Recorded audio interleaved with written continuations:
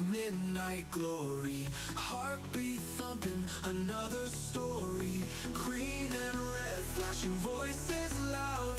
Future kings standing on their throne, checking the charts with their AI.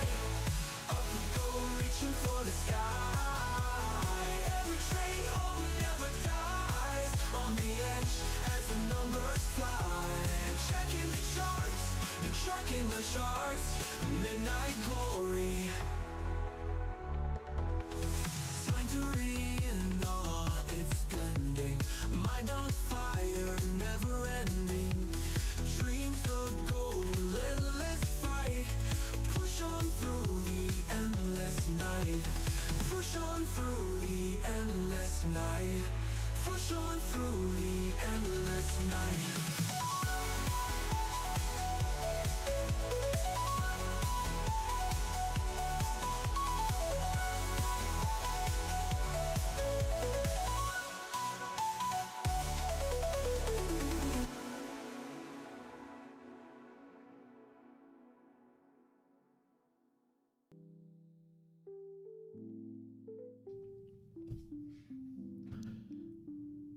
Howdy friends, what's up? Good morning.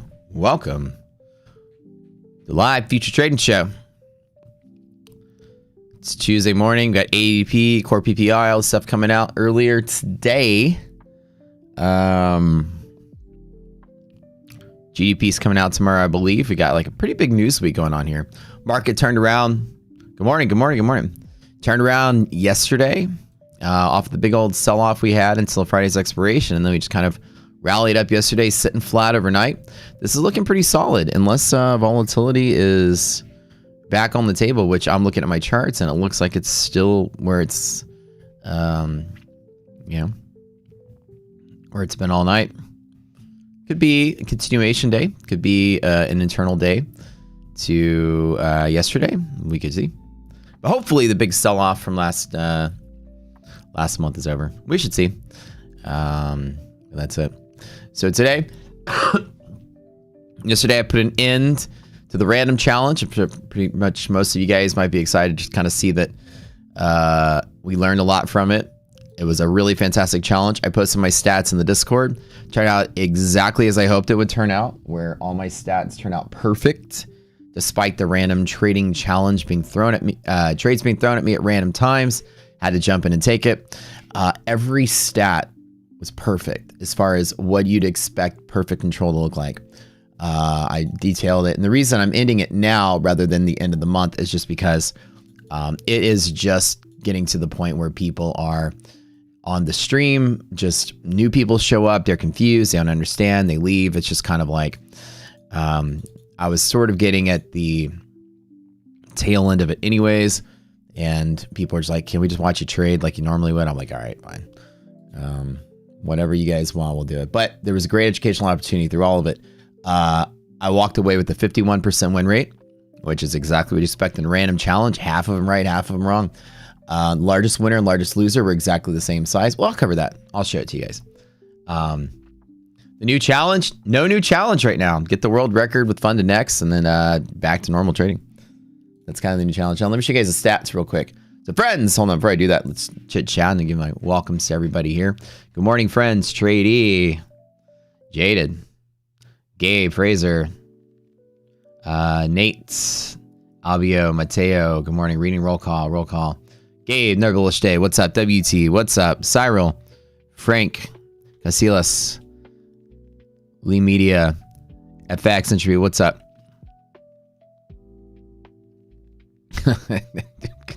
Good morning, scammer rocket shit to the moon. That's the best intro I've ever heard in my entire life. Starting off the day with a good laugh. I love y'all. All right. Y'all are so funny. This will make you learn a lesson. All right. Learn something. Learn something. Y'all are cool. What's up? What's up, Derek? What's up, everybody? All right. Good morning, all the friends. I hate reading the new YouTube update where it keeps giving us everyone's @ symbol. Can I just see your real names?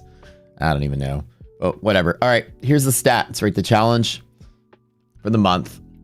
And in reality, I'm just ready to get back to some real trading. You know what I mean? On the stream, be kind of fine. Here are the stats. When I say perfect, I'll tell you what I mean by perfect. Hold on, let me load this one thing up really quick. Take a look at it real quick before I explain to you what I mean by perfect stats. In a random challenge, the goal of the contest, A, was to not lose money. Or sorry, not blow up. That was rule number 1. I'm not going to blow up this account no matter what I do. And if you look at the market that we had, just kind of let's go back to here, right? This is kind of my least strong trading environments of all environments, right?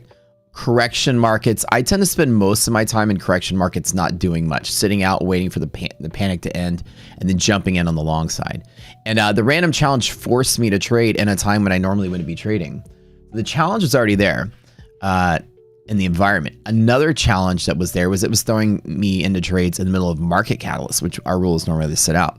Despite all of that, being thrown into the hardest situation, ChatGPT chooses a random time. I don't have any control over where I get in and where I get out. I just have to jump in at that time.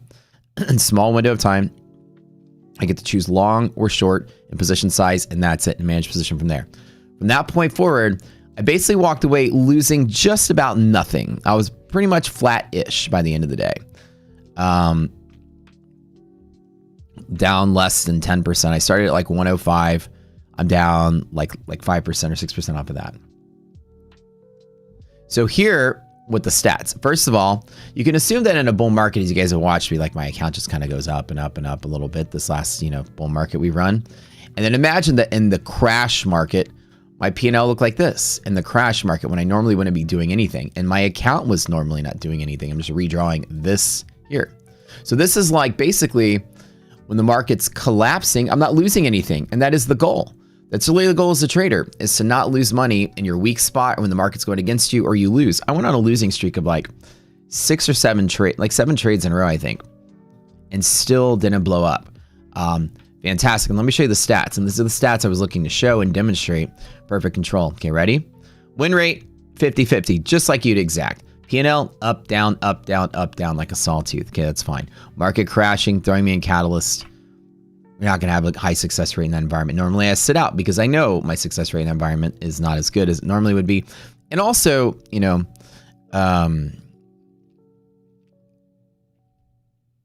this challenge timing of this in a bear market kind of sucks, right? All right. Couple of things. 376 contracts traded. Largest win and largest loss, pretty much the same size, 4,047. This is slightly bigger, but around the same size. Keeping that tight, 1-to-1, 1-to-1, basically that. Average winning trade, average losing trade, pretty much the same. This one's slightly bigger, but pretty much the same. 4,000s, 1,000s, standard deviation. How much I deviate on that average. Exactly the same for the most part. My winning side and my losing side in a random trading challenge were pretty much identical. The run up, the drawdown, also pretty much identical. This thing is purely 1-to-1 with the 50% ratio. Isn't that crazy? So control when I win, control when I lose. I survived a market crash with barely a blemish through being thrown. Now, if I would have had A+ setups, this might have even been better, right? So this proved a whole lot. Exactly what I wanted to show is that I don't care what strategy you use or what strategy you don't use. If you do exactly what I did, you don't lose money in the stock market while day trading. You don't even get to choose when you enter the market. If you do exactly these principles, you don't lose money. Now, it's not a guarantee that you won't lose money, but that's the challenge's goal, to not lose money. Risk management is the topic of discussion, and that's all I wanted to prove, is that without any proper high level trading strat for entries and exits, waiting for your A+ setups, good trading efficiency, which means you get in at the right spot, and timing your trade, waiting for volatility to go away, waiting for catalysts to go away. With all of those luxuries that we teach you in your trading strategy, they're luxuries. They're things that have high probabilities. They're things that you can wait for setups. It's a luxury to be able to wait for a setup. Even without the luxury of being able to wait, if you can learn how to position yourself correctly, the right size, how to exit when you're supposed to exit rather than just bag holding your way to zero. In the worst possible market condition, you can walk away without a scratch. And then when shit lines back up, you're back to making money. And the proof is, now I'm just going to trade like normal now, right? Because, you know, you guys are starting to get, the new viewers are starting to be like, this guy sucks at trading. What's going on here? And you're like, no, actually, this guy is showing you the most amazing thing you've ever seen. But people didn't get it yet. It's too early for that. It's like the time where Michael J. Fox was playing Johnny Be Good in 1955, Back to the Future. He's like, I know you're not ready for it, but your kids are going to love it. Too early. So we're back. Where's the car pick? Not yet. So the car is on its way. They come on, when you buy an Aston, they deliver it to your house. You don't drive it off the lot. So number one, even though it's not far from where I live, they took the car yesterday. They put it in the service just to update all the software. Before you buy it, they make sure everything's up to date, like software and last minute checks on all the stuff. They sign it off. We're getting the paperwork this morning. I put down the earnest money before I signed the paperwork. So IDOC is sick. So we went there literally 10 minutes before they closed yesterday. And the guy gave us all the numbers and we're like, yep, let's go. And then paperwork's coming this morning. I dropped the earnest money down. Car is getting looked at. And then I get the paperwork pretty much signed today. And then probably the car delivered before the weekend.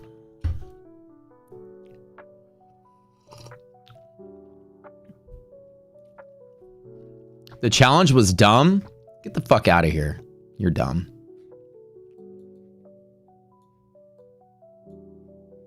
The challenge proved how great I am at trading. Stop it with that. That'd be like Michael Jordan being like, all right, I'm going to play this game blindfolded. Yeah, it might seem dumb to you, but that's legendary status. How do I feel about the Topstep changes? Every other firm, you know, Topstep is changing to become more competitive. You know what I mean? Like, that's what they're trying. They're falling behind in sales because the activation fee model is like antiquated, I guess. And the new changes are they had to get rid of that, but in return they had to change some of their payout policies. And just like every other firm, every firm gives you something and takes something away at the same time. That's all it is.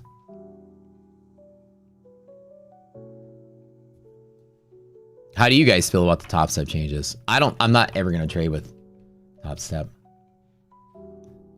So it doesn't bother me at all.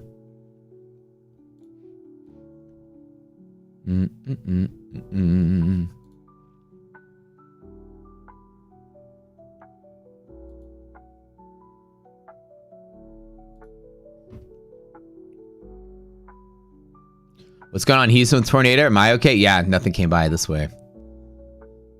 Challenge is beautiful. Thank you. How important risk management was?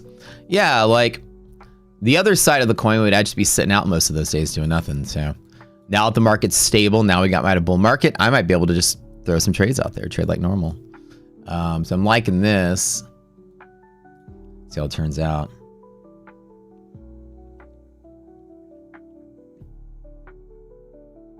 You're gonna have to leave Topstep with the new changes. You don't like it. What firm would work best for you? My Fund and Futures. If you're a Topstep person, straying away, My Fund and Futures is the way to go. They have no consistency, no DLL. You're gonna have a very similar experience, but better because you don't have to use Project X. Time for the world record. Let's go. About the fence. Oh, yeah. So hold on. Yeah, what we collectively call the fence here. I can't believe people didn't. There were some, again, it just blows my mind. There were some people that didn't like the random trading challenge. Probably because in an environment, like normally in that environment, I'll be sitting out most days. When COVID happened, I sat out most of those days too. When markets are crashing, Trump's tariff war, I sit out most of those days. I actually benefit very well from saving my money in those days and making millions on the way back up. That's kind of the goal. And in this environment, I'm forcing myself to trade and I had to walk away pretty much unscathed after 3 weeks of trading. Their 2.5 weeks of training, whatever. Surviving a crash is something almost nobody knows how to do. And that's the example I wanted to show. Otherwise, the stream would have just been mostly like, all right, guys, I'm sitting out today. Hey, I'm sitting out today. Hey, I'm sitting out today. Forgot to cancel the boot camp. Can I do a refund?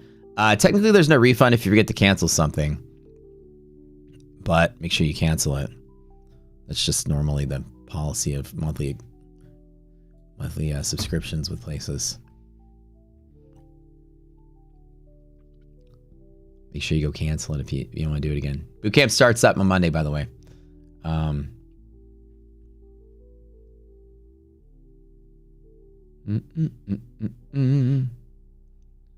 recommendation for My Fund and Futures, a great place to get started is the one in the middle, the scale plan. It's pretty optimal for like people that trade at Topstep or whatever. Core is like a budget plan. If you're really on a budget, you want to go for $1,000 payouts. Scale goes for slightly bigger payouts that get bigger every time. For those of you that are like working adults that have a salary, scale would be more your flavor. Core would be more like extreme practice on a budget. The payouts of $1,000 may not be worth your time or a week's worth of work on the times that you do get it. The scale affords you the ability to grow, which at a slightly higher price. And I mean slightly, it's not that much more expensive than Core. Pro is the big uncapped payout potential, or 80K payout, which is practically uncapped, which is kind of the big boy league for those that are wanting to hit like big payouts, which may not be something you're going for. On the same token, with Funded Next, you have Rapids and Legacies, which is similar to Scale and Pro. So Funded Next has its equivalent sort of product as well.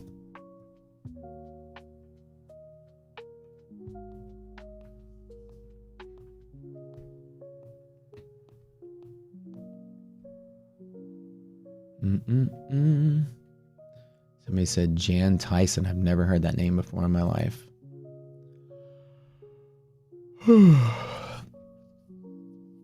What is that? Always catch me, not hard to understand. Yeah, just sitting out is a spiritual way to go.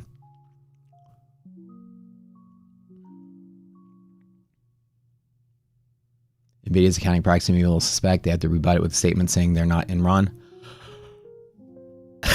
Really? When was that?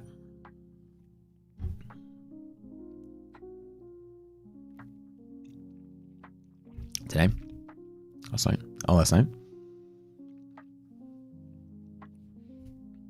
Take a look at Nvidia price. Let's see what happened.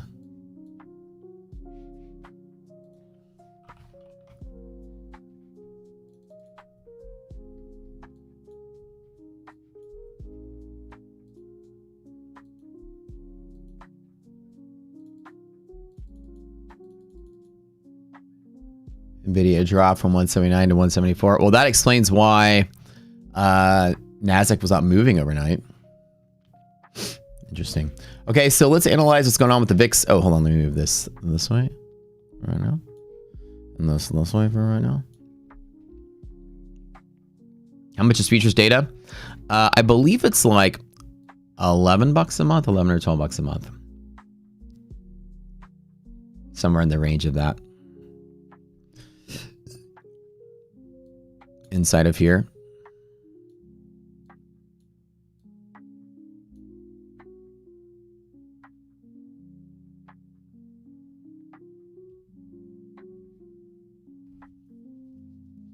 And you get it through whatever broker that you use. So inside of here, look at the DD bands are 66, 63, 24, 7, 31. Our dynamic overnights 24, 801. We're back to random trading challenge. Just kidding. We're back to regular trading. And y'all are excited about that. No more chat GTP, no more craziness. But still, to show off the stats that I did in the random trading challenge, perfect control. That's all I wanted to show. At a time I normally otherwise sit out, I get to show pretty decent stats when the market throws random shit at me, just to prove that everyone in trading is being lied to. This is like the whole point. Everybody out there buying your trading systems, your algorithmic trading systems, buy my shit here, buy my stuff here.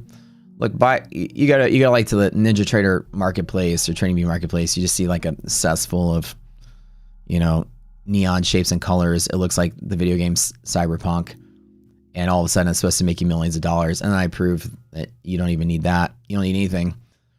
You guys are gonna buy? It's like golf, dude. Like the minute I started getting back into golf, the algo on Instagram fucking knows it. It's ridiculous how many products are sold to improve whatever it is you're trying to ever do.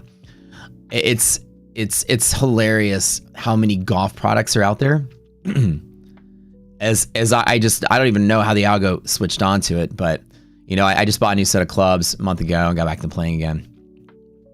And I tell you, there are a bajillion like freaking swing gadgets, range finding gadgets, you know, like ball gadgets, test gadgets, training gadgets, gadget galore. And in trading, it's like I started like looking at this and the comedy of it. I was like, this is just like day trading tools gurus. There's always a gadget being sold to you to help you with your game. However, no matter what you buy, your swing fucking sucks. And the last 2.5 weeks, you got to watch my swing, which is really all that matters. The viral swing coach from Korea. There you go. You know what I'm saying?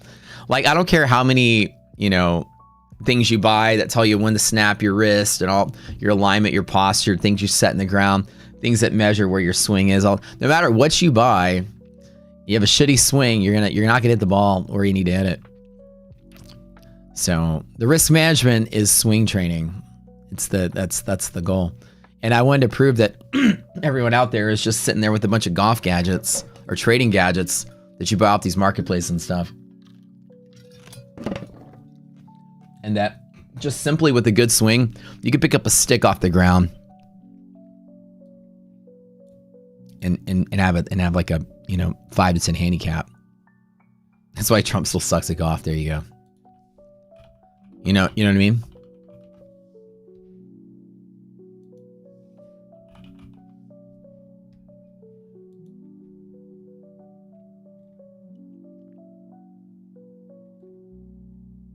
I mean, seriously, like a good golfer could just pick up a freaking stick on the ground and make it work. Confirm Matt's a swinger. Giggity.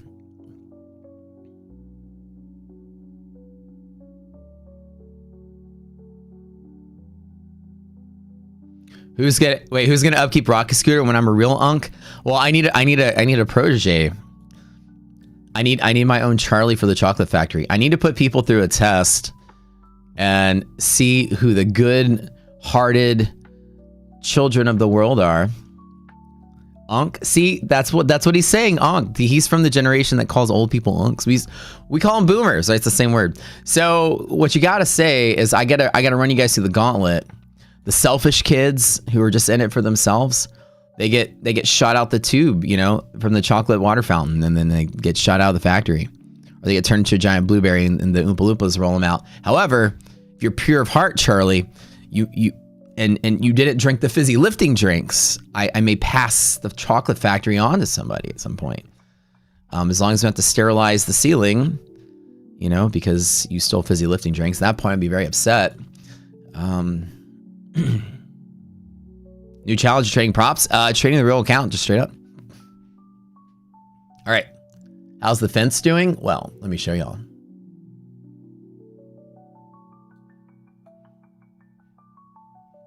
Give y'all the old 1-2 over here. Y'all can see the backyard now.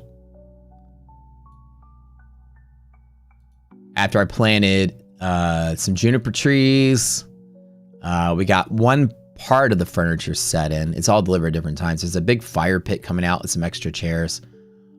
We got these plants right there. This was the fence part of the project. The lighting's installed, the wood's done, the trees are planted, my water fountain's there. This is a skull with a flower in it. Of course, that's mine, obviously. There's a giant skull right there. Human skull, of course. This right here. Don't ask whose it is. I'm not telling. Planters with flowers. Idoc and her mom planted those. Just kidding. It's a ceramic skull. Maybe. But I always have to put my personal touch everywhere I go. Pretty nice, right? So this is the grass area for Pickle, and over here is going to be, I'm building this like sort of little thing right over here around the air conditioner, a little flower bed here, so I could plant like my herbs, like freaking, like, you know, rosemary and oregano and stuff. That's right. That's the month-long project that's been a pain in my ass. Where's the garden gnome going? Well, glad that you asked. See, the debate is, this garden gnome, iDoc is like, really? You're going to put it out there? And I'm like, babe, I got to put it somewhere. So obviously this sitting area has no space for that. This is just for people to chill and drink and whatever. But there's a little bit of space like right here, right next to the water fountain, where the garden gnome can be. And she's like, yeah, that'll be fine. That'll look funny. But then I'm like, yeah, but then why don't we just put it right here? Like, you know, actually on the floor. Right there. Like somewhere over here in the actual garden area. So probably over there. Did I pick up the cart? So remember, they deliver these cars to you. They don't go pick them up. It's part of the bravado of buying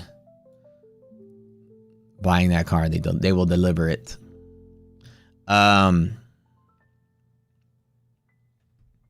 I went out yesterday. We went right at the end of the day, and I put down the earnest money for them to take it off the lot. And then they're sending me the paperwork this morning, something on my phone, sign it all up and everything. And then right now, last night they took the car to the back to service it, just to double check. They say they update all the software and make sure all the diagnostics are good before you take it off the lot. And then I do the paperwork today, and then by whenever they set up delivery. So probably by the weekend. So yeah, I'm pulling the trigger on the dark gray one.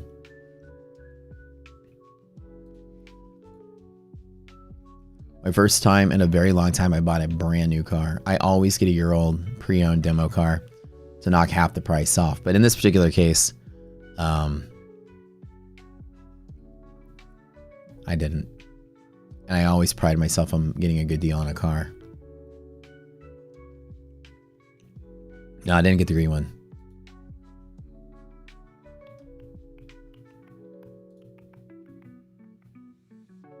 Bum, bum, bum, bum, bum, bum.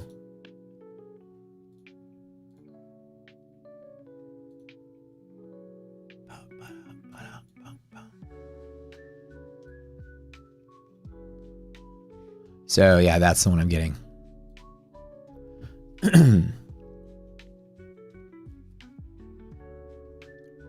So I said, let's see, that's the one. Yeah, not the green one. I'm getting the gunmetal dark gray sort of color. Yes, sir. Better than the pea soup color. I mean, the green one was starting to grow on me a little bit. The more I looked at it, the more I was enjoying seeing the classicness of it. The green one doesn't look bad because it's my favorite green color. Call it Scarab Green. iDoc was like urging me to get this one. She's like, you need to get this one. Oops. But I was like debating. I want it to look, the fact that it's the Grand Touring instead of that, or that it's the DB12 instead of the Vanquish. I'm like, okay, that's like luxury-ish enough. I don't need to be at any more luxury on top of it. I don't want it to look like I'm 60. Although the green is beautiful. I was like, I still want it to look a little sporty, so I'm gonna grab that. That's like the in-between compromise. But yeah, so that's done. That's a done deal. And I told the guy, I was like, you know, and I could still build the Vanquish that I want, but I was sitting there thinking about it. I'm like, you know, all the differences is Vanquish is faster as V12. Everything else identical in the car. So I'm like, is the 12 gonna spoil me so much that I'm not gonna go out of my way to just buy a faster engine? Like, am I ever gonna go race it around anywhere? Am I just gonna try to show up to a sushi restaurant in style? You know what I'm saying? Like, am I taking this to the track?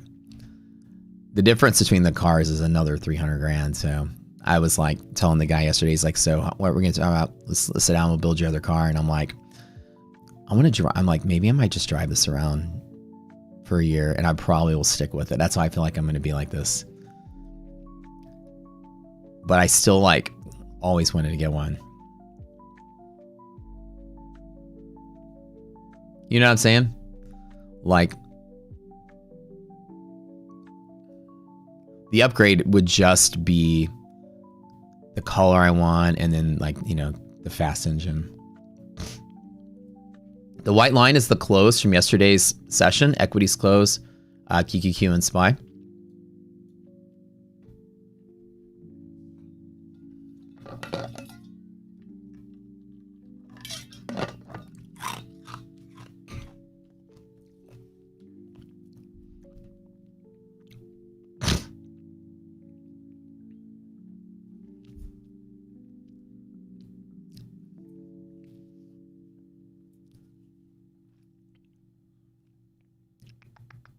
The orange line below it is monthly hedge pressure dynamics. So it's a strong long pivot to the upside on a bounce. Along MHP, oh, 100%, yeah. 100% right there.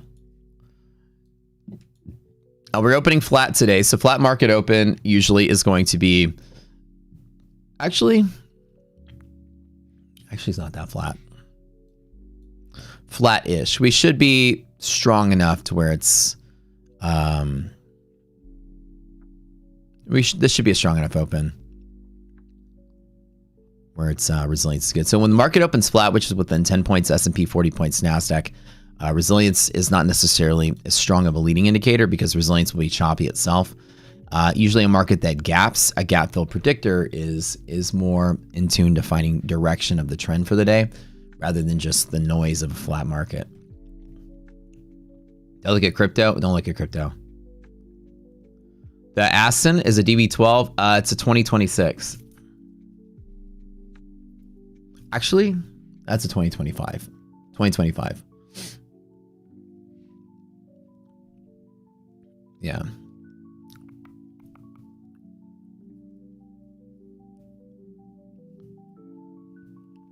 But like being a step up from the Moz, it's a huge step up, right? For as far as like speed goes. So do I want to go pay another 300? Because the car is already 300. If I was going to pay another 300, which would be 6 to get my Vanquish built. Do I even want to go that extra mile for another 300 to buy pretty much the same car slightly faster? Or do I want to spend that 300K and buy another car? And that's like the debate I was having yesterday with IDOC. She's like, you know, you can always buy me a new car. It's like, no. This is true. We're able to find the bronze. So no, but the opportunity to build one would just be like a 6-month wait. Pimp out the RAV4. Oh yeah. You know what I mean? So I was telling like yesterday, I was like, I think I'm going to spoil myself with this and then just kind of talk myself out of it. It's like, if you were to buy something that was like, you know, like in a range of spectrum of like bottom of the line, top of the line of a certain product class, and you get the lowest in one, it makes sense to upgrade to the highest in one because it's such a drastic change. It might be worth the upgrade. But if you're getting like something that's like here and then you're moving just one more step over for twice the price, do you really want to go through all that effort and trouble for pretty much no observable change? Because I'm not even going to be like racing the car anyways. So I'm kind of talking myself out of maybe going the full Vanquish route because having to wait 6 months, I'm like, I might as well go get me something different for that extra money, a second car, and give it to IDOC. So that might be the extra, that might be the actual pathway. Yeah.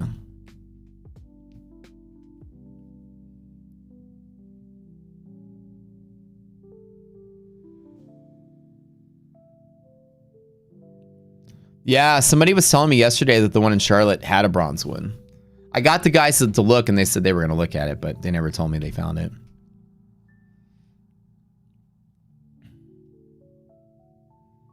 Anywho. All right, we're getting ready to get started here. I'm back to normal trading. The random trading challenge turned out to be a pretty raving success. Like I did a pretty good job at warding off disaster in this kind of crash environment, which was really nice. Market's selling off a little bit of yesterday's gains. We got Nvidia sort of selling off pre-market. Are we back to crazy bear market setup, or are we stabilizing? Obviously, you need Nvidia to move, right, to give the market a little hope. We are back to like pushing lower, pushing lower, pushing lower, and Nvidia is just sitting right here. Is this sort of like a double bottom thing where Nvidia is going to like turn up and go? That pre-market sort of selling is leading to that same sort of look over here in the NASDAQ and the S&P. Just sort of similar, like, you know, trading off of that same little look here. Nvidia is such a big, powerful piece of these indices. You can't discount what it's doing. We'll see the liquidity maps for Nvidia as soon as the market opens.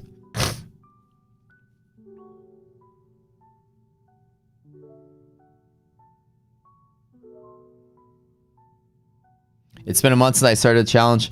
No, it's been like 2.5 weeks, but I'm kind of getting tired of explaining it to people and having like chat be like, what's going on? And new faces show up in chat and they're confused as to what we're doing. And then they leave because they're like, was this guy in some weird drawdown? Why is he bag holding?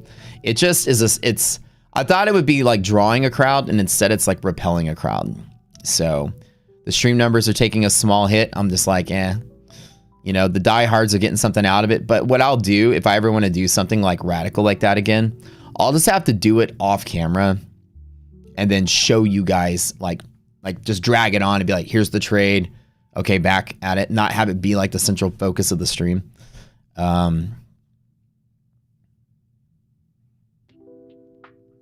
You're glad I'm moving away from it. Why? Like that was the most educational thing I've ever done. I think that that's a great thing, but you know what I'm saying? This is what I'm saying. It's like people, my radical way of being a teacher and being a trader, I'm so different than what's out there. It's kind of like, I would be like the Andy Kaufman of trading. You know, his comedy was just so radical and unique that there was like a diehard fan base, and then half the people just walk in, watch him talk, and be like, all right, I'm out of here. But the more you invest in it, the more you would see how funny he actually was. But anyways, like I said, I come up with these weird ideas to do something completely different. We all know what ruined it. Yeah, we know. To do it off screen and just drag it on screen and be like, oh, here's the trade that I'm in, you know, let y'all know what I'm in. The only reason I did it on camera, so y'all can make sure I wasn't cheating to the results to be valid. Like, you couldn't say that I was secretly doing stuff away from camera or whatever. Yeah, I had what to do when I had a bad entry, and I had like 7 bad trades in a row. Oh yeah. Lance ruined it. He ruined everything. He kind of did, right? No, I'm just kidding. Wasn't as relatable how people trade. But it is relatable how you trade, because most of you enter the market at a place I would consider stupid and random. When I hear a lot of you guys saying the trades you're taking, I'm just like, ugh. Like, a lot of y'all are like, I feel like it's going to come down, let me short this sort of thing. And you're just kind of like throwing a trade out there because you feel it. To me, that's random. And what people don't think that they're doing, you're actually doing. And from my perspective, like, because I'm so particular and precise about exactly where I have to trade, what I perceive most people doing when I've talked to traders, you know, from our group and stuff, they're like, I did this, what do you think? And I'm just like, in my head, did you just randomly jump in the market? So I feel like most of you guys do randomly enter, but you don't really think you do. Like, you had your bull pivot, and then you waited because you were scared, and then it started moving. You're like, whatever, let me just get in because I'm missing out on it. You randomly entered along, right? And a lot of people are doing more random things than they think, operating off of feel and not strategy. And so I thought it would be more relatable, but in the context of like the choice being like, here's when you trade, it does seem like it's a little unrelatable. But after that moment in time, it's completely relatable, because most people are like in the boat of, holy shit, I'm in a trade, it's going against me, what do I do, right? And that's I was trying to simulate that experience. Anyways, I had a great time doing it. What's next? 97K to 1 million? Yeah, or 0, like whatever. We'll do something. Maybe I'll announce a new challenge next week or something. We'll see what happens.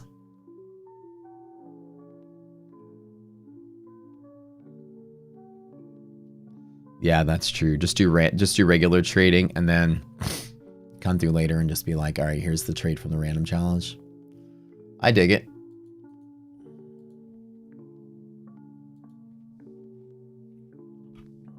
What do we think, y'all?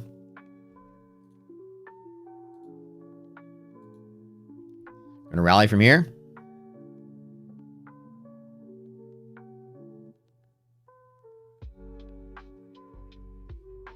Dip to hedge, bounce and go.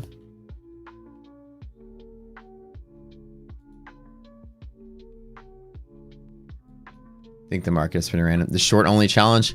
Oh dear God. I'll die. No, I'll totally die on a challenge like that. Yeah, for the integrity of the stream, Candles gets it. Like, as a streamer, you have to do... Like, if I was a streamer that streamed Fortnite and had a huge freaking audience, and I decided to go stream, I don't know, Clash of Clans or something, and my audience cut in a 10th, but I'm like, it's such a better quality game, even though it's probably not. But, like, you're kind of like, the part of a show is to be useful to the audience, much more than just being like, radical in what you want to do. This is like the band Management. Does everybody remember Management? They came out with Electric Feel and Kids. You remember that really popular songs they had 15 years ago? And they came out with that one album that was like so commercially successful because they were actually trying to make fun of commercial, music and create pop sounding songs to parody them, and they turned out to be a big hit. And once they got signed and started making their own music, they were like, yeah, let's make what we really want to make. And they started making all this weird, eclectic, sort of like trip rock sort of, psychedelic sort of sound. And all the rest of their music was basically shit. Like, unless you were just their kind of stuff. It's a great example of when an artist does what they actually want to do, the audience just hates it. And you never really hear from them anymore, They put out like 5 albums since their debut album, which y'all have heard every song from that album was like a hit. It's like a generational hit. And then all their other albums were like, I thought they were decent, but they're not on any of my playlists. So everybody remembers Oracular Spectacular album. Like, you liked it? I didn't hate it, but most people were like, ugh. Or when Avicii, came out with his new stuff and people hated it at first until it became like generational as well. Yeah. Sometimes you just do something so radical. You're like, this is what I want to do, whatever. And people are going to be like, ugh. I think it's fantastic. So I have enough evidence to publish it as part of like whatever book or something I make in the future. Just basically say, most of your trading strategies are a lie. They teach you the wrong thing. How are you losing money? How are you trying so hard to trade and lose money? And how come I'm letting ChatGPT choose a random time and I don't lose anything? What's the difference between you and me? And then I could write a whole book on that subject material. Market crashing, ChatGPT says get in now. I got to get in. How did I not lose money? How are you guys trying so hard and just willing your account away or blowing it up in a single trade? Like, how am I trading when Catalyst is active or longing when market's crashing and yet I'm still walking away with money? Like, that in and of itself is the actual skill set you want to practice. It sounds kind of boring. When you go to a concert, you don't want to see like, Eddie Van Halen just teach you scales. Like, this is the pentatonic. Ready? Do do do do do do do. You want to see people shred and like rock out on the music they like. I know. But technically, when you sit down with the lesson with someone, they're going to teach you the scales and the good stuff. You'll buy the book? Thank you. At some point, I wanted to do something. Do I play Clash? I actually don't play Clash of Clans. Anyone here buy Vanquish yesterday? I got DB12. So when is Cat active today? There is not one today, but if there is one, it'll be 60 points off of the top on this run here. So we're talking all the way to you're talking all the way down here. Cat active is bottom DD band, so you got a while. The only time I dug myself out of the big negative was one time. 2 times. I had another big dig where I dug out of not a big negative, but a medium negative. If I remember correctly. CAT stands for Catalyst. I was down like 10K, and then I ended up, I was down 20K and ended up 10K. Something like that.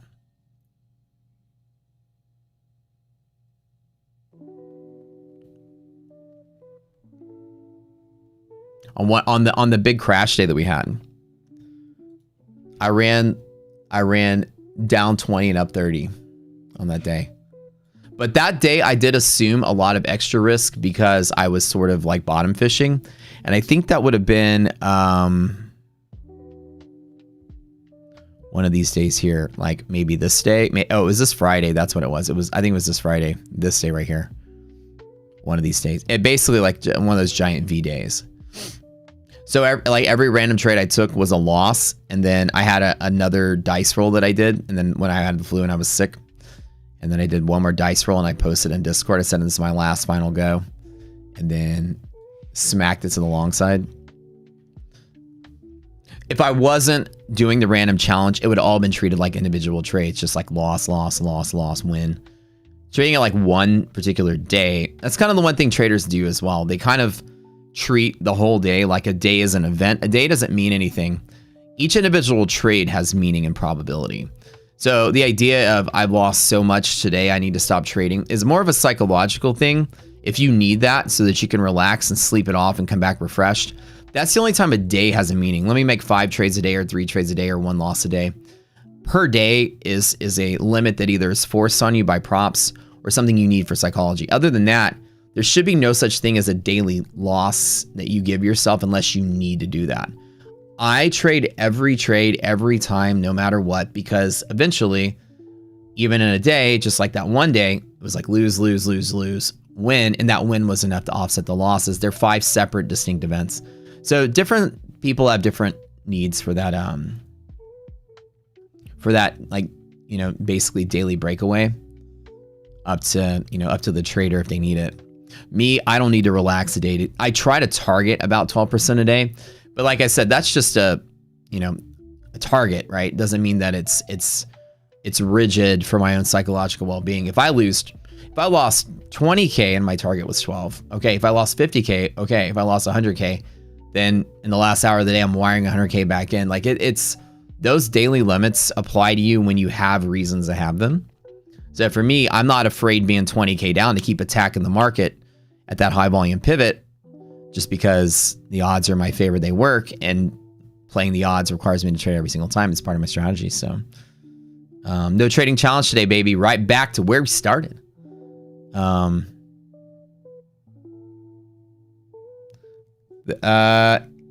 off of Apex. Oh, my bad. Yeah. It's 50%. My bad. Thank you for letting me know.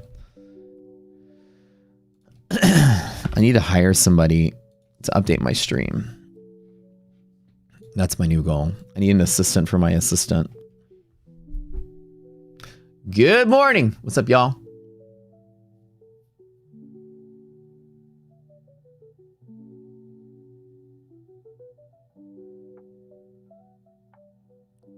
$100K to million challenge. Maybe next week I'll start a new challenge, but I was thinking like I might do take profit because you guys were wanting to see me focus on take profit.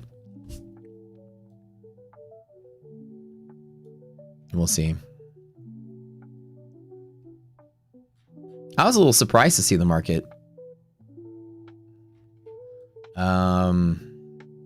rally yesterday, and that's pretty nice. And now we're just consolidating off of that rally. Hopefully it's not a sell-off day to lower DD band, but if it is that kind of sell-off day, you guys, pretty simple. Today, long pivots off of lower 731, long pivots off of 801. If we break here, it's violent and volatility is back. And then if we reclaim DD, I'm back to the long side. So,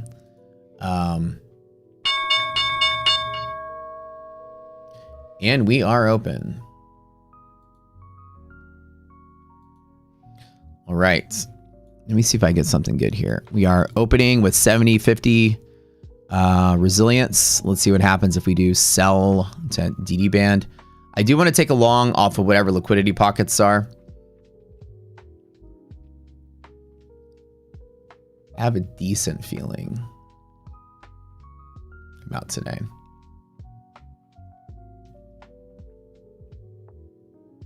Not pushing the button yet. Resilience is actually negative. Gonna wait and chill for now.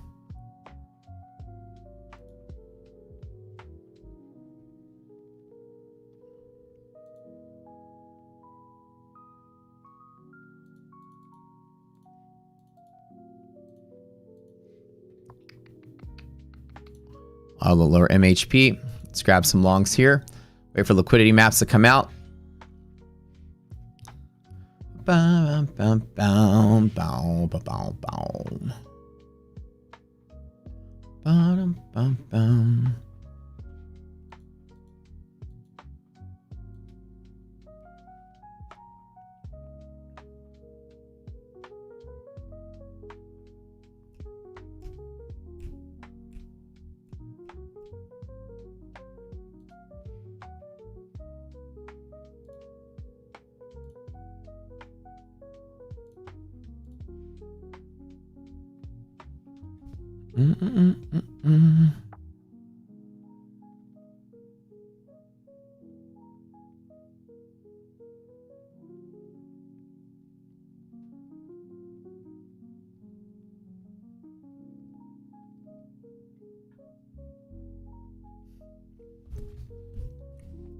All right, so we got bull zone. Things are looking solid here. Let me clean all this up here.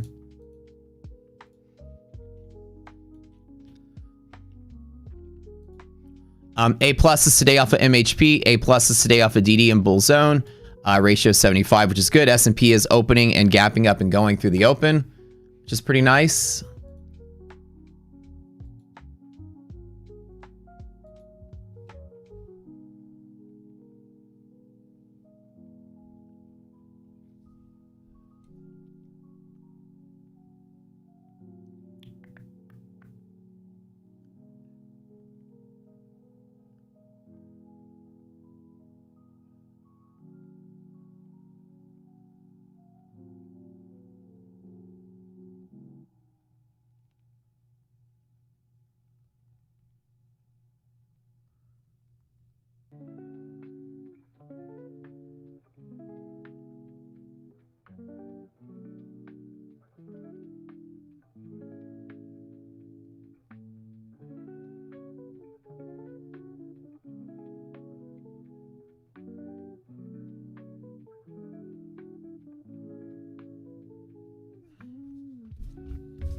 All right.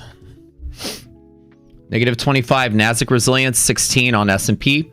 So I'm looking at Nvidia today and kind of see what's going on here. Nvidia does have a bounce point of hedge pressure, which is kind of nice. Right here is possibly where there can be some reversal in the Nasdaq. So keep an eye on 72.5 on Nvidia.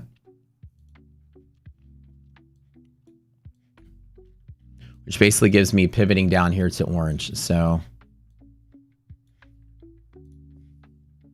I've got long setup from here, long setup from here.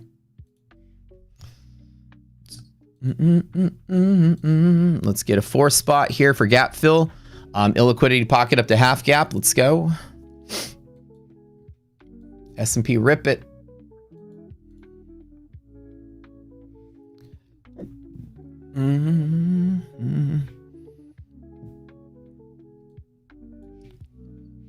Let's look at VIX really quick.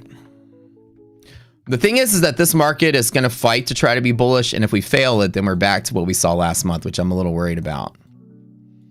Bullish liquidity map on VIX, that's not the best sign in the world. But positive res is good for gap fill on Nasdaq, at least to here. Gap fill does enter a liquidity pocket, which does fill the gap here, which does go to the top. So Nasdaq today, if we hold here, it's a press all the way to gap fill, which is EST every single time to 961. That's about a 2.5 to 1 trade if it supports here.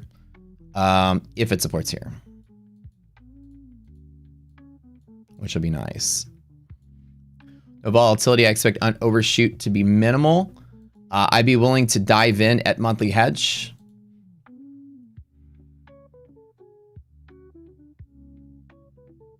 Oh, we'll see. As long as Nvidia doesn't shit the bed today, we'd be fine.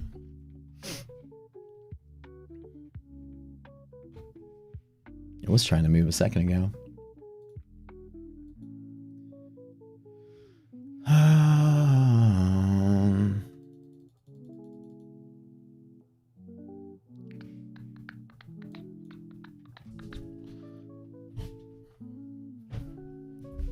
Not as clean as yesterday, but it doesn't look terrible with the S&P looking okay. Yeah, it should be fine. And an IP, so rough at the half gap. Half gap places all the way to gap fill, which enters liquidity pocket, which we know is what we call the RB's trade, all the way through bear zone to bull zone, straight up. That's what I'm looking for from here all the way to there. If we support here at 856.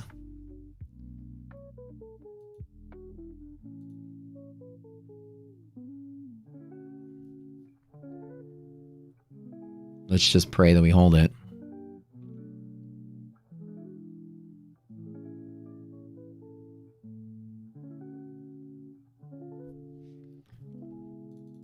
All right. Does the market have like jaded memories of last week's nonsense?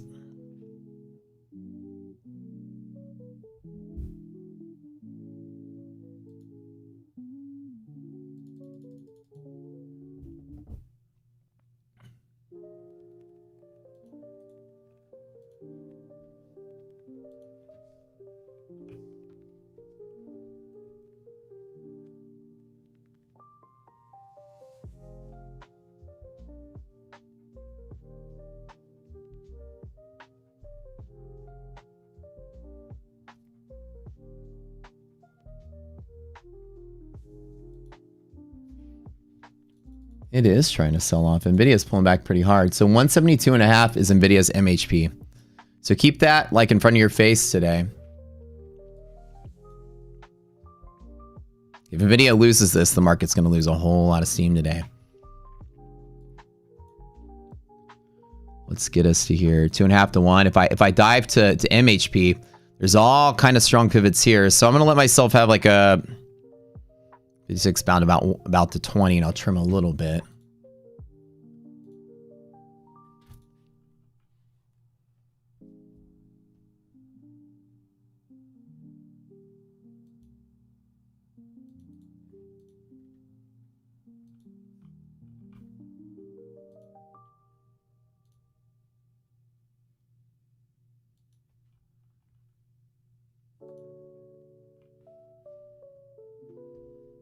The price undershot the MHP, and I entered long before MHP. No, I entered at the open. So open to gap fill on positive resilience is always a decent. It's a B setup. It's not like the strongest setup that I have, but it is a good setup. But this white number is greater than 0 is a pretty solid long setup at the open. But again, I'm not like full porting this, right? This is just a small-ish position. So small to medium. And that's on the fact that this wide line is greater than 0. If it falls down to here, then I'm gonna double in, right, and get a whole bunch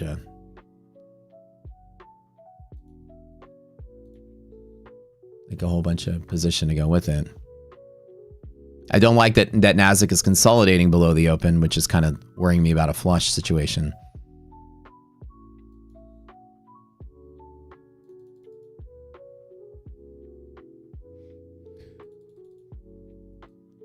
Not A+, but not terrible.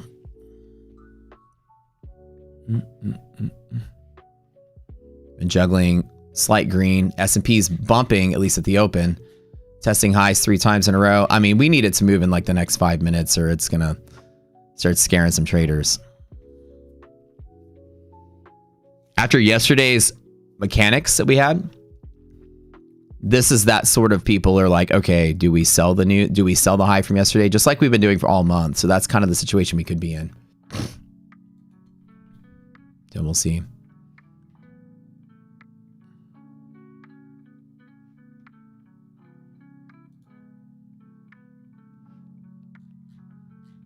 MHP thaws, MHP rest. Just holding through the drawdown on this one.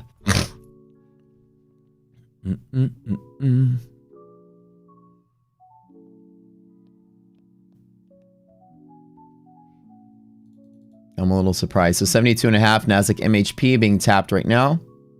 I'm watching that. Let me try one more.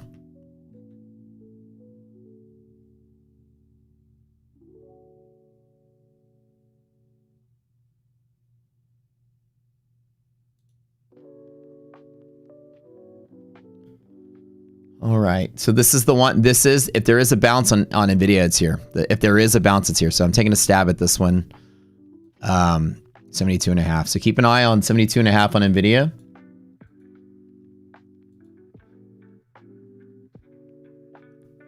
How bullish am I? Let's get something decent here. That extends the range of the trade further. Took it small here. Positive res. Res is still not super negative. I'm still battling my cold, by the way, so I'm a little like scruffy on my throat.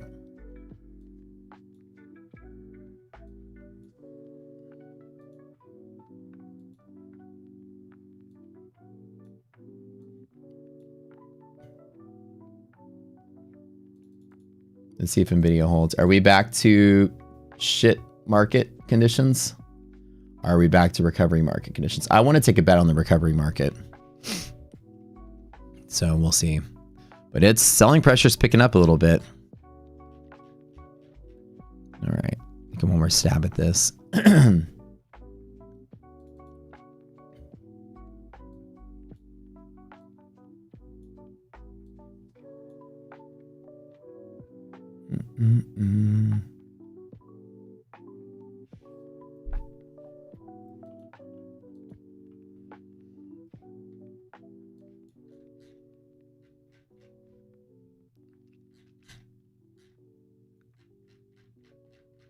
All right, I'm gonna allow myself 10 more points to overshoot, and I'm gonna trim back down. I still want to hold for, I still want to have the liquidity pocket trade.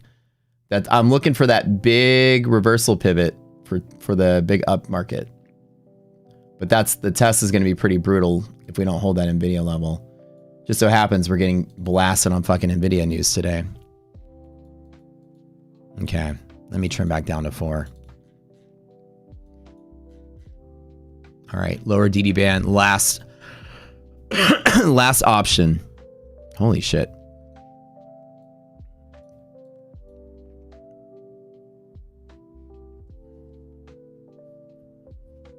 All right, do we get the bounce? That's the one I was waiting for. Oh, speaking of.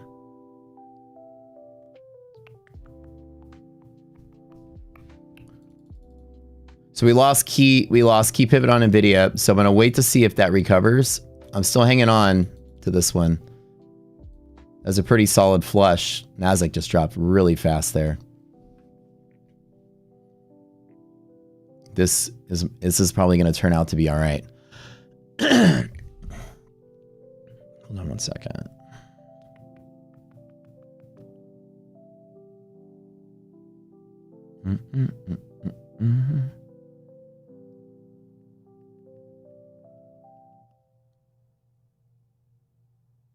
I'll be damned if we're back to being another crash month again. What's today?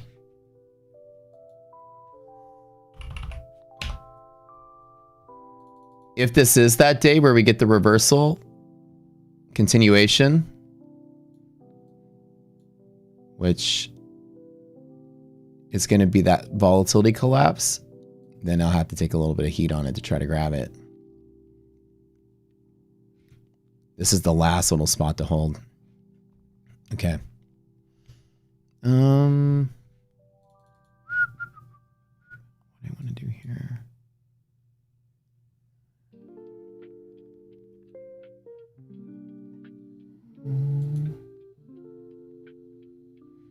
That's tough.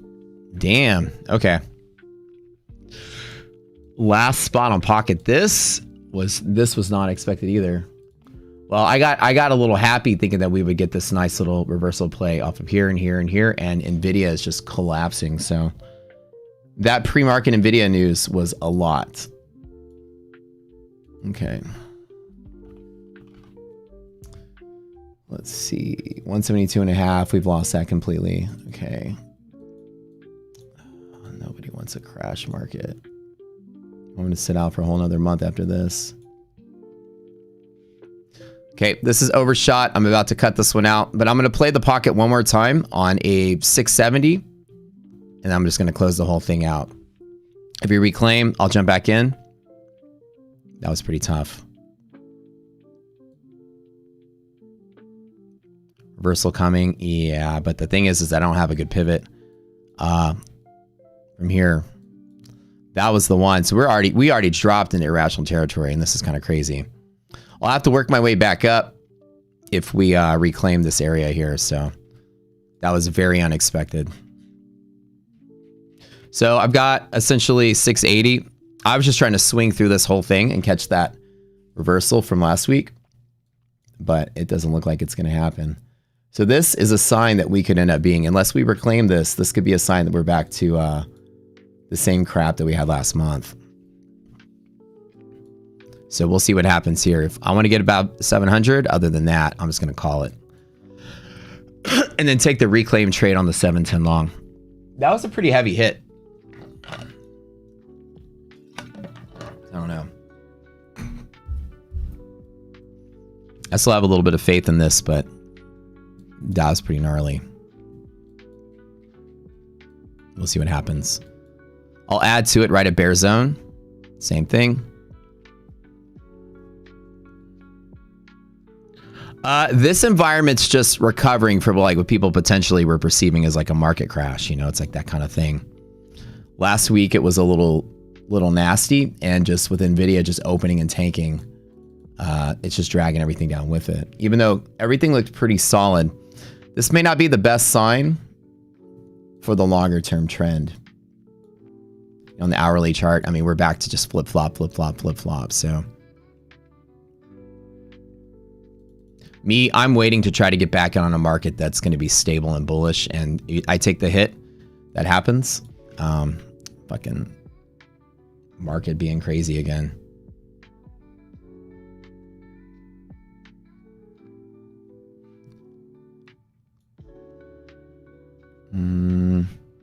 I want to get us right back up here, but another brutal day. All right. Let's close that out. That was tough. So here on this one, I'm going to have to wait and do nothing until we reclaim. So if the market's back to crashing again, then we're back to crashing again. So this one, I have nothing left to do. I'm not going to chase the short.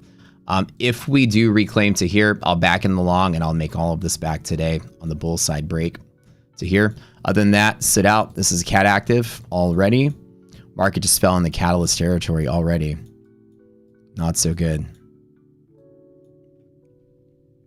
Yeah. Kind of sucks, but you can't control. This is just back to where we were last week. So back on this, on the top side, I'll get back in and try to take the long trade back up if I get it. But for now, we lost all bull pivots again. It's back to being like last month. I took a pretty nasty hit on that one. Oops. Let me go back to here. So here, I'm going to sit out below 731. And all of my A+ pivots today, boom, boom, just failed. So I've got nothing else. There's another liquidity pocket here. I can probably take that one. But for now, irrational, I am going to wait. Because it's moving a lot faster than I was expecting it to move. All right.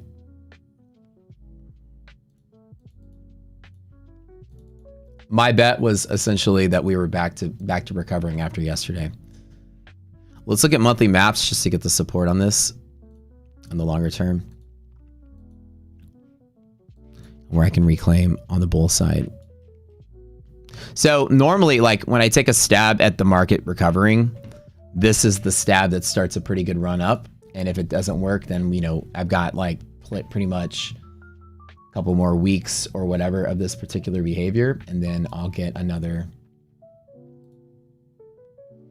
opportunity again.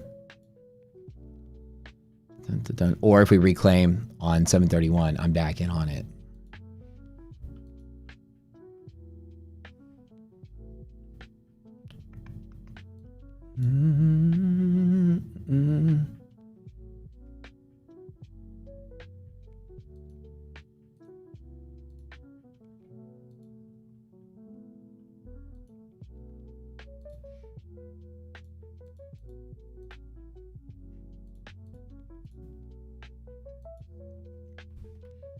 was pretty brutal.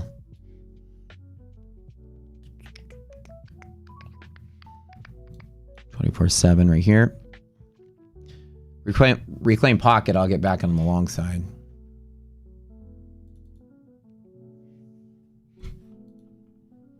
Ba-na-na-na-na-na.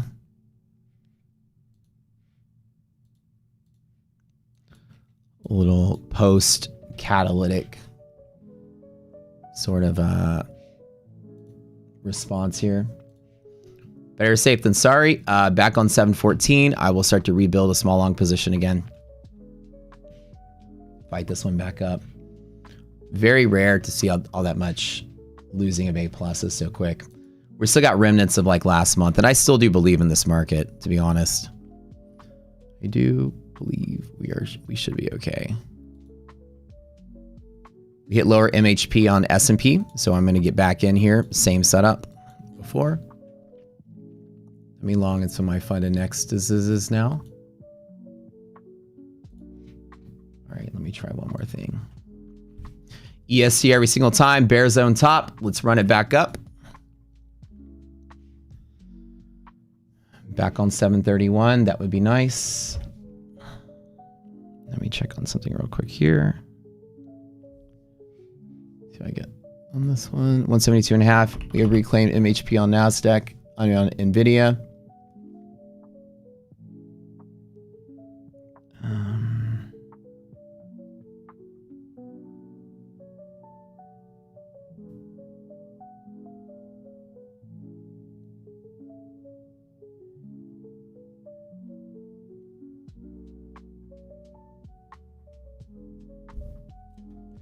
All right.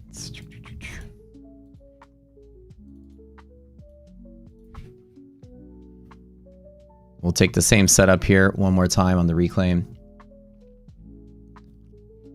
Let's see what comes out of this one. Grab some longs and I find a next.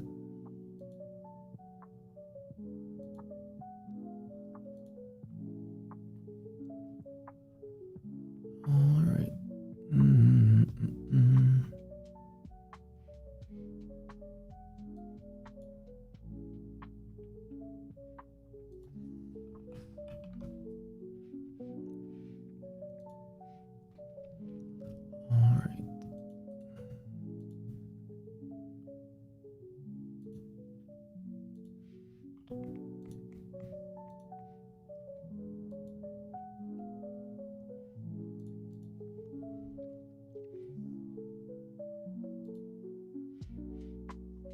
All right, back to the EST.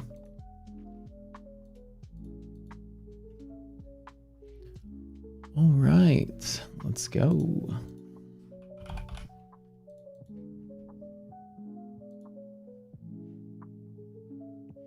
Hopefully the market doesn't die today. Hold on, we gotta play the song though. Oh my God, what a dumb day.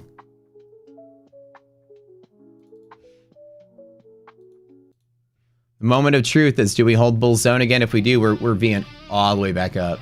But I don't know.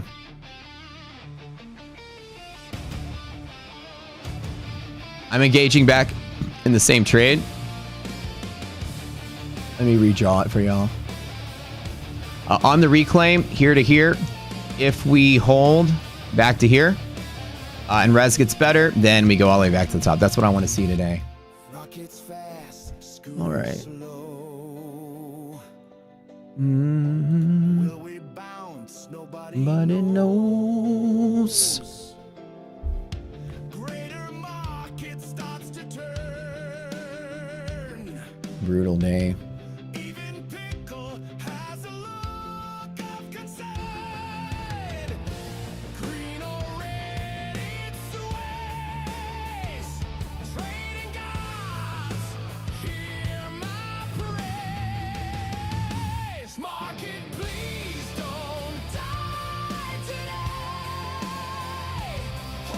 That was oops.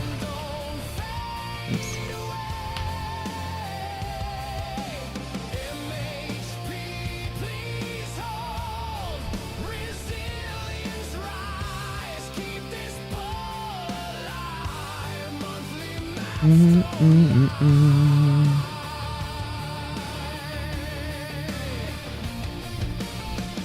right, let's see what happens. It's going back down from here. Well, there's the test right here. This is it. This is the moment of truth.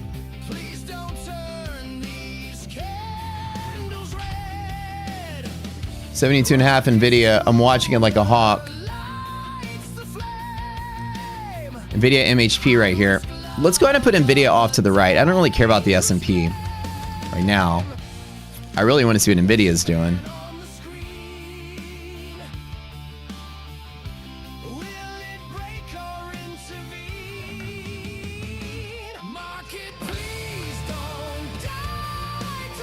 All right.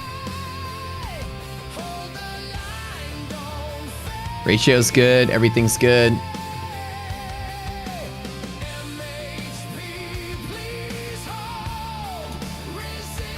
Oh man, if this is the reversal day, I'm going to be so happy. I can't wait to get back to a bull market.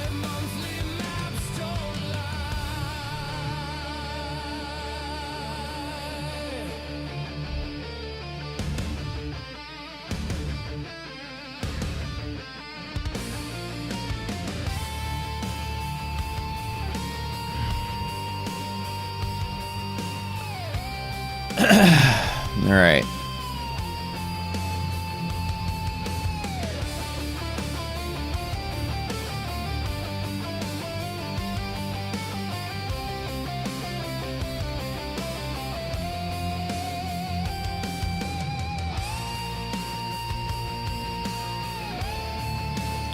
I'm going to trim back down to 4 just to hold through this chop.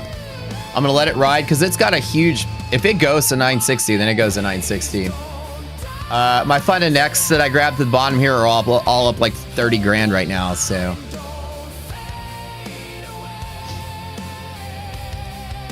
Which is good.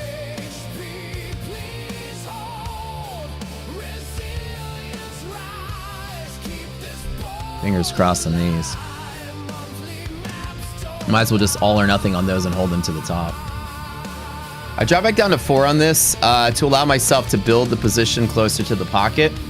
But if 4 rides back up to the top, I'm pretty good. So we're profiting for the day.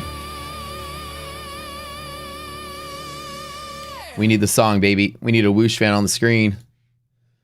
Oh, that was tough. Are we reversing back to bull market? Are we? Burning it all down.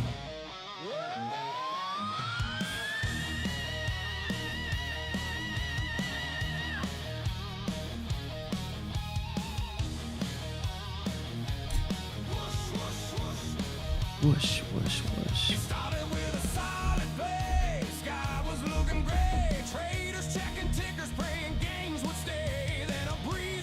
Oh, how nice that would be.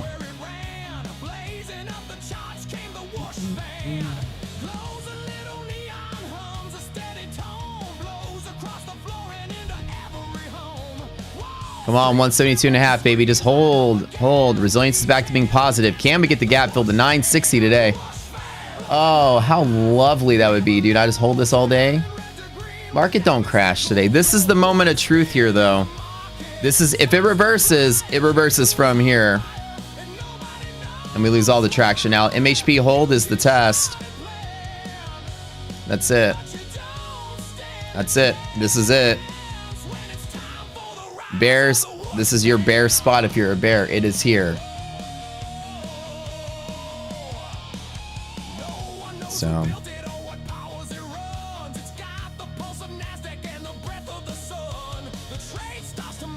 I still want to take the bull bet, but the hourly chart. So hopefully, I was hoping for this candle to fully engulf before the hour ended, but S&P is looking pretty interesting.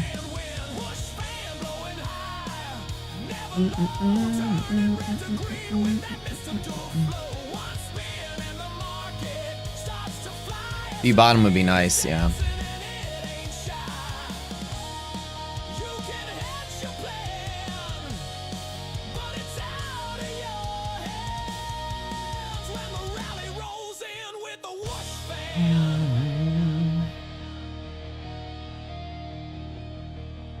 No tweets, no CPI, just a breeze and trades that fly. Traders chant like a sacred clan. Spin it up, a whoosh fan. What is today? Yeah, Nvidia's losing it again.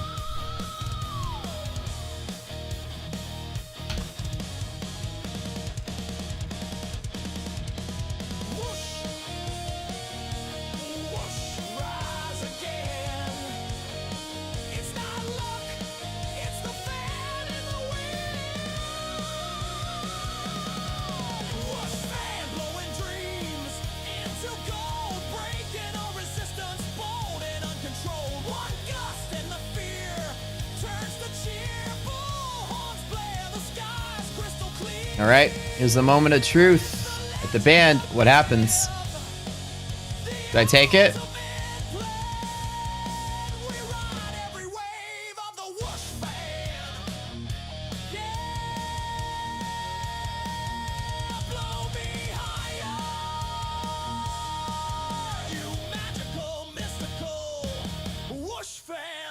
What do we think? Are we crashing again? This is the moment of truth.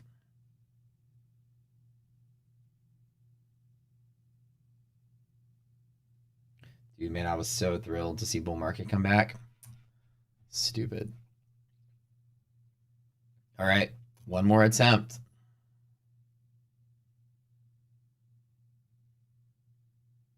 I was extremely thrilled.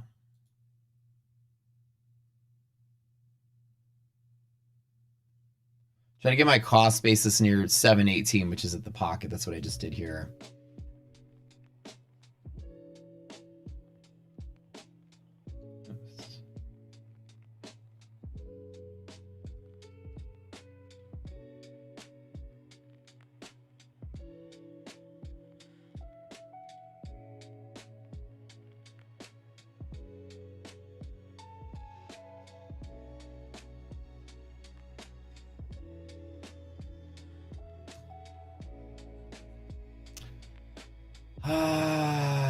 All right.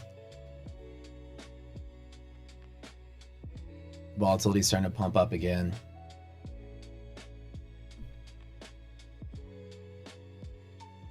Robot voice. Oh, my bad. Oh, man. I hate these kind of... I'm not going to like this kind of trading month. Hopefully, holding the pocket and failing it a second time. Not good. Not good.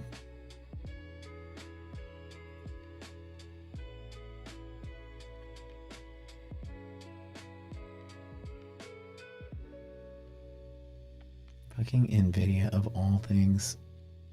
Gray momentum on the market. We can hold it.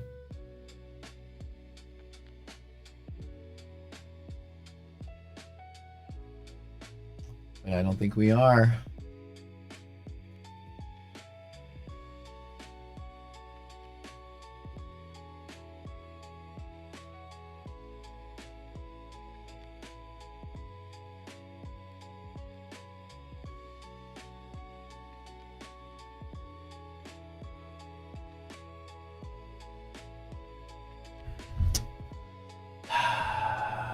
Man.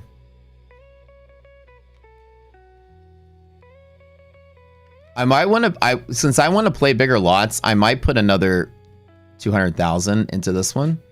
That way I can start playing like 10 lots and stuff.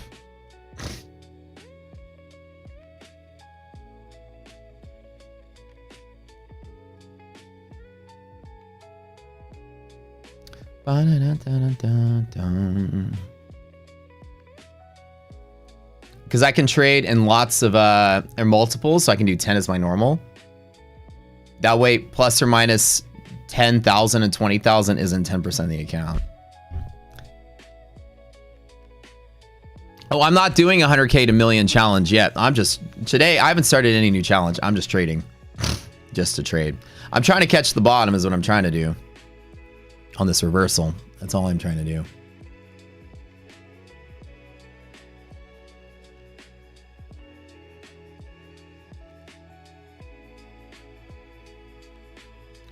That's it.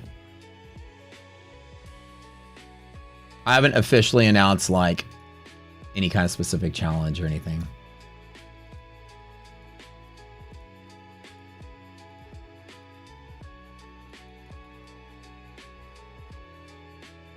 Dude, I was so thrilled to see us wake up to all bull signals, the market being good again. Man. Another month of just shit trading. Unless we rescue this today. I'm still hanging on to it, but I don't know, man.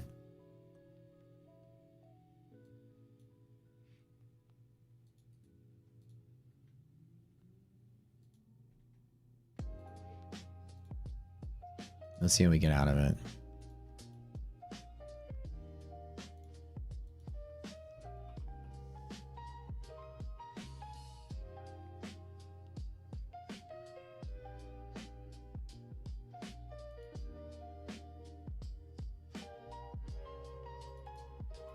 If this is the day where that sentiment has changed and I'm right, it's big ups. It'd be big ups today if I'm right, but man, catching that hook, this confirms, if this does confirm, we have a bull setup, a bull market for the next month, and I've caught the bottom. I'm pretty convinced that this may be it, but again, this volatility and Nvidia crashing out is kind of scary for today. Those wicks on the S&P though are pretty nice looking. Oh, we'll see.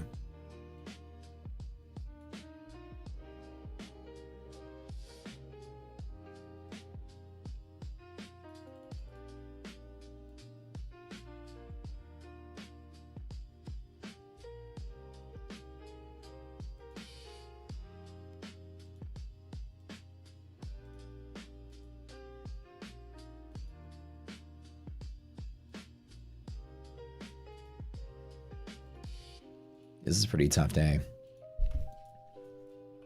I might I want to trade 10 lots, and at 100K that's still a little light for that, but I mean I'll take some heat. I won't, but if y'all are cool with it. Y'all want me to do the 100K? Y'all want me to do 100K to $1 million?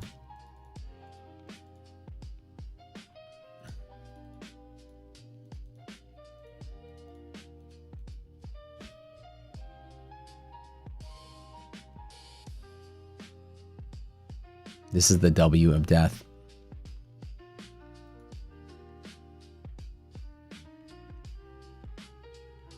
Nvidia bull zone, hold it, baby.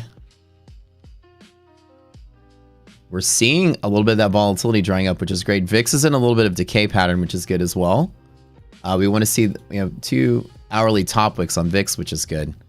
Hopefully that starts to die out. We've got the moment of truth right here. You can decide pretty much everything today.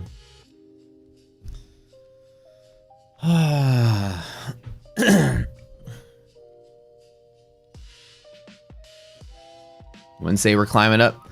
We do have data coming out Wednesday morning.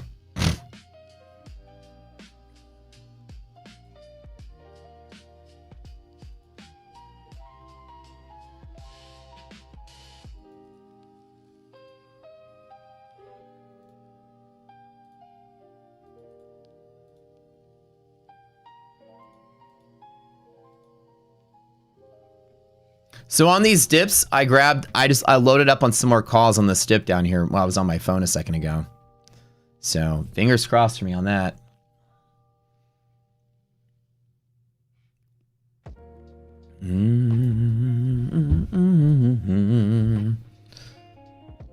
We need to get above MHP here. Now this is it needs to reclaim. So 88% or only 8% of days close below the screen. 92% of days will hold.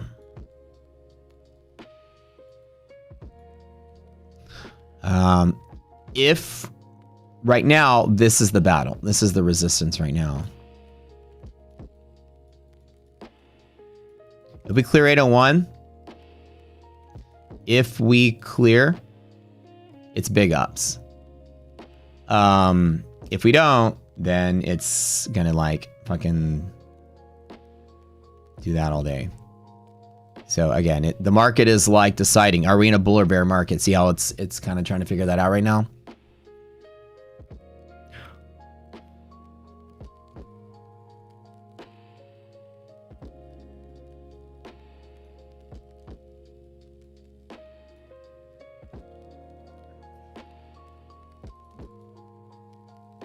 No more bear market stuff. We don't want another month of this.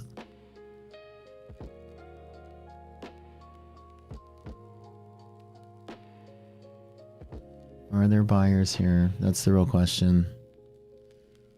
This is where half of Wall Street's going to flip the coin the right way and half the Wall Street's going to flip the coin the wrong way. Are we going into recovery month of December?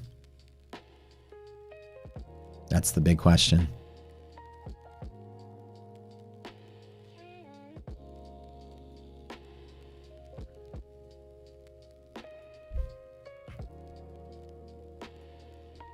But it's a month-long decision here, right? Like, if we lose this and sell off today, we got another month of bullshit, right?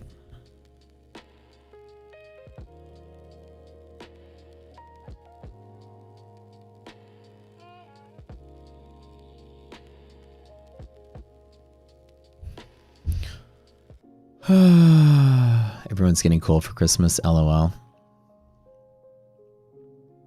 That's the real question.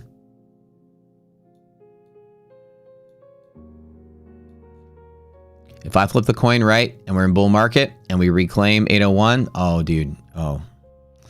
Then we've got month. We've got like, or weeks. Like we're going to hit all the way back up to 26,000. Oh, that'd be beautiful. Like if we reclaim 801, 26,000 the horizon in like a week's of time. You think it'll go up? I hope it goes up. I really do.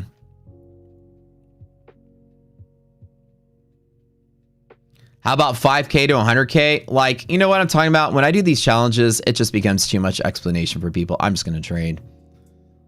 I've done 5K to 100K plenty of times on the stream. I've done 5K to 50K like in the last decade.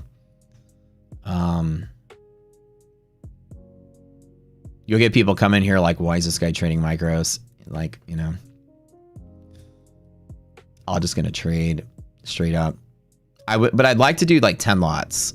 To me, that would be more like of a round even number of trading like 1 to 2 on small and then 5 on medium and 10 on large.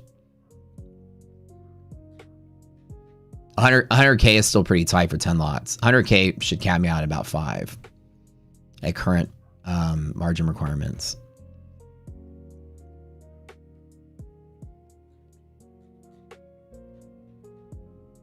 Say no to bear market today. Which way does the coin flip today? Is Wall Street bullish? Is Wall Street bearish for the longer haul? European close is going to be a really telltale sign of the sentiment of this market.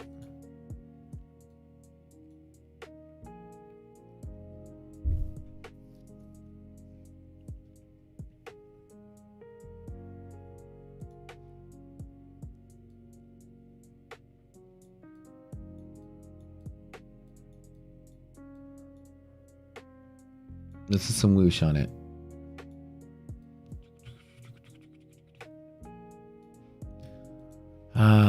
Always in this transitional day. This is what I call a transitional day. The market has just sort of a little bit of profit taking after Friday expiration. And now we're at that transition where the market is, are we bullish or are we bearish? And this is where that decision is being made. Like this is the longer term trend right here. And the longer term trend is, are we still in that sort of downward play like we were last month? Or are we going to suffer? Are we going to cycle a wave up? That's the real question.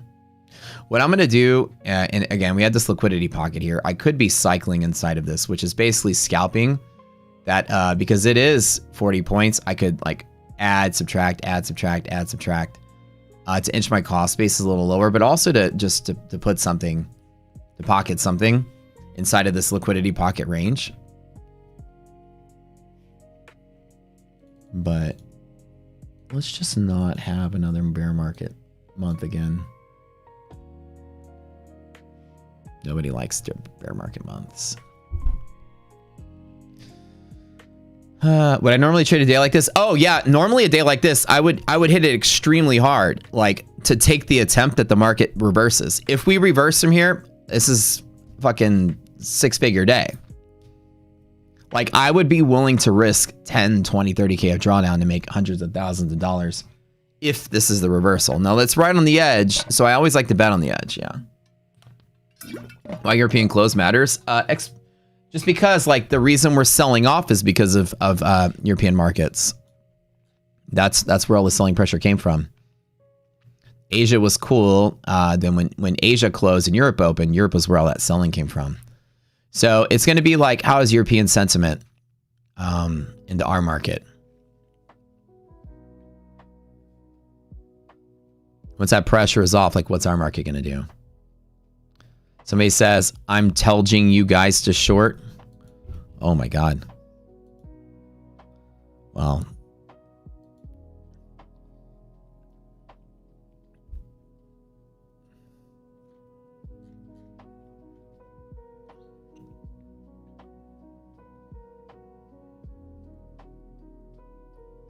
Oh, somebody got banned. He's not telling us nudging.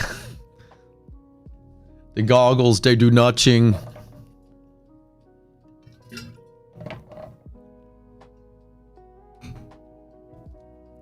But chances are, if I'm wrong on this and I flip the coin the wrong way, if this is not the reversal market, we don't hold this pocket, then we're in for a really confusing next couple of weeks. This is going to decide the next couple of weeks of trading. If we somehow survive this and we're back up at top, then the people are going to be like, holy crap, it is bull market.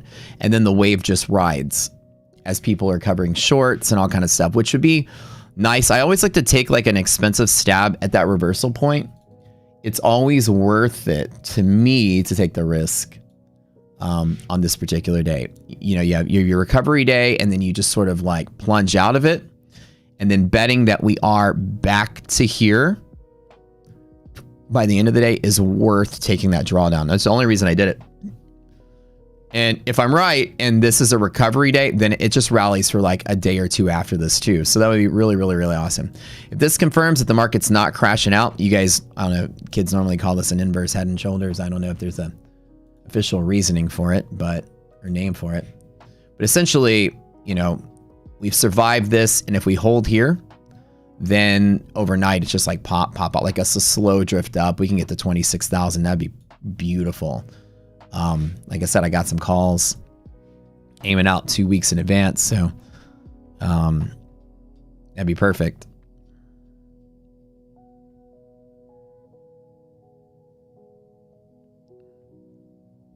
Telling you guys to short that guy. Man. Brutal day, but man, this is that transitional.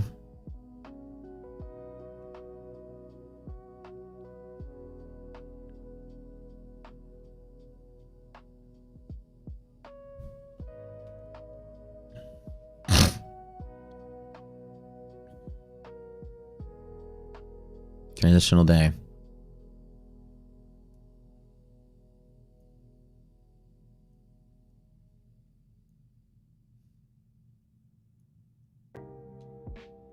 I'm telling you while I'm sitting out. LOL. How's the new car?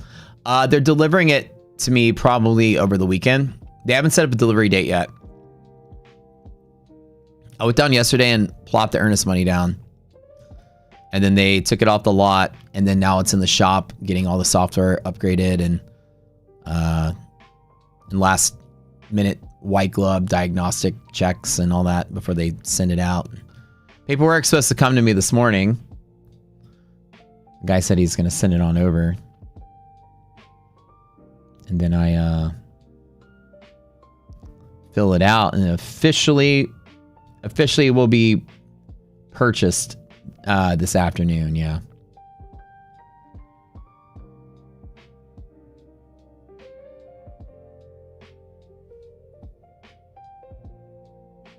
I know it's not a Vanquish, but hey.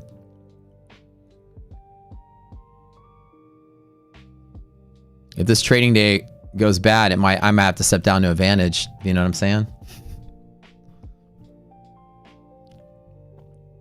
How much was it? 305 was the sticker price. And I talked him down to 280.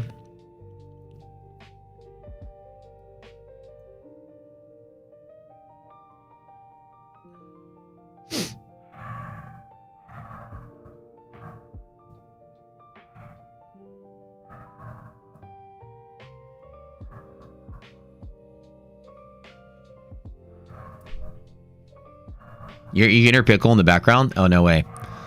Can we just get out of DD ban? That'd be nice.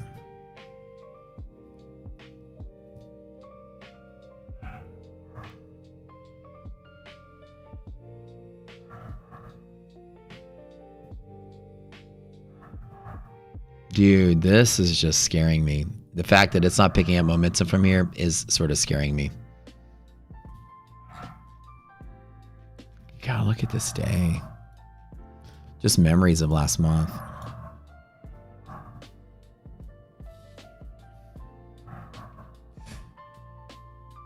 I don't know if somebody's here or something. Pickle's barking up a storm.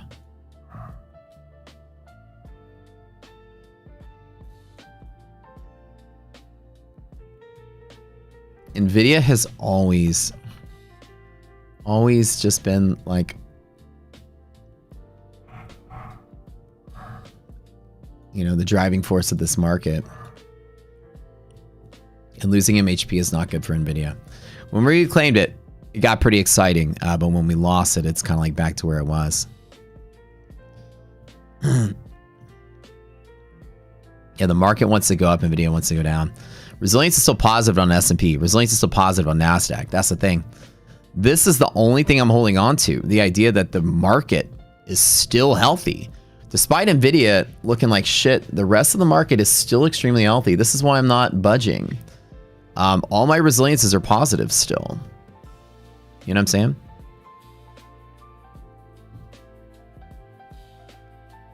I don't know, man. I still have hope.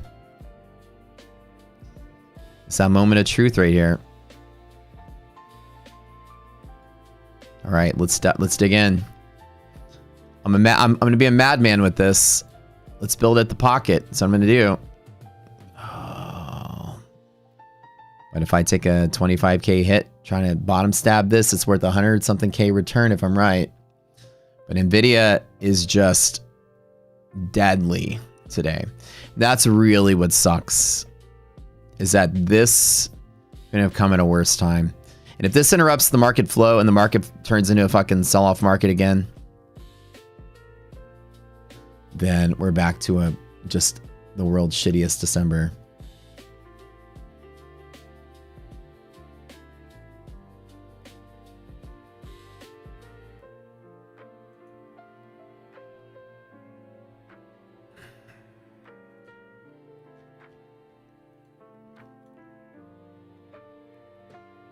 The pocket scalp was doing okay, but I want the reversal, dude. I'm gonna swing for this one.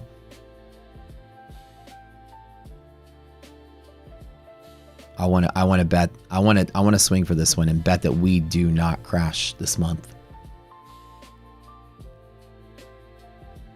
Nvidia, get your ass back up here. Turn around. Turn around.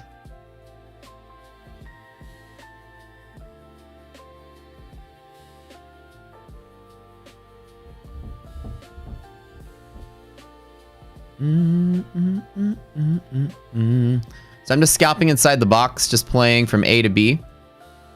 Keep my cost basis low while we're sitting here. I can probably put some scalps in these 40 points here and there.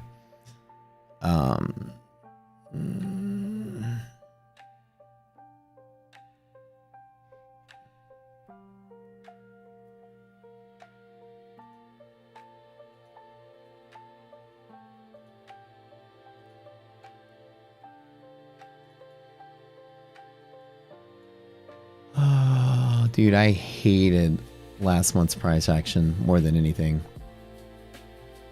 Miss those straightforward, beautiful market days.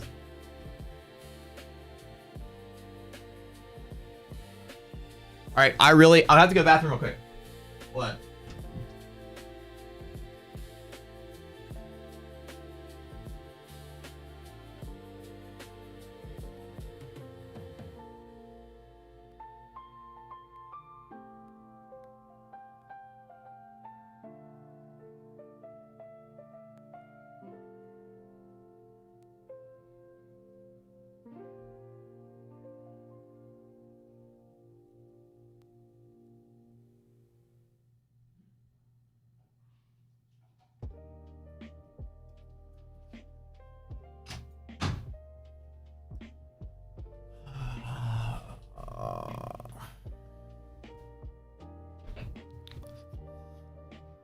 All right. I'm going to play the Whoosh fan song and the market's going to crash. Just watch this. Watch this. Watch this. Let's see how right I am. Don't listen to us.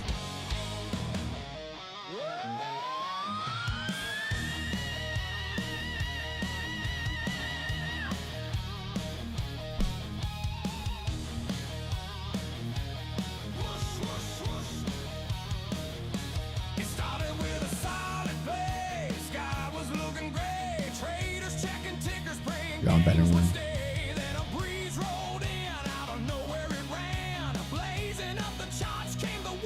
And then we'll play Keith's song and it'll rescue the market, right?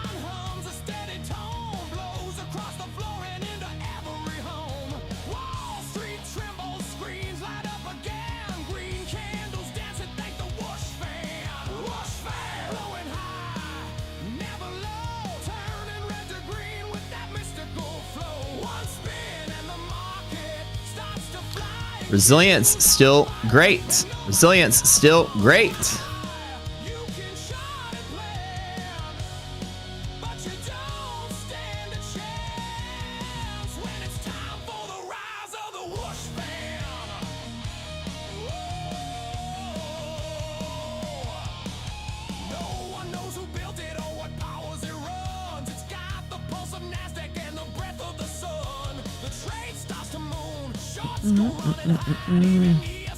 Turn back down to 6. I'm gonna just like add, subtract, add, subtract, add, subtract. 6 is the position I want for the ride up. 6 cost space is 74.26, 24.726, which is here. Right at DD band, which is perfect. 6 to ride up. Put me green for the day if I win.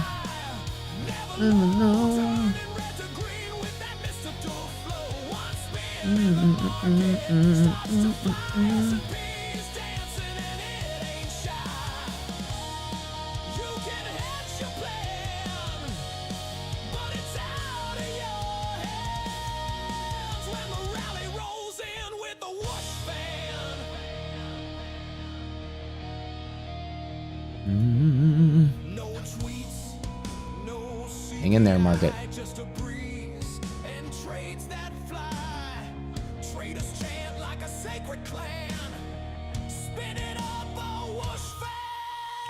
There's going to be a violent move today. I can just see it. Look at this. S&P hourly candle.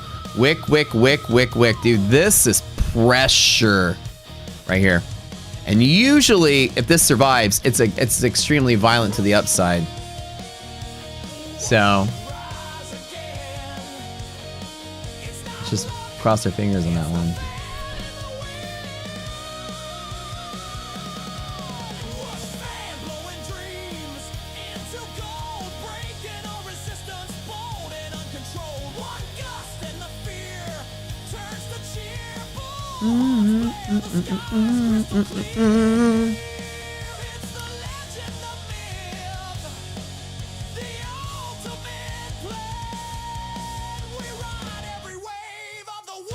Resilience is never wrong, baby. Dug out of that hole. All right, now we're back above MHP. Can we get the run up? Arby's trade 960. Oh my god, I was like sweating that shit out the whole time. Oh my god. All right. Oh my god. Hang in there. Don't make me eat my words just yet.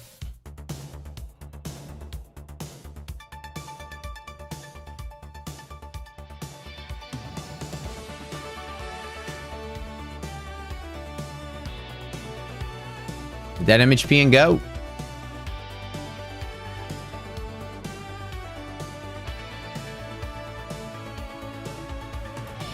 They smoke of charts, a relic's dusty gleam, of candles burn, of fading ancient dream. 10 is pretty big for this size of an account, so that's why I'm still sitting at 6.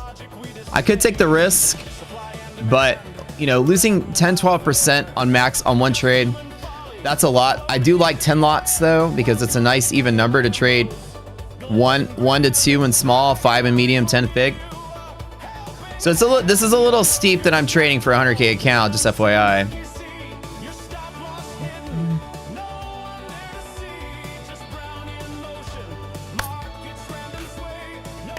Did I catch the reversal? Did I load it up on calls at the bottom? Oh my god. It's tough.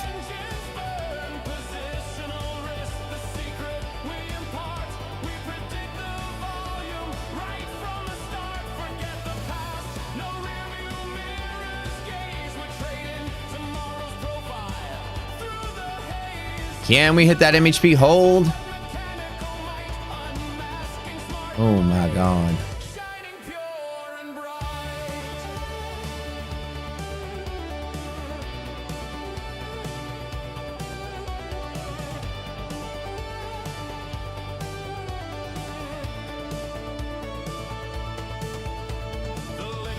Fingers are crossed, man. Let's get a reversal today.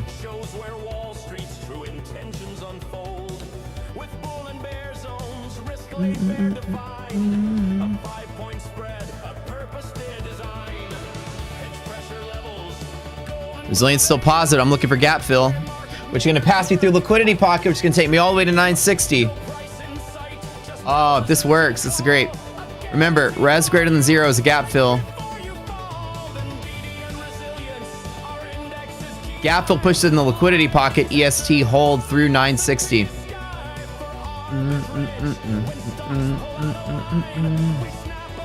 Can I turn up background music? Oh, absolutely. Let me start it over.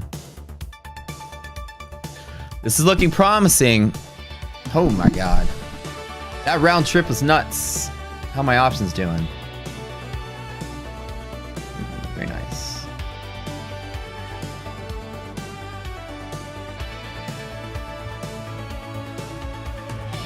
They spoke of charts, a relic's dusty gleam, of candles burn, of fading ancient dream. Fibonacci spirals, patterns drawn in vain. Past price predicts a logic we disdain. Supply and demand, a random wild affair. Just human folly. We don't have that. We need Nvidia to rally though to get this some. This could be, like I said, we need some momentum. This needs to get above 172.5, and it's not. Need. Dark pool, an unseen murky sea. Your stop loss hidden, no one there to see. Just Brownian motion, markets random sway. No force Need this for a strong rally. yesterday's dismay. But here the gears, rocket scooter, churn a new dimension. Where That's the one shitty thing about this. positional risk, the secret we impart. We predict the volume right from the start. Forget the past, no rearview It's the shitty part. We're not getting that momentum because Nvidia's not moving. We need gamma positive, like, state on Nvidia, so positive gamma hedging 172.5 reclaim is what Nvidia needs. shining pure and bright.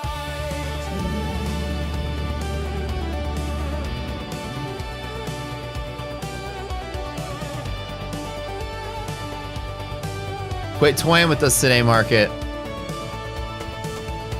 The liquidity map, our atlas clear and bold, shows where Wall Street's true intentions unfold. With bull and bear zones, risk laid bare defined. A 5-point spread, a purpose to design. Hedge pressure levels, gold and blue they gleam. Where market makers work, a hedging We need to see some momentum on Nvidia. price in sight, just Delta's urgent call. A guaranteed volume, spike before you fall. Nvidia and resilience, our index Res is getting better across the board, especially in the S&P as well.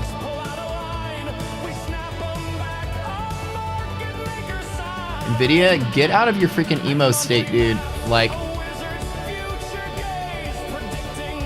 let's stop being emo, Nvidia.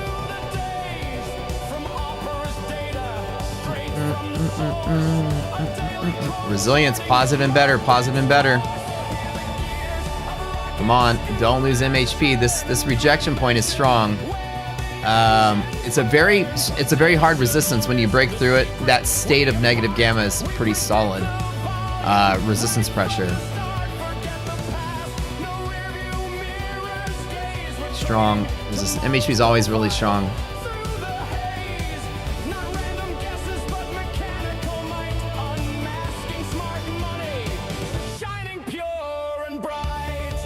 All right. We got one. There's one song we bring out that has a perfect record. All right.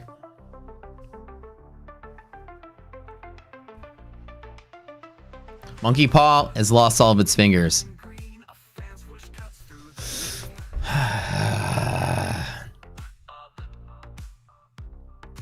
The overnight dynamic is MHP balanced at a different time based on the overnight.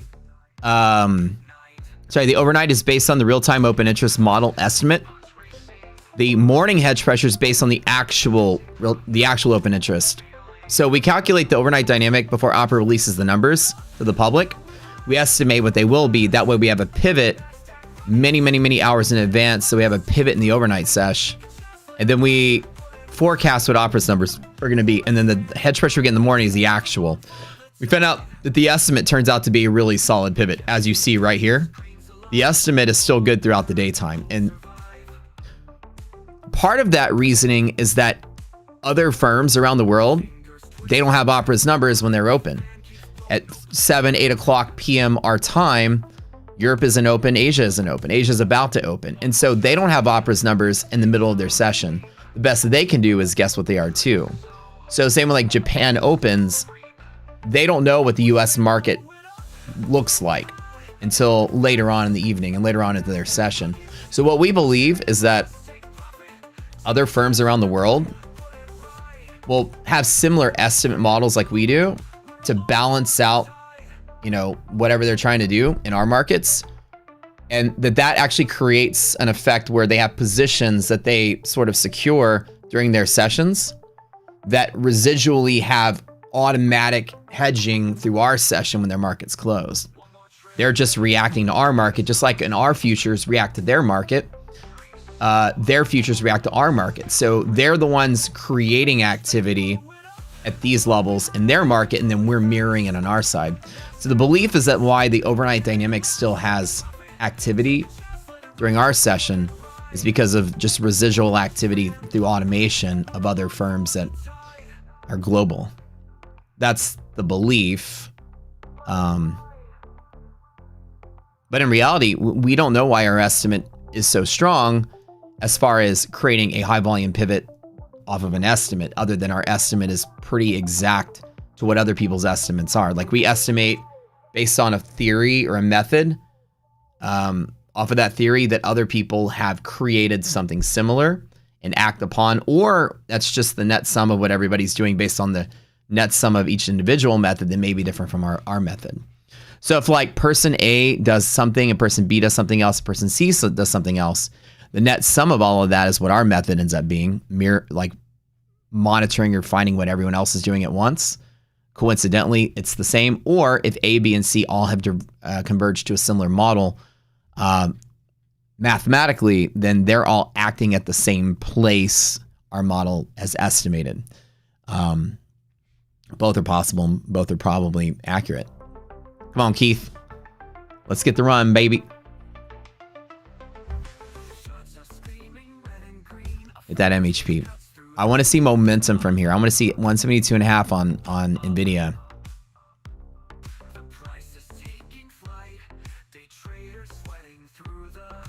Come on, let's hit, if we hit 960 today, oh, I'll be so happy. If we hit 960.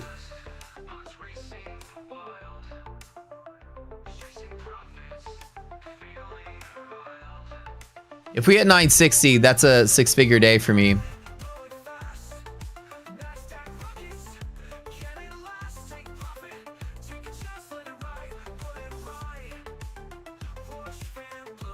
Which is just overnight highs.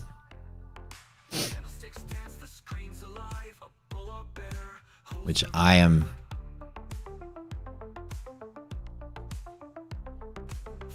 I just want to see a bull market because bull markets are so easy to trade. I mean, S&P showing all the love today. Look at this. Look at this.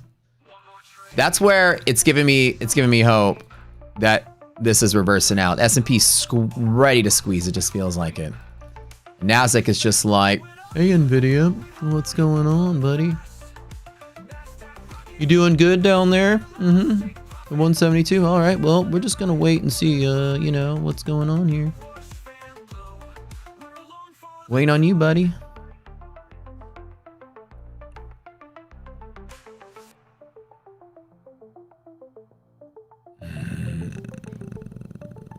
Why don't I?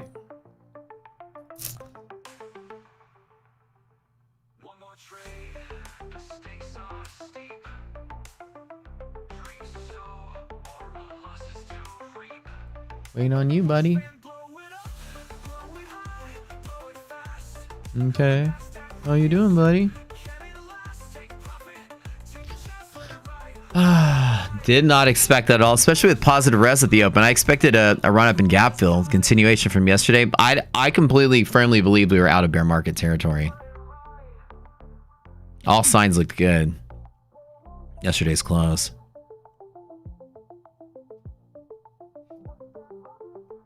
Whoosh fan blowing up.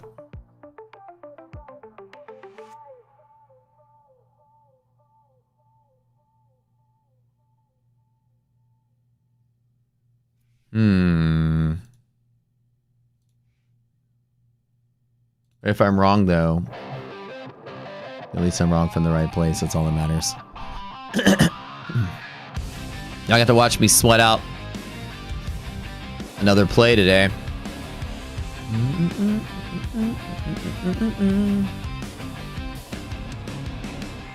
Lost in a sea of data, probabilities collide, edge pressure weighing down, pulling in the tide. Endless direction, living on the Sometimes he says endless direction, but sometimes I hear endless erection, and sometimes in a bull market I feel like I have one of those.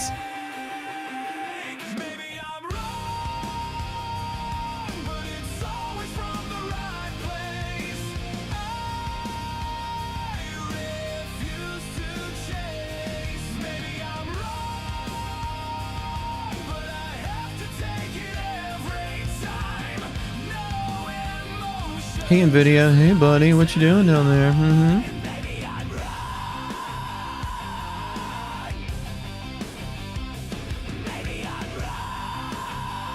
Hey buddy, how's it going? Oh shit.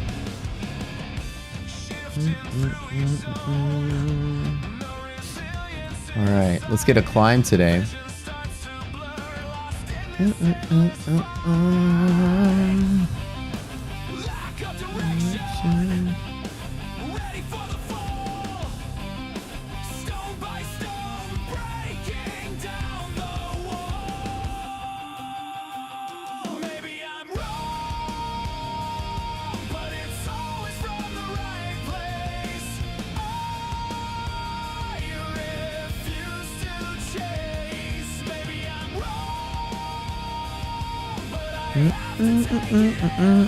Let's get that 960, baby. What a bunch of round trip traveled today, right?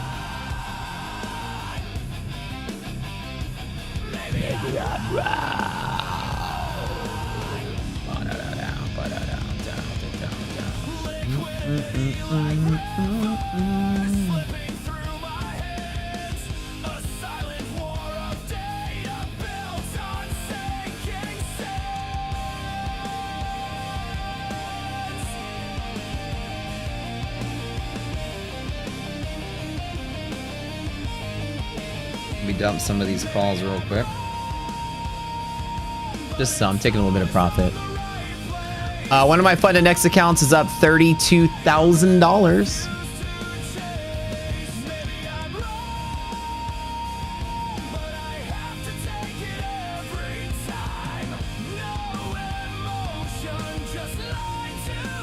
I loaded up on calls on this dip. I'm extremely excited. Let's see if we get the full run to 960. Hold the open, positive res, fill the gap, touch the pocket. That's all we need. So let me go ahead and oops. Oh, I love that song so much. Okay.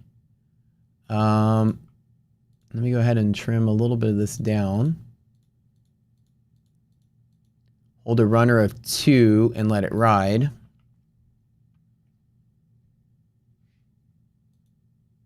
Good deal. And we're down to 6. Let me get back to a runner of 2 and let it ride. My original position of 2.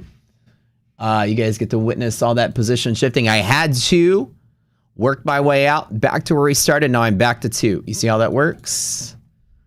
Not trying to swing for the fence and be stupid. But now I'm back to the start of the day, exactly where I started, exactly the first position I had. And now I'm green. See how it works? That's it. That's how it works. So I dug in, got back. Now I'm sitting pretty for a positive res with a set of 2 because this is always a small trade from here to here.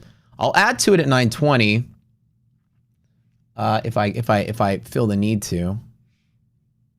But let's just ride and let's let it move, right?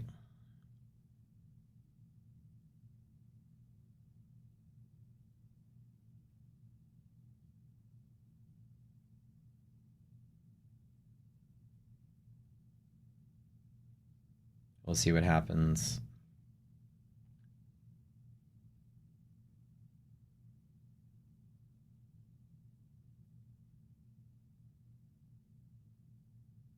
Oh, it'd be so awesome.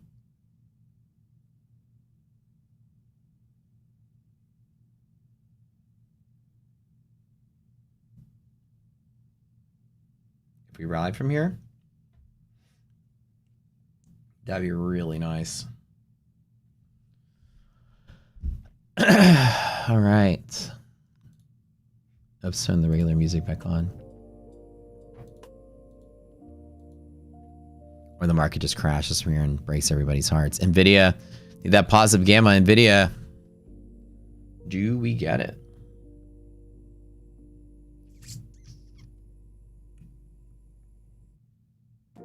See how it works? Now we're back to where we were earlier, and I'm green for the day. If I'm wrong, now I'm wrong small.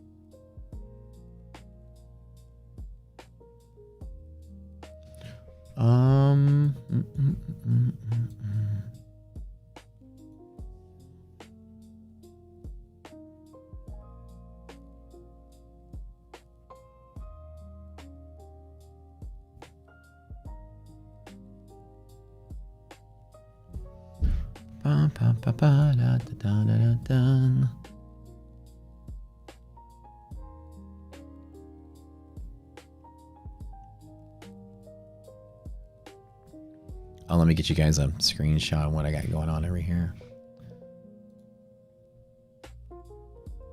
So I'm up 36, something like that, in my funded nexts. I trimmed everything down to a runner of 2. That's it.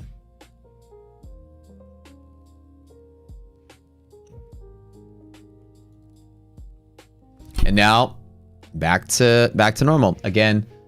Could have been right, could have been wrong, but managed to use what I know to dig out. And resiliences are now negative, by the way, which kind of sucks.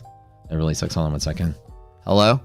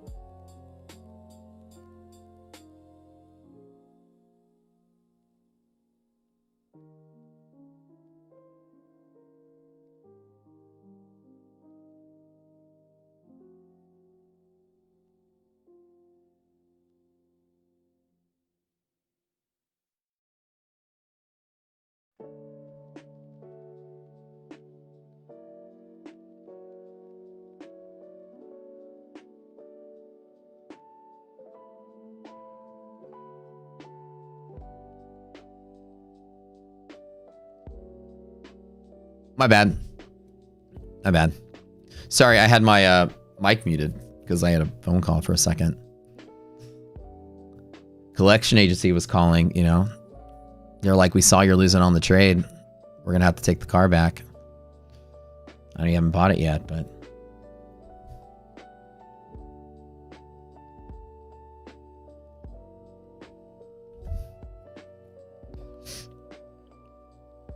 all this work for basically being... So I added to the position down here on the bull zone bottom. Like I said, I had two. I added. I was down about 20K. Worked my way back up. Added here. Trimmed here. Held to there. Trimmed everything but two. Now we're down to there. Now I got a spot of 4. I got a 4 spot at 765, which puts me right at bull zone, which is okay. I honestly would like it to be here, which is probably the more appropriate thing. And if the market dies today and I just end up getting the day wrong, then it dies today. But a 4 spot is great. If I get to run to 960 on a 4 spot, that's a beautiful trade. My funded next is up almost 30K in one account. And that one I didn't touch until it overshot. And then we basically on S&P on that one, that was nice and clean. When we hit MHP on S&P, I just piled in. So that was kind of nice.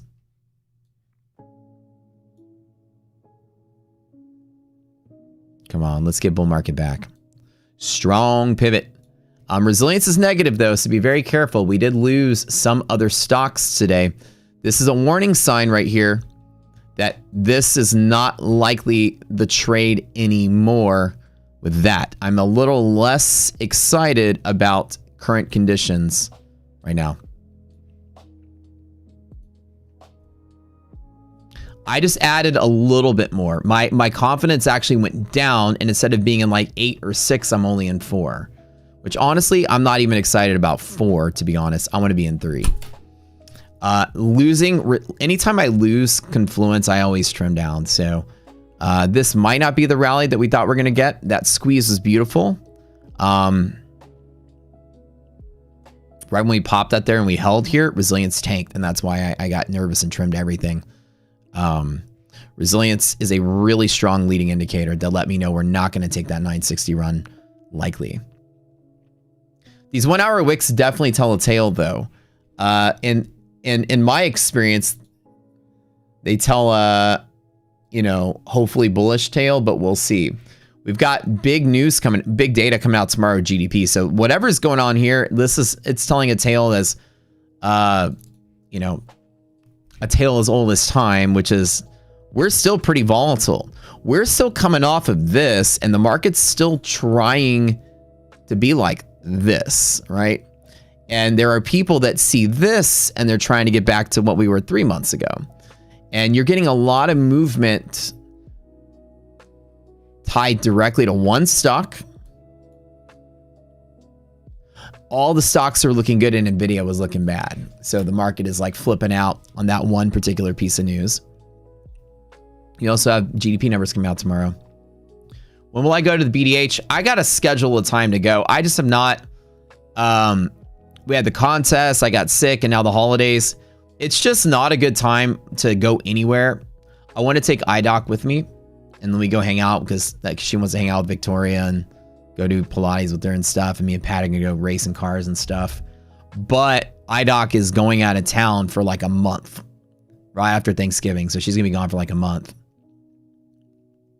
Which I told Pat, I'm like, I'm gonna have to come like sometime next year.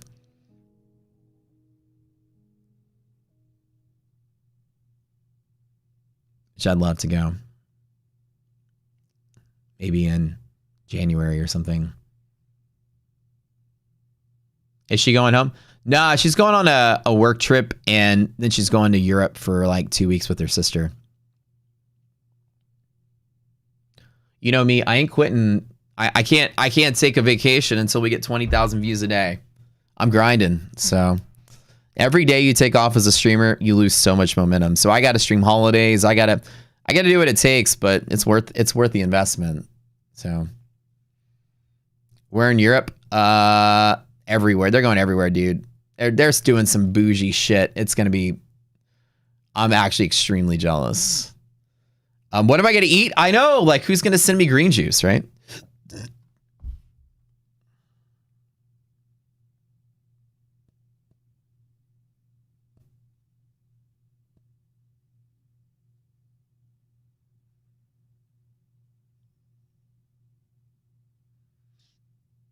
All right, hold on one second.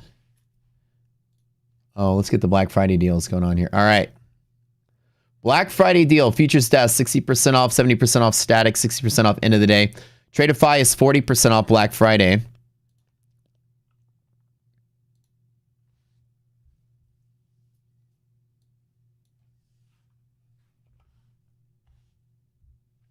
TBT is 30% off. Apex is 80% off now.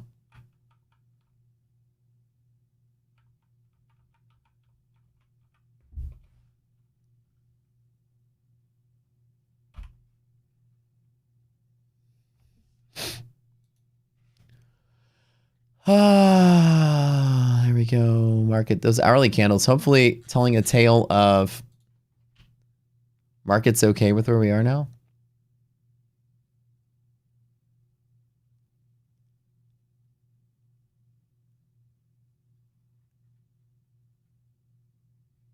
I don't know if y'all have seen the update, but it's coming along pretty nice. Oh, once it's painted, oh my God.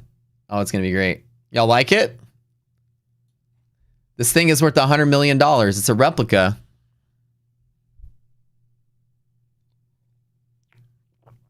It's looking pretty good, right?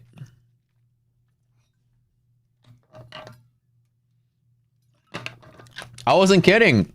That's the best $400 I ever spent in my life. Or $350, whatever it was. Oh, hell yeah. Oh, that's great. Oh, it's happening. 420 found a person on freaking like Etsy or something to make it. So, oh, it's happening. It's too funny. All right.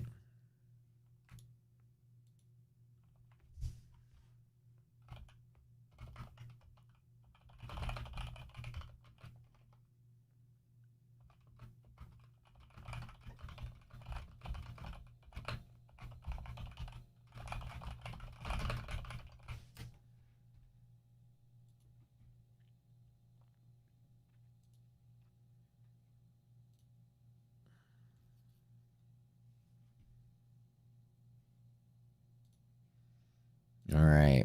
So y'all see today was a great example of working an account and travel. So like what I call travel is that the market has moved nowhere. And I took travel, but I didn't freak out and lose my cool. I stuck with my guns and I'm back to the start.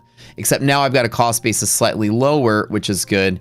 And the market has worsening conditions, which I don't like, right? So like, let me trim back down to 2 here. As we're losing confluence, I'm not extremely as eager as I was before. But do you see how I handled this day? Had 2, added, stopped, right? Got back to it, added, played with the position, played the position, got the cost basis right down to here.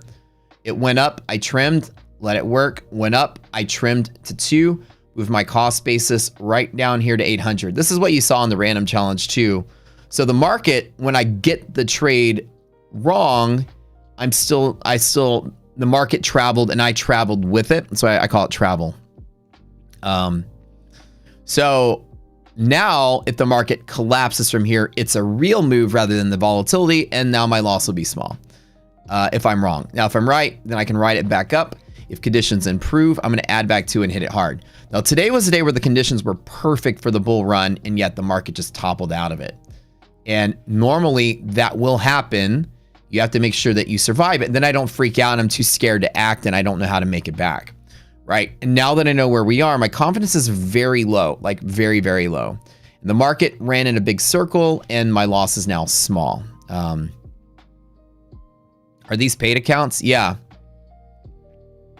Which one? This is a real account. Here, this is a real account number and balance and everything. So not even a paid account, it's a real account.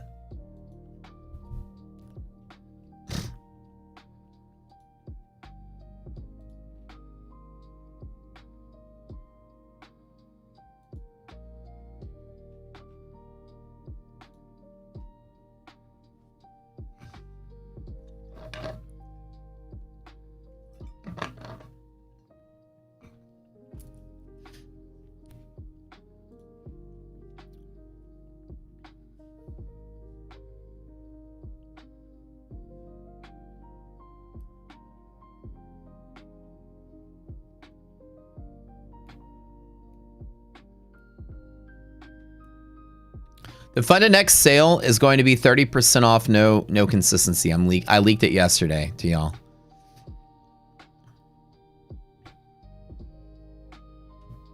$30% off, no consistency on Legacy.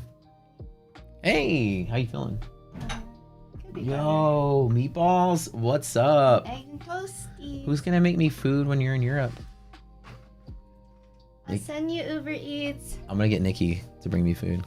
She gonna feel sorry for me. No, I'll send you food. Nikki, are you here? Nikki, you're gonna have to take care of me for like, I know she's probably listening. You're gonna have to take care of me for like 2 weeks. Send me some food. Oh, you know, I was gonna tell you something, I can't remember. Check out the garden now. Cool. Nikki says, bruh, no. Where's she at? Is she here? Wait, hold on. Yeah. Wait, what? Wait, where's everybody's names is so right different. There. You know, Leo, PG, Nikki, bruh, no. Help. That's funny. I'm leaving you. When I leave yo ass, everybody leaves yo ass. That's funny. When is the sale? I think Funded Next starts tomorrow. You gonna rest up today? You feeling all right? Yeah, I'm gonna try to hit the gym, see if I can sweat it off. But I kind of wonder if that's gonna make it worse. If I go to solid core. If it was heated, it would be better. Will it make it worse? All right, guys. Will a cold get worse if you work out and do cardio? Cardio, just basically Pilates. Somebody said no. Somebody said no. Somebody said funded desk. Sweat it off. No. Most people say no. A sauna. Oh, you should do a sauna somewhere. Yeah, you need to rest. Nikki, I'm eating your pho this morning. I'm gonna eat your pho this morning. Thank you so much for bringing it. Now I don't have to eat like meatballs all morning.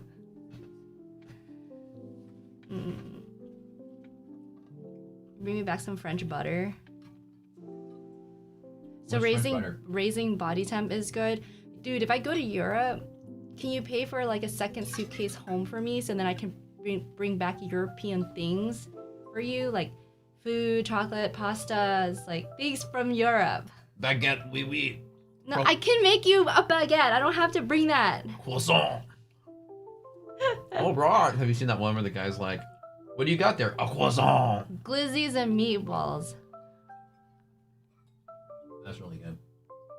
Where's the best pho in Houston? Sapa. Aren't we like part owners of that, or your family's part owners of that? Wait, isn't that the one you said? Okay. Pho Dien.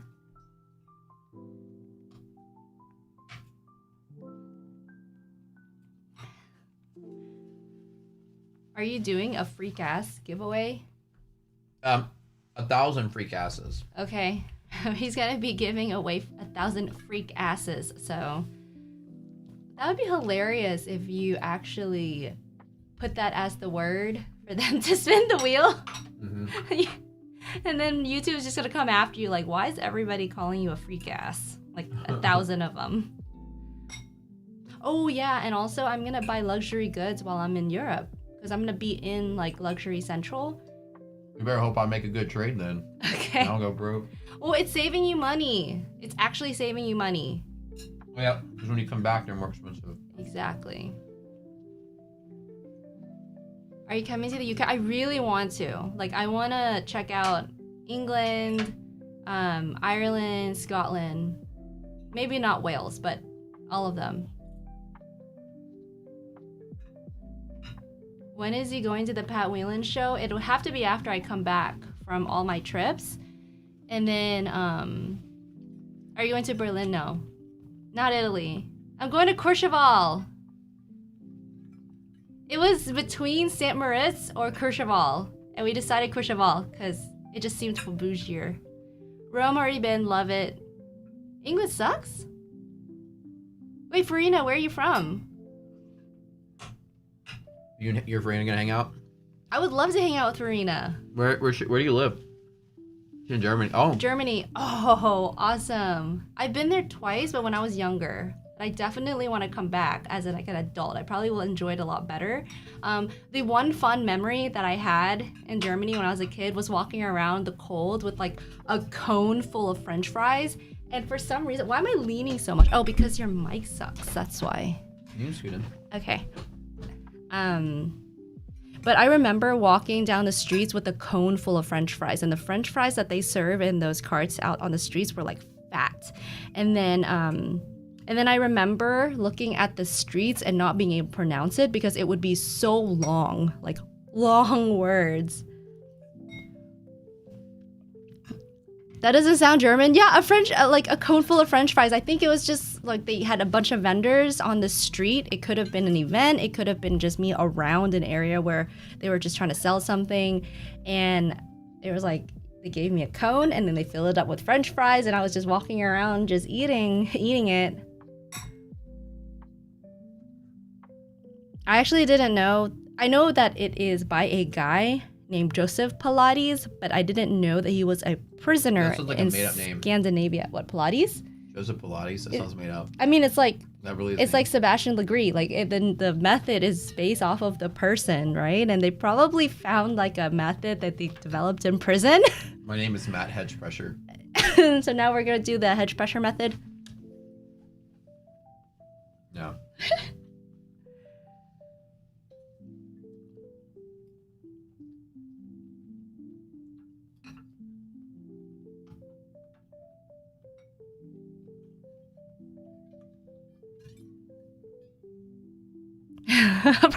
People probably lined up at his cell for a chance to witness that flexibility. I'm sure he had a lot of friends. Well, he made a movement from it, basically. Oh, and that was the other place Like that in jail, you said? Yeah. Pilates, Joseph Pilates was a prisoner. He's the one in jail, like lifting his leg up. He's like, "Oh yeah, stretch it, baby." I'm sure he had a lot of friends. It's like, how can you get an effective workout by being inside of a jail cell, right? I can definitely see how that happened. Oh, that was the other thing. My sister we were between going to Europe in the freezing freaking cold versus going to Africa. Like going to Seychelles or Seychelles. I don't know how you pronounce it. Seychelles. And we decided to just go to Europe and just suck it up. And if I had my Givenchy boots, I'm just kidding. It will not survive all that snow. I technically could. Italian, right? You're right. I could buy anything over there and it'd be cheaper. Italian, right? I think so. I don't know that the designer is Italian or not. We're Seychelles. So clouds and cold rain versus massive bugs and sweltering heat. Exactly. Well, it's clouds, cold rain. Wait, massive bugs and sweltering heat. You talking about Texas? That in a bougie area where you can be in all Michelin star restaurants every 10 feet that you walk, and you have the best foods, and then we're hoping for one clear day to do an après ski, the one that they have on social media where we're all like eats, or uts. But because they're European, it's eats. That's funny. Why are you not laughing? Oh, I'm laughing. I'm not laughing. Oh, I'm laughing. Anyway, sorry. I just woke up and put on some jeans to serve him his food, so I'm gonna leave because I did not get ready to be on camera. Clearly. Are you feeling all right? I'm okay. Fries with mayo is a European thing, and you guys taught me that. My family, they're from France. Like majority of them are, and they taught me the method of eating. Like dip it in ketchup, dip it in mayo. It's actually a good concoction. Oh yeah. Sounds lovely. What? Oh yeah, you don't like mayonnaise. I like aioli when you call it mayo and it's on a sandwich and it's like Miracle Whip. Nah. Does it sound like moist? It's just like the word mayo sounds bad to you. Yeah, but like also as a condiment, it has to have like a flavor. Like an aioli has like garlic or chives or something in it to give it some flavor. But just straight like egg and vinegar on a sandwich on a burger, it's just like bleh. If I bring in like mayonnaise for you, if I tell you, hey babe, balsamic is good. I fluffed this egg for you. I beat this egg for you. No. And now it's fluffy. No. Fluffed eggs. No. When you're talking about fluffing something, I'm not thinking about food. Fluff egg cream? No, this is not. No. What are you? They're gonna go crazy. You don't understand what you're saying. Watch chat. They're about to freak out when listen. What's wrong with that? Everything and nothing's wrong with that, but with fluffing pillows. Yes, she's a fluffer of pillows. Of eggs and cream, like it turns into a cream when you fluff it. The eggs. That's how you make mayonnaise. You beat it. You beat the whites. I feel like a. What? Now you're making. I have to Google what I'm saying. Please don't. You're gonna change the algorithm for both of us. Our Instagrams will never be the same. She's Googling, what does fluffing mean? Fluff it till the cream comes out? Yep.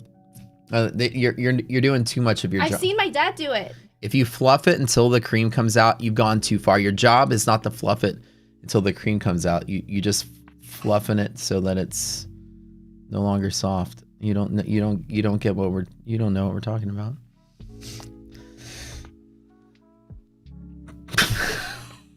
She's seen her dad do it. What? That's how he makes Vietnamese mayo. He cracks like an. What? What are you doing over there? I give up. I quit. Stream over. I'm so confused. I'm like laughing because everyone's laughing and now I'm just thinking it's funny. So, did your dad ever have a job in the adult film industry? No. What the heck? I'm talking about like how he uses chopsticks and he cracks an egg and he beats it up and then it turns into like this white whippy thing. Oh my god. There we go. I'm introduced her to a whole new world. I don't know. Wait, mayo is made with egg yolk, not whites? Oh. See, I don't make it, obviously, because I watched my dad do it. This price action absolutely sucks. It really does. We need some Nvidia movement today. So a fluffer is an auxiliary job in the adult film industry. It's an off-camera job, and you have one goal. You ever like, you know how whenever you go to bed and you're like, can you turn on my blanket just so that it's warm for me when I come to bed? Yeah. That's what the job does. It keeps it warm before the scene is filmed. Oh. Wait, define warm. Keeps it prolonged, if you may, in between takes. Dude. In between takes. Okay.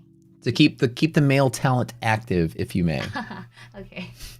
You're starting to formulate. It's a stiff job, but someone's got to do it. You know? Yeah, there we go. Oh. There you go. I will never be able to use the word fluff ever again. Yes, you get the mayo after beating. Ah. Okay.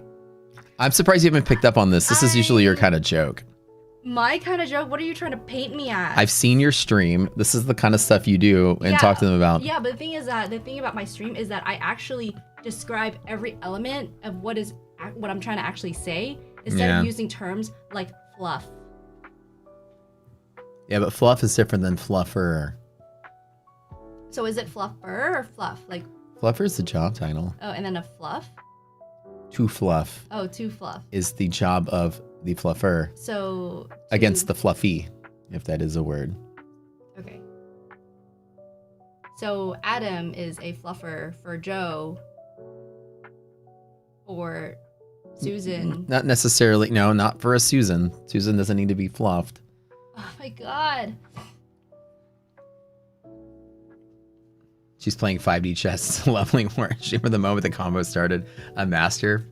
This is how she gets views. Well, why is there a person to be a fluffer when you could just Get a machine to do it? yeah, or yourself? AI is apparently taking over jobs even in the adult film industry. I'm just thinking outside the box, right? I used to have a job until AI came and took it from me. Are you impersonating an old person? An old retired person that used to have a substantial career until AI took over. Yeah. And AI. They brought in those damn milk machines and I don't get to do it anymore. They used to milk cows with... You're not following. I get it. I was thinking of like the no teeth Back in my day. thing, but I'm pretty sure there'll be a song about the Vietnamese mayo fluffer within 5 minutes. I'm sure it's... Someone's fluffing NQ. Oh, there we go. We're getting some NQ fluff. I should like my meal. Oh, it was great. Thank you for cook. Yeah, thanks, man. I was like starving today. Alright, time for me to eat and work. Yeah. Get some rest today. Don't go. Hey, don't go work out and like overexert yourself. Just chill. Take it easy. Yeah. I used to watch my dad do it. Make sure that line makes it to the song. Oh my gosh, quit, guys. She used to watch her dad do it with chopsticks, according to her. Poor eye doc. No giveaways anymore. Yeah, we do giveaways every day. We just get in the process of like getting stuck in the working out the trade.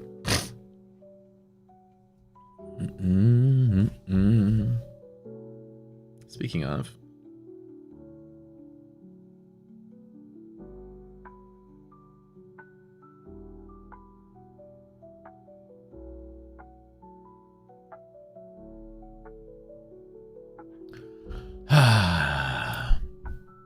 Any Black Friday deal on Fun and X? I think it starts tomorrow. Let me double check really quick.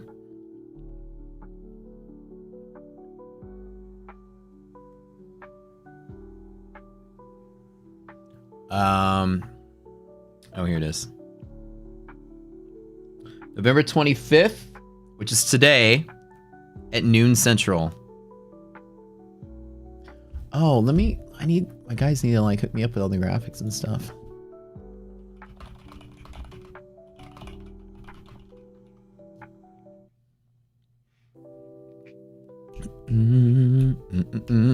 Deals are all at the bottom.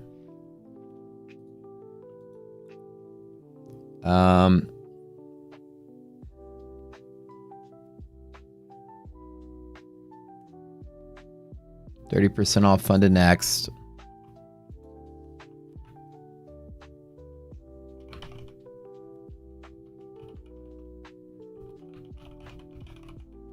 Woo! We survived. Woo! I closed out some of my calls. When we dipped, I grabbed some more. Still letting it ride. So I can make 100K today. Now I got my 2 spot on the NASDAQ. Resilience is not positive enough yet, so it'd be very hard to believe that we get a good rally unless the stocks pull up later. But with Nvidia moving, then we're golden, right? So hopefully this is good. I don't feel it yet. Like I don't feel like this is going to be the big ups rally. It's still going to be choppy unless we get stocks up there. Now they're lagging right now with Nvidia moving. We're just following Nvidia. With res being negative, there is resistance off a half gap. This might be the second resistance before we sell off. With res being positive, if the polarity of this flips to being bullish, then we can fill the gap. And if we do fill the gap, we're in a pocket which will complete the move at 60. So if this white line goes above 0, we're going to tap 960 today on NASDAQ, which would be a beautiful trade. I don't think it's going to happen, but again, each time we get a little pop here, I get a little happy.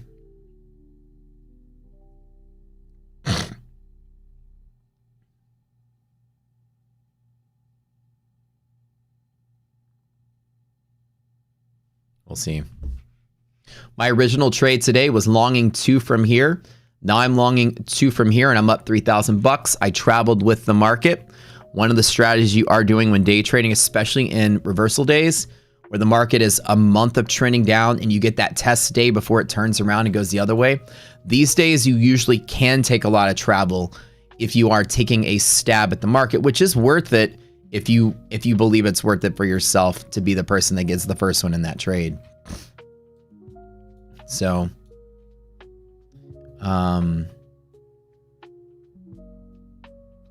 which I traveled with the market and now I'm back to pretty much neutral. Roxy Lifetime is $1,500 off right now. Without the positive resilience though, it's not necessarily a strong enough pivot or strong enough pressure from the rest of the stocks for me to really want to be super long on this. Now, what I could do is just call it a day on this and let my options ride it out if I want to. Without the positive confluence, I'm not as convinced we get to run, or I can just hold through it and possibly take this back down to 0.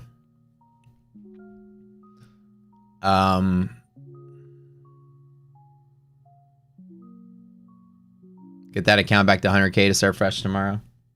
LOL. All right, guys, let's do some giveaways. As we always do.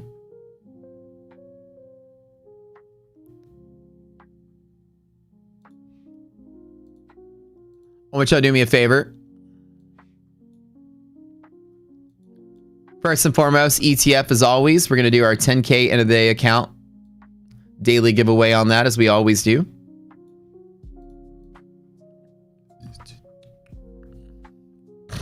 It's your birthday month. Well, happy birthday.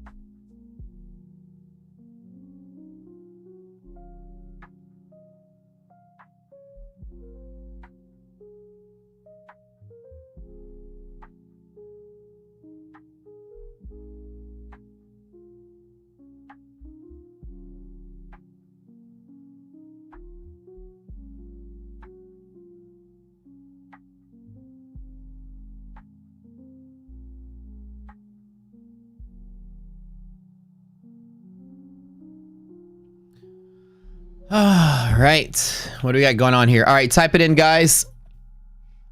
Type it in, type it in. Don't forget to smash the like button. Remember, we got to get up to 1,000 likes every day or no giveaway. Y'all keep saying no giveaway. We are shy 50 likes. What's going on here? Can't have that. Actually, not 50. Hold on. That's viewers. Oh, 243. Nah, dude. Giveaway's canceled. All right. Screw that. If 1 out of 6 people can't click that. If 5 out of 6 people can't click a button, I don't know. Maybe I can't click a button. Ooh, those numbers are abysmal. 240. Oh my god. Oh, now it's 500. Okay, let's get into 1,000 though. I'll be back.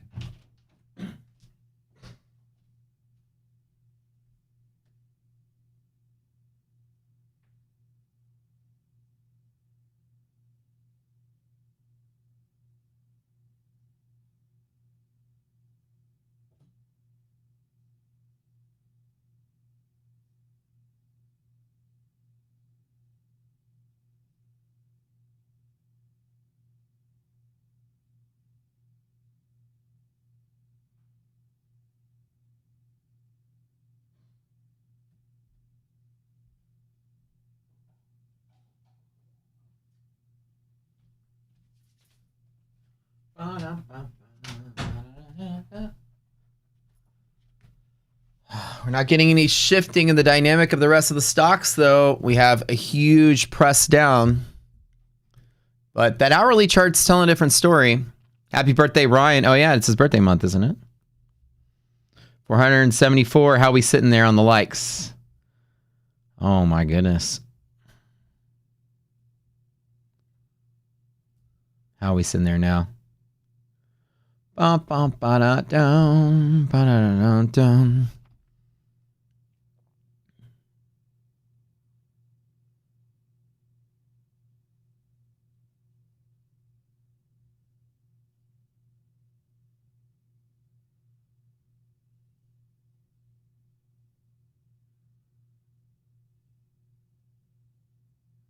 $568.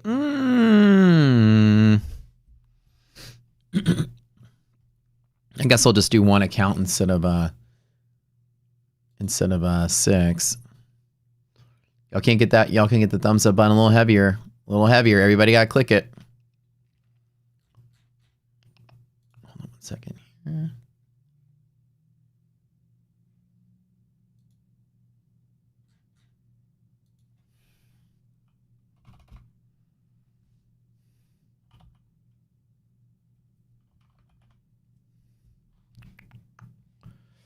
Mm, mm, mm.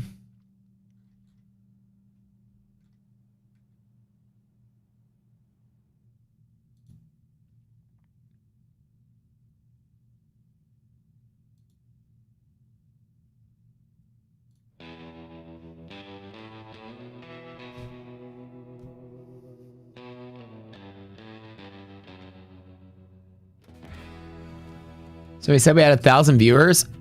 We've always had 1,000 viewers. We had like 1,300 today, and then dropped to 1,000.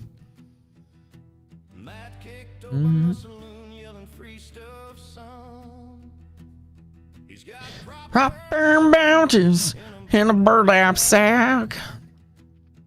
And a boot camp lasso slung across his back. It's a giveaway bonanza. Rocket scooter mastering up a stanza. With a cowboy hat too small for his head. He's wrangling funded accounts instead. I don't know if we're going to get the run up from here. I still like to make that bet, but man, we're not getting the stocks moving, and the resilience is telling a tale.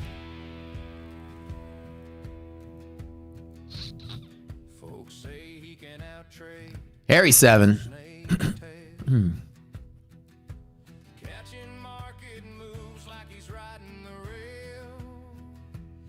Yeah.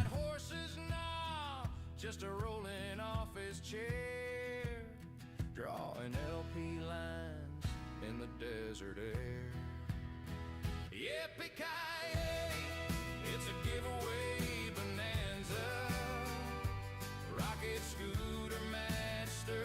The stanza.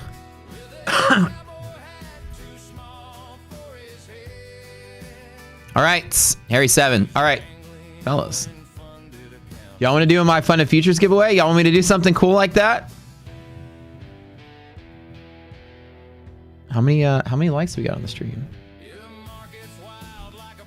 599. Oh man. Nah. That's not good enough. That's not good enough at all.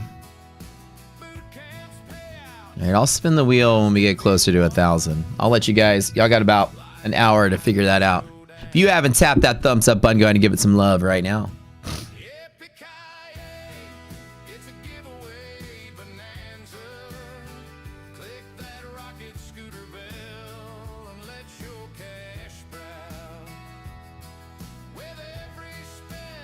No. They can type MFF. No, they're allowed to type it. I'm just not spinning the wheel until we get to the level.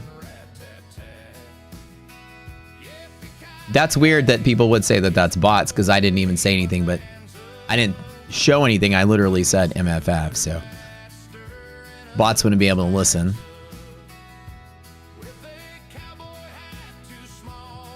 Oh, his head. Not bots. They're just people that are following directions. I should hit 100,000 subscribers by the end of this month. How incredible is that?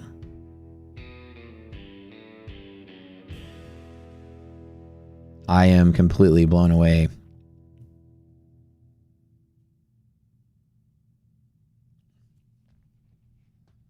All right, give me 1 second here.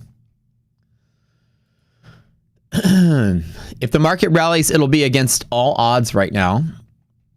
And I still want to stay engaged in that bet, but we've lost the support of the greater market momentum, I guess. Greater market's still bullish, but we lost the momentum. Oh, I gotta do this real quick.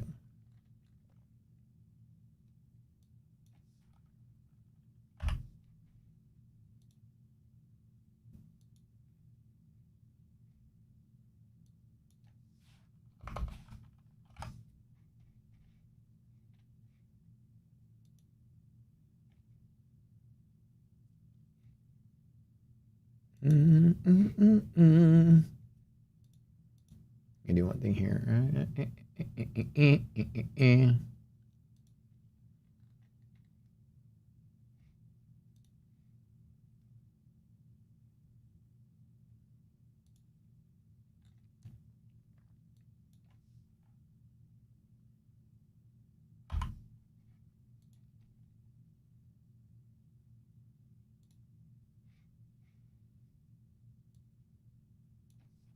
Rocket Scooter is having a $1,500 off lifetime Black Friday sale that lasts until Sunday.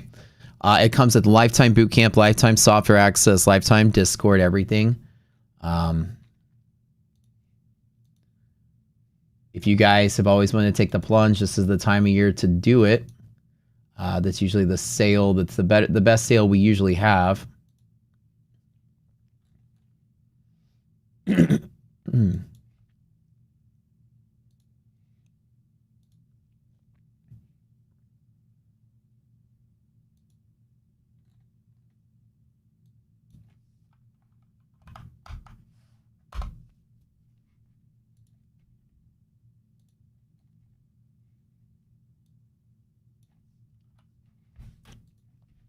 All right, guys, MFF. How much is Thanksgiving with Matt and Pickle? Free, but you got to bring a side dish. If you come, so we're having two Thanksgivings. On Thursday, I'm having a big dinner for like the family and stuff, probably like 15 people. And then following up in the first week of December, we're having a Friendsgiving with almost 40 people. And I'm cooking the spread all over again. We're dividing it up between me, my buddy, and potluck. So one of my friends and me are dividing everything up. I'm going to be cooking for 40 people for Thanksgiving. This will be the biggest Thanksgiving cookout I've ever had. Tell me, making my famous turkey 2 times this year. All right, you guys. Y'all got to remember, y'all got to get the likes up. At 662, I don't really know that that's enough with 1,000 people. There's still 400 people that haven't touched the button. So I don't really know if I want to keep spending money on you guys. That's the case. Oh, disappointing. I'll get it, at least get it to 700 today, and then tomorrow I'm gonna tell you right up. It's gotta be 4,000. I mean 1,000 every day. Rocket scooter stirring up a stanza.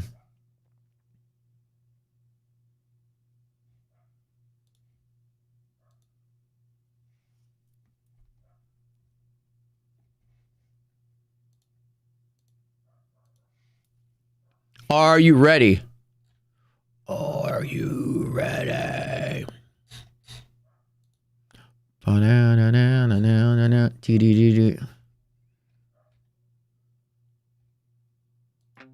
Data twinkles on the screen. Artificial minds run clean. Rocket scooter takes the sleigh. The truth in charts lights up our way. We're not getting any push. Resilience numbers still looking okay on S&P, not so great on NASDAQ. Nvidia has a big portion of that.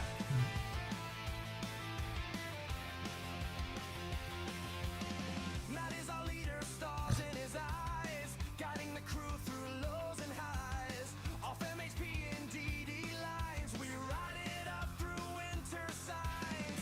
Signals glow, the week may fall. Marco. EST every Christmas time, we take the trade, no fear to buy.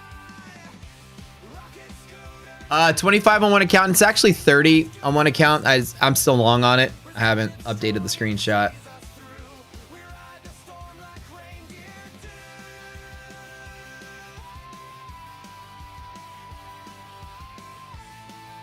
I took a screenshot like earlier just to update. Am I not doing Fun and X anymore? Yeah, those are the Fun and X accounts. The challenge is over. Now I'm just back to real trading.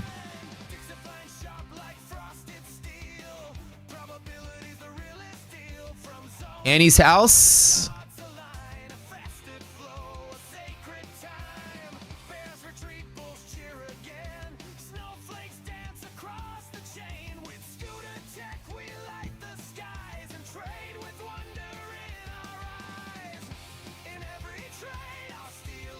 That challenge must have been a headache. For you guys, yeah, the audience was not a big fan as much as they are of like real trading. Most of the people enjoyed it, but some people were like, can you get back to real trading? So I was going to try to do it for at least one more month, but last night I decided to pull the plug. The stats turn out fantastic though. I mean, exactly what I tried to prove. Great day on a personal account. Thanks for asking your strategy and risk management. Learned in boot camp. Have come a long way in the past months. Much more to learn. Thank you so much, Andres, for your donation, man. That's very awesome to hear that.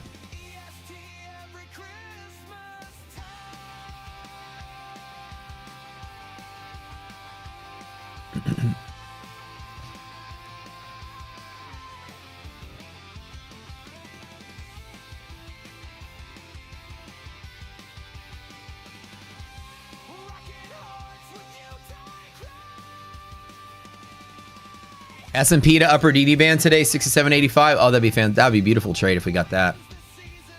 Hakuna Matata. Have y'all seen that meme where it's like Timon and Pumbaa are sitting there and it's like Simba is like, help, my uncle just killed my dad and he's trying to kill me too. And then Timon and Pumbaa are like, have you tried not fucking worrying about it? It's like sums up the Lion King in one sentence. God, bro, like you just try not worrying about it and you're good.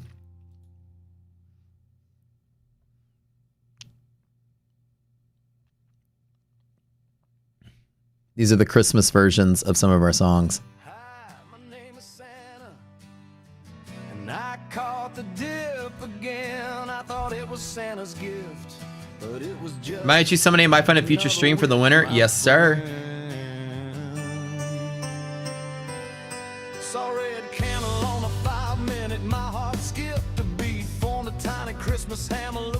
sweet, no confirmation, no real bias, but I hit long.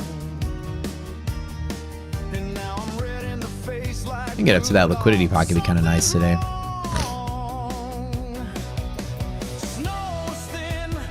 Hakuna Matata teaching kids how to be sociopaths since the 80s. There you go. All right, that's 3. We'll do 4 today. Get us 1,000 likes tomorrow. We'll do 5. 4. That's it. That's all you get today. 4. And they're gonna be core accounts. More stream, bigger viewers, more likes, more giveaway.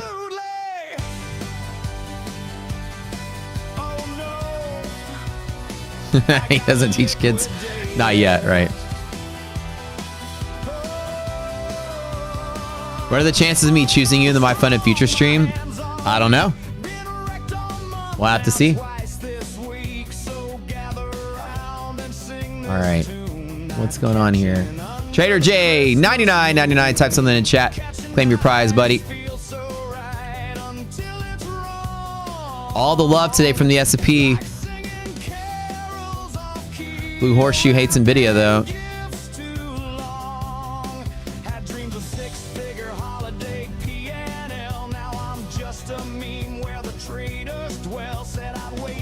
Congrats, you guys. All right, Harry 7.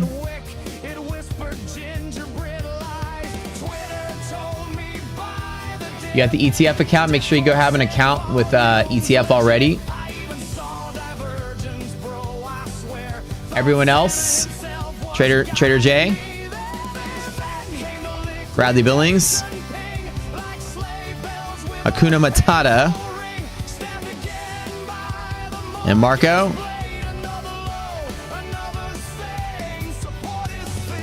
You guys all get My Fun and Futures core accounts. Make sure you go to the Discord, link in the description below. Send our admin Slacks a message. Let him know you won the contest account. Send a screenshot of your YouTube ID. And then he will hook you up with instructions on how to claim it. No positive res, man. I'm going to go ahead and pocket this. I'm okay with just leaving this one alone today.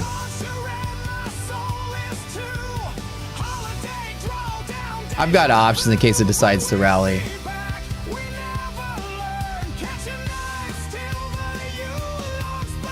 All right, I'm calling it.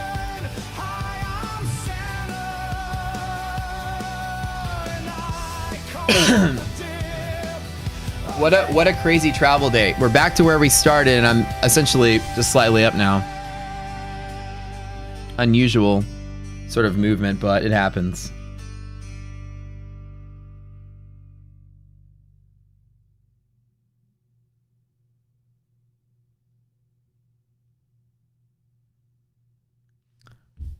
Somebody was like, bro, why are you always trolling Lance? And I was like, I'm not trolling Lance. What are you talking about? I'm gnoming Lance. It's the newest form of trolling. One step above trolling is gnoming somebody. You gotta get the terms right. I mean, it's just the way that it goes. All right, congrats to the winners. This is fun, as always. Market is, I could still say to the bull side, I still have options on the table. If the market continues to rally, then I'm good. Other than that, with the day trade, I don't have the support that I need from the stocks. Now, the index will have to move quickly on Nvidia moving before the stocks are picking up steam, which I hope that they do. I could stay on the long side, but right now, Nvidia is in an illiquidity pocket. It is against hedge pressure, and it's stuck between the two. It's not improbable to see this dip to there before it moves again, which might give me a second ride to there. I'm a little worried about this price action not giving me the run I want. It's like I said, if we hit the 25,000, I made 6 figures today in options. Again, if we chill here and not, then I don't. Then we'll see what happens. Res is just dropping. That's the thing. Yeah. Is Friday usually a crappy day for trading after Thanksgiving? Not usually. A lot of times it's a continuation of what you normally see on the days before. I wouldn't say that like the Friday after Thanksgiving correlates to any sort of type of day. It's always a pretty mild day most of the time. Just it stays the course. Doesn't really have a big reversal or big sell off, but it's random. I'll say the answer to that is random. It doesn't correlate to that specific day. Know me in college, just taking a bunch of neighbors' lawn art and putting it all in one person's yard. Oh yeah, we used to do that with political signs. We would go around as kids and grab everybody's like, you know, vote for whatever signs. Just grab all of them and put them in one person's yard that was like a neighbor or something and prank them. Then we'd always go clean it up and let them know it was us and return everybody's signs. We were good pranksters.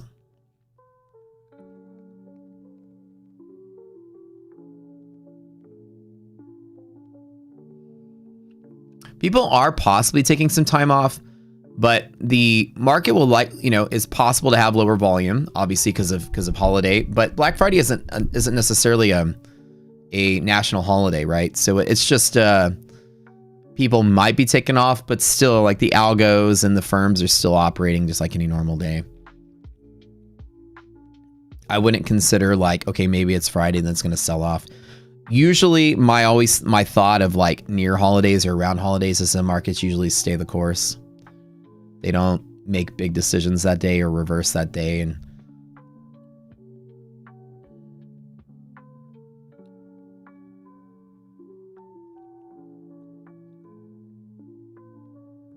how much did I risk in options? About 50K. I have some longer term options that I'm playing. But in the shorter term, about 50K invested.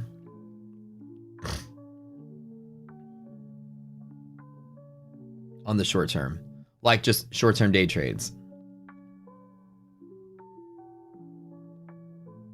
Like I said, I'm making a sizable bet that we might reverse from here. Which is it.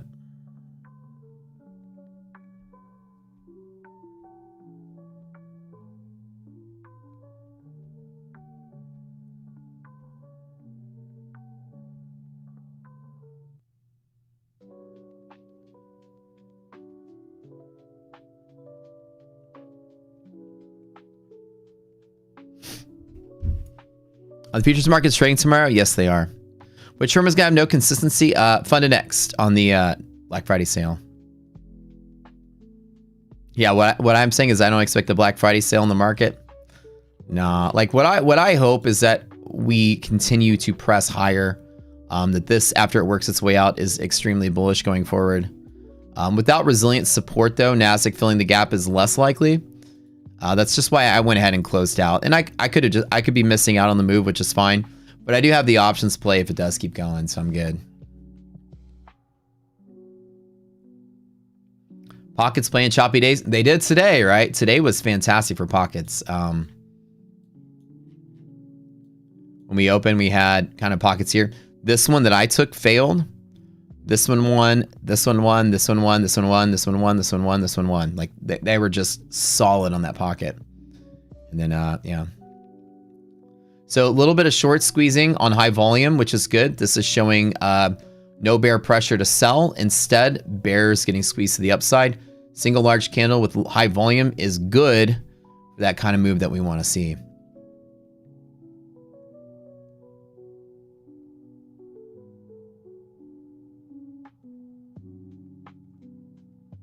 You want me to go challenge Brett to a contest? That'd be a fun... Brett would be kind of down for that. Brett and I are really cool. We talk all the time. He's a good guy. And to say, let's do like a publicity challenge or something.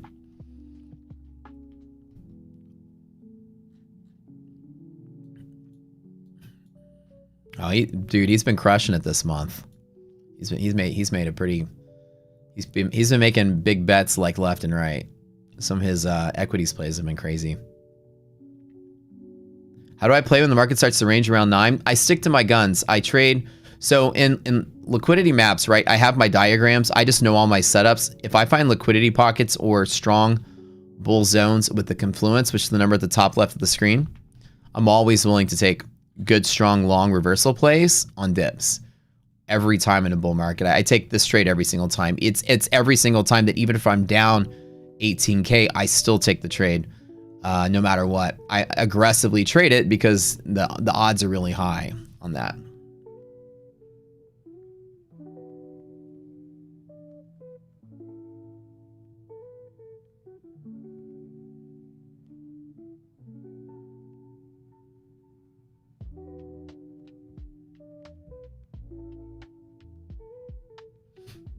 Ooh, okay.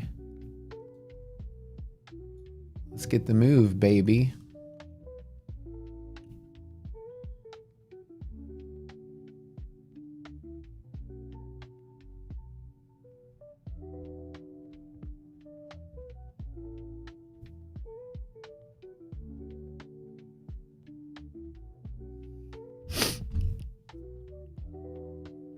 Is the benchmark days real new on FundedNext? It's always been there. 5 days to get a payout.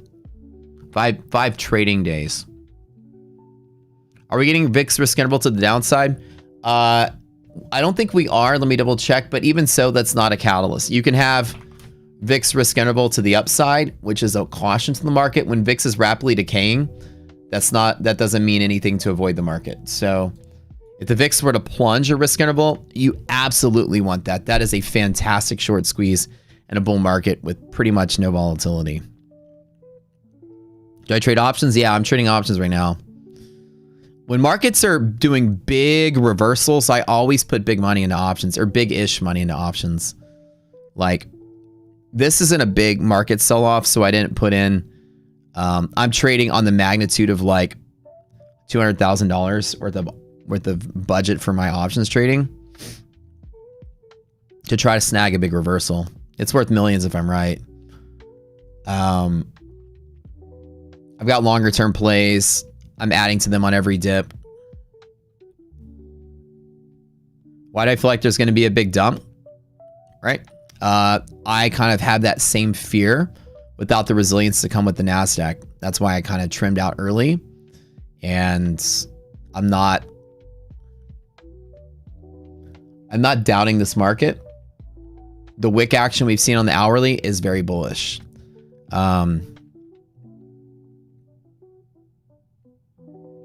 You know, we've just survived the lows and we keep climbing. So I'm excited to see how the day plays out. How do I price options? Dude, there's a whole science behind how I trade options. There's a lot that goes in that. If you think my futures day trading is complex, options is a lot more. There's a lot more to consider. It's dangerous to play when VIX is higher, being that if you don't get a good move, the premiums will die. Right. And so to offset that, you trade shorter term or 0 day or 1 days with limited risk to offset that, because the moves are going to be substantial to offset any inflation on IV.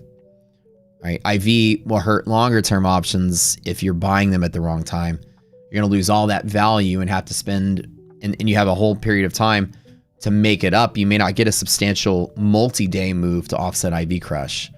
So like if you buy a 0 day and you get 1,000% in a day, you'll easily offset any IV crush. So if you're day trading, IV is not much of a problem.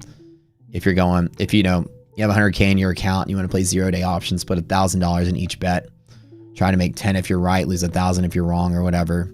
A lot of people do that, and then IV is not a problem.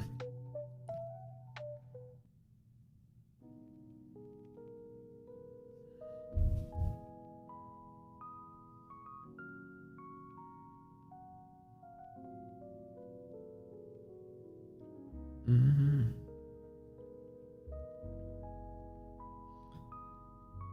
I've got 606s that expire today. I grabbed them right at the dip. That's why I'm kind of babysitting now.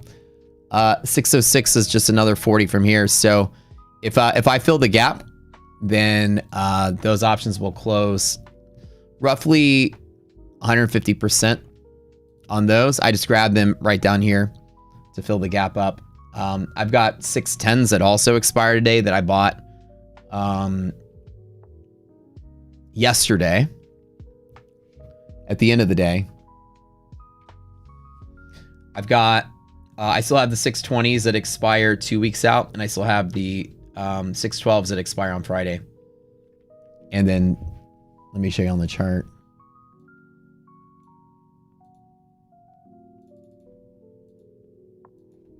Kind of math it out here.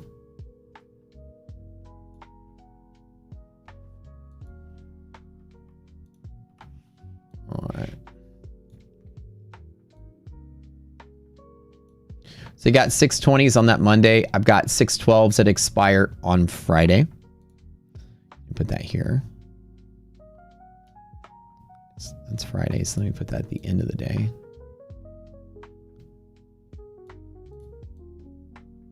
I've got 620s that expire on this Monday.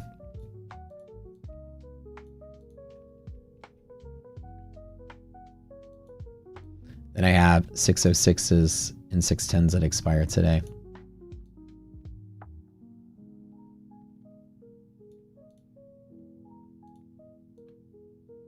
Those are the ones that'll make all the money. When I say a 6-figure bet, I bought at the end of yesterday, I bought 610s, and when we dipped, I bought 610s and 606s on this dip today. 0 day. 50K worth. Hold on. Yeah. Hold on. 43. I have 43K worth of value in those options on 0 day. I've been moving my positions around. I had one trade that I took profit on. I can't remember if it was let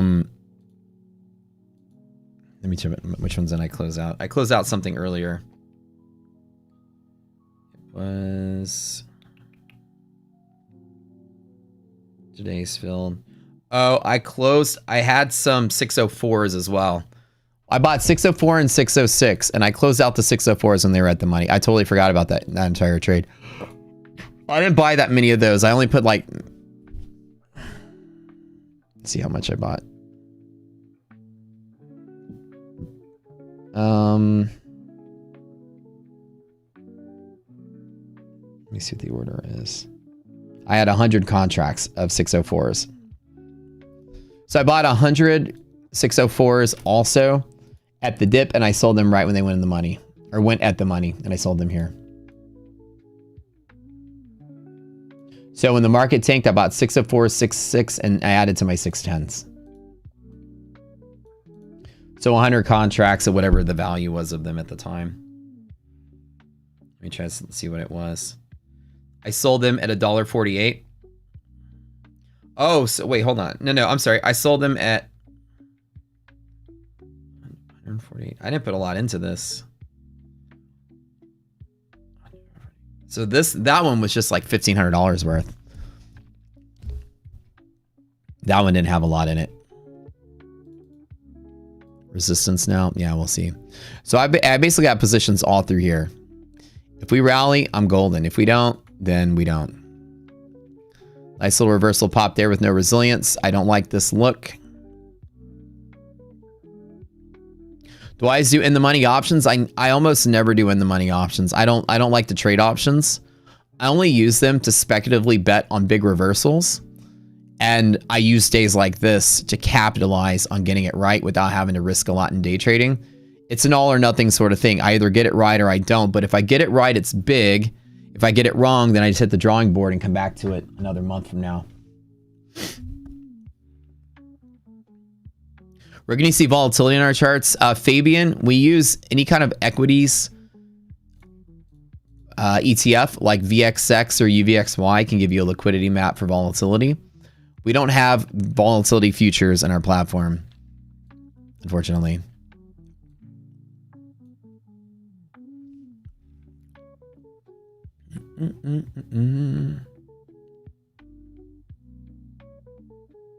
Which is simple. Neither of them are simple, Vincent. Options are much harder than futures. They're infinitely harder. I would never recommend anybody learn to day trade options until they've mastered day trading any commodity or any stock first. Options add like 3 extra layers of complexity to your trading. Options, futures, and stocks: buy, it goes up, you make money. Short, it goes down, you make money. With options, buy and it goes up, you make money, but how it goes up affects how much money you make. When it gets there affects how much money you make. So it's how it gets there, how long it takes to get there, and where it goes, which is typically what you do with normal day trading. The volatility considerations, the time it takes to get there, I guess it adds 2 extra layers of complexity, are the most problematic part of options. Because you have to get the timing right, the move right, the type of move right, and then buy them at the right time. It's like, you can't just buy the dip and let it ride. Volatility, yeah, volatility often kills your options. The longer term trade without significant momentum, IV will crush your premiums to swing trade options at the wrong time, which is why I like to use options at the right possible point. Like when the market is collapsing like this and VIX is not high, that's the perfect time to load up, which is why I like to buy some big plays off of that. Right? Market was collapsing out and VIX was relatively low. We're not in a volatile environment and we took a dip in a bull market. That's when I like to pile in on these options. Like I love to buy on dips in a bull market. It's not really affected by even my medium term swings. So essentially I've got plays where these gray dots are. Boom, boom, boom, boom. And this is when they all expire. This is aggressive. So I need to get 612 by Friday. And a big bulk of my position was down here and here. Here is when I actually bought the 612s on this day. I bought 612s and I've held through this entire time with those 612s. I haven't even touched them. So these guys I bought way back in here before to bet on Nvidia, and I just held through it. These I've accumulated down in here, shorter term bets. This one I bought 2 weeks out. This one I got 2 weeks out. So, oh, speaking of, now my 606s are at the money. I like that. Oops, we're getting close to being at the money. Hell yeah. Ooh, with the gap fill. Ooh, res is positive now. Damn it. Could head on to the futures trade, but I'll take it.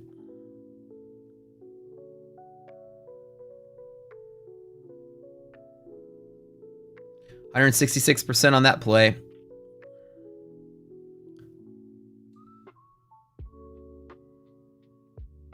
$172. Let it ride in the pocket bull zone. We are at the money, almost at the money. We're not there yet. Do I hold for money? I should hold all the way to money. 606 and let's ride. Get my sell order. I'm gonna sell right at the money.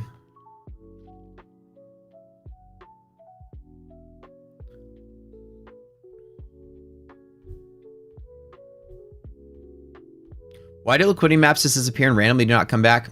They shouldn't be disappearing. I'd refresh and reset your platform if you're having issues like that.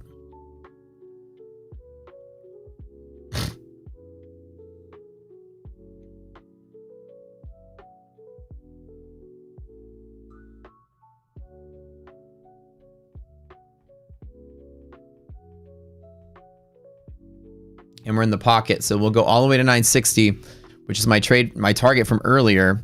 The original trade I wanted to take before I took all that travel is to go from here to 960. We call it the Arby's trade, which is bull zone, bear zone, bull zone. Let's take the final pop there, and then at that bull zone, I'm gonna close the 606s right when we tap it.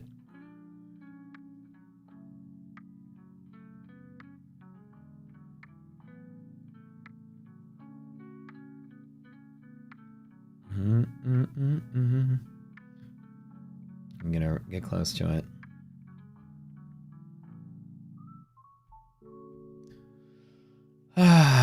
EST every single time. Rocket plays with battle cry. All right, let's go.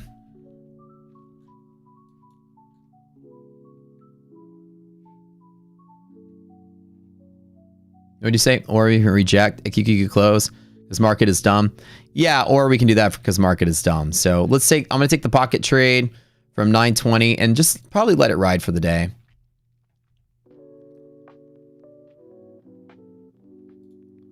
Let's hit it with the 3 spot.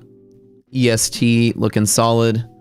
S&P not close to DD band yet, so we can still get some ride on this.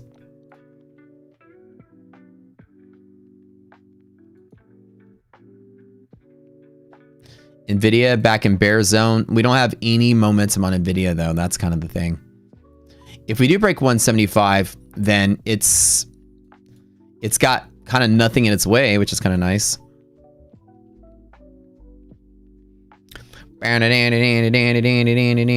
EST. Take profit on this. To take 3 spot to 961, close out 2, hold 1 to run. If we break through 960 and come back and retest, then I'll add possibly 3 to it as well. I'm just going to try to walk it up.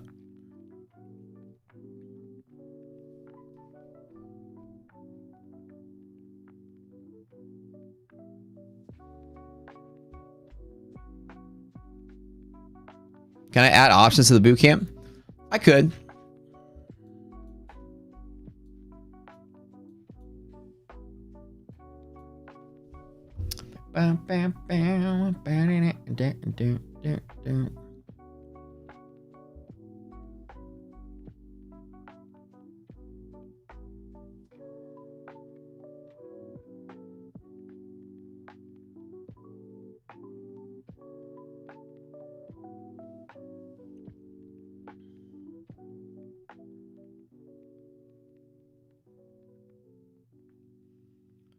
Yo.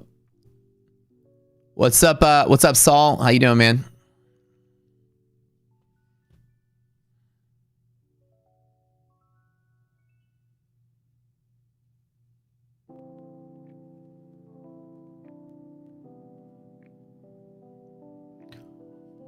Oh, come on, baby. Hit that 606 and keep running.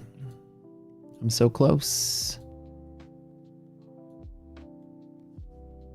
Yep, I'll be right back because I have to go to the restroom.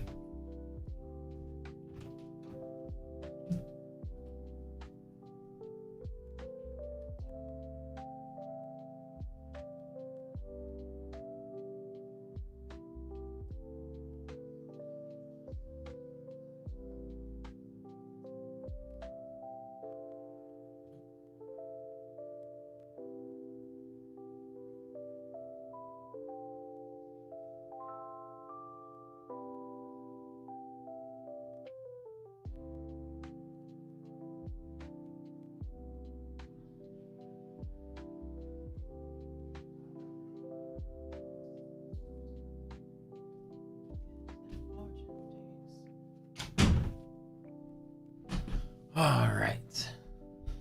Just in time for my fun to TV.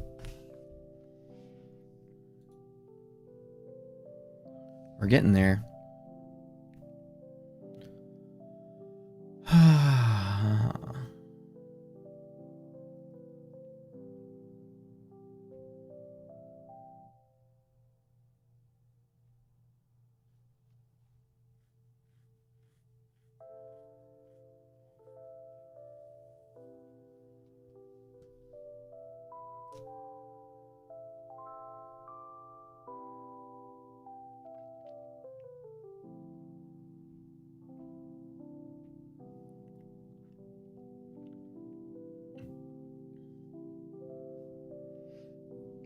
Full pocket support. We call it the Arby's trade, but it's bear zone.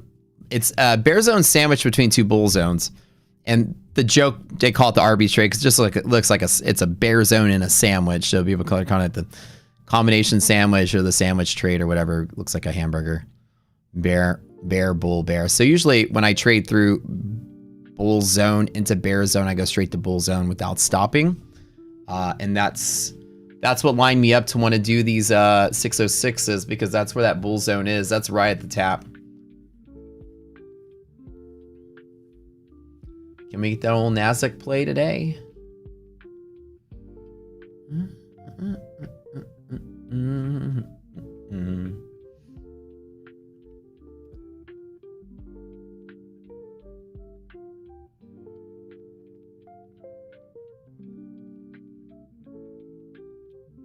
Oh yeah, the challenge account, the account is up now. Challenge is over though. I'm back to just like straight trading, so I'm not doing the random challenge anymore. I think I proved my point. Surviving a market crash and not blowing up and just essentially staying where I started. I started this account with 100K. Now I'm back to 100K. It's pretty much.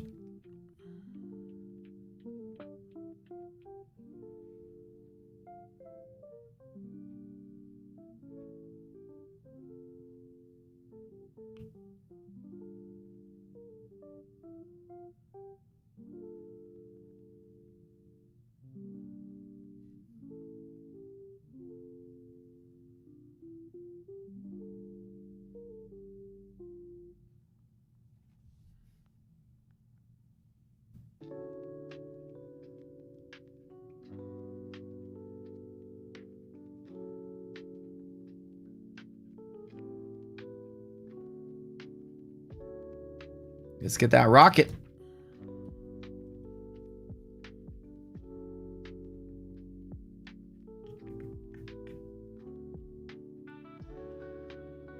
Did something happen? No, nothing happened at all. I was going to trade it till the end of this week. And it just, every single day, I keep having to explain to people, like we get new viewers on the stream. They're like, why is this guy just like taking these crappy trades? Like what's going on? It just started getting fed up with having to continue to explain it. And viewers were basically starting to decline. And so to preserve viewership, you know, the challenge is a little radical from what most of you guys just want to sit here and watch me make banger plays. I get it. It served its purpose, which was to show that in a crash market, even random trading, I'm not going to blow up. I posted the full stats in the Discord, so you can see that it's fully transparent. I just have all the stats there. You guys can see what it was. The stats are perfect. They show nothing but perfect control. Average win, average loss, same time, same size. Run up to drawdown, same size.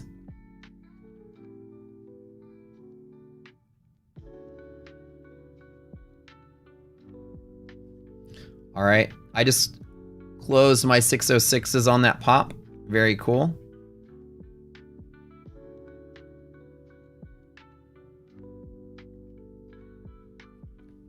At the money, that was a good dip to do. Ooh, ooh.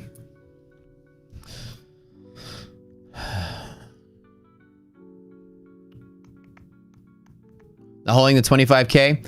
I have 610s, so that's the next trade. I'm just closing them when they get at the money, just because these are 0 days and, you know, anything can happen. So I got one final burp of 610s that may not happen today.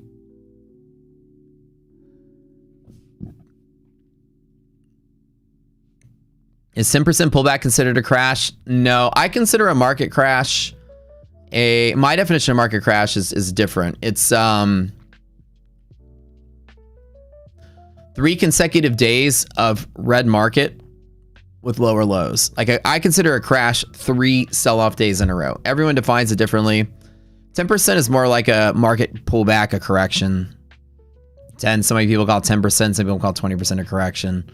A crash is when the market loses all liquidity and essentially the pressure from the selling causes a cascaded effect of amplification of selling. So like if the market sells off and it triggers more selling, which triggers more selling and causes a domino effect, when the domino effect is active, that's when a crash is happening.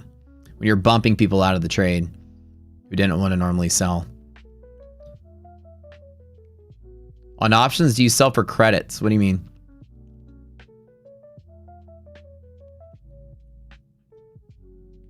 Are we talking Star Wars lingo? 400 credits.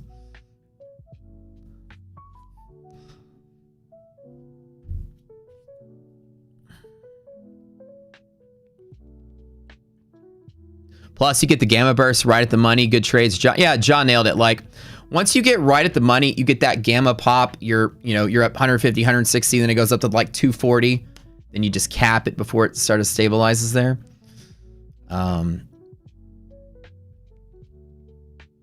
Yeah, I just long options. I'm not selling for credits. I was just joking about the Star Wars joke. I just buy options straight up. I don't do credit spreads. I'm doing just speculative trades.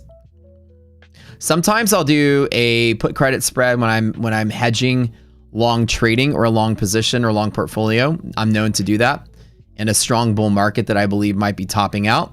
I've done that before, but I don't sell premium or anything like that usually. Yeah, I know what he's asking. I was just making a Star Wars joke. I was just being funny. I was trying to do my Sir Alec Guinness's voice. We'll sell these options for 400 credits. These aren't the calls you're looking for.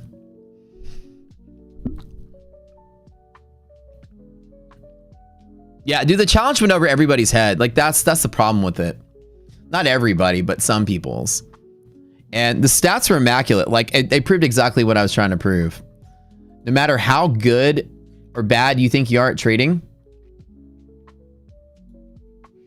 you've never known how good you actually are until you do a random challenge and you can see what you're really made out of. All right, hold on. Let me go ahead. I did get the full pocket to here to bull zone. Let me trim that back to 2. We'll hold a runner on that. I can take the full pocket for a 4K P&L. Let's see. Hold a runner at 1 for upper DD band. See if I can grab it there.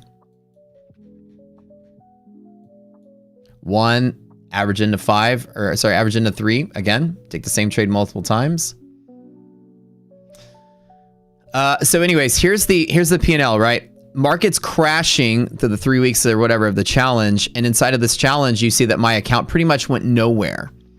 The stats are fantastic. 51% win rate though, which is what you expect in a random challenge where ChatGPT picks a random time. I'm going to get most of the trades wrong. I got half of them wrong, which is pretty decent. That's expected. Half right, half wrong. Largest win, largest loss, both about 4,000. Average win, average loss, both about 1,000. Standard deviation, 900. Run up and drawdown, exactly the same. It doesn't get any more break even than this. This is fantastic. To prove that the random trading strategy, I just fucking broke even. All right, let me take profit the bull zone. Let me let it develop and I'll take a second bounce on that. 18K drawdown, the 4,000 profit. This is exactly how I do this in trading. Now let's see what happens on the bull zone dip in a second, and I'll wait. I've got other options ready to go. Yeah, blackjack stats basically, right? So a lot of times you guys are going to spin your wheels while day trading and somehow just work your account to 0. Market crash, catalyst active, all these things that I normally stay out of the trade on. I'm forced to trade and turn out to be beautiful stats. The expectancy was pretty much 0, which is expected with a 50% win rate. I didn't make anything. I didn't lose anything. So I'm sitting flat. And with random trading strategy, and you can sit flat, I teach people the first step of trying to get good at trading is to learn how to not lose money. If you can learn how to not lose money, you are one step away from being profitable. The hardest step in day trading is to learn how to not lose money. That's it. That is your biggest hurdle. To get over the fact of you're losing money, if you can somehow spin your wheels and not lose money, you guys understand what I'm saying? You're literally you're one change away from making money. One thing you can add in your strategy, a higher probable win rate, setup or something, fewer setups, something. If you can add one thing to the mix that reduces the amount of noise, then you're profitable. You guys follow what I'm saying, right? If you can accomplish this, you're a profitable trader. If you could do a random trading challenge after 3 weeks of randomly trading and not lose money and not blow up your account, I would consider you pretty much there. It's easy to make money trading. It's hard to keep it. That's what people are always like, it's so hard to make money trading. No, it's not. It's easy as fuck. I push a button and money falls in my lap. It's so easy to make money trading, but it's impossible to keep it. That's the part people always get wrong. It's so hard to make money. No, it's not. It's hard to keep it once you do make it. Everyone can just push a button and half of you made some money. That's all. You pushed a button and $5,000 dropped in your lap. That was the easiest $5,000 you ever made. However, keeping it. The speech, the punchline is keeping it's the impossible part. So when you are working to trade through whatever, this challenge was so fun for me. It was frustrating. It was fun. You got to see me at my worst. You got to see me do weird shit. You got to see the hecklers in chat. And all the while, I broke even. And the whole, in a market crash. Imagine me doing that challenge in a bull market. I mean, oh my God, right? So the best part about this, hold on, let me check my options real quick. Well, my 620s are finally green. That sounds good. I got 612s for Friday. Finally got those 612s. I don't know if I'm going to get there though, but we'll see. I got those 610s left over for today.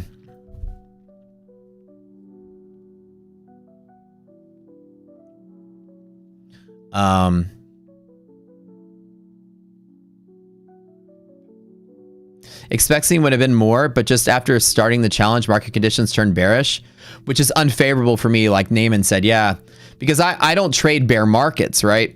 So the hardest part of this challenge was that it's in an area or a type of market that I normally avoid, right? I don't have strong convictions in bear markets. I usually sit out most days. 2 days I was forced to trade when a catalyst was active, dear God, right? And I took big round trips on those days. I wouldn't normally be touching the market. Had I done this challenge in a different world, in a bear in a non-bear market, non-volatile market, I would have easily made money. Being that in the bear market, I've lost money. How do I know a random challenge I'd make money in a bull market? Because I would approach it the same way. I did mostly long trades, spun my wheels, and I proved the whole blind monkey thing that I teach in the bootcamp, don't I? I randomly longed the market. I didn't lose more than half of my account the first month. And over time, I'll make money because randomly long in the market will win 70% of days when the market's bullish. Does that make sense?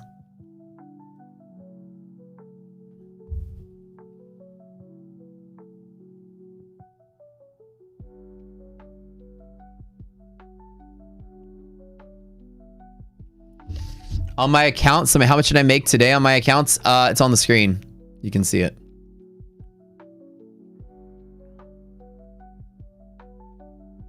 The challenge failed in real world trading. No one will survive with a 50K funding account.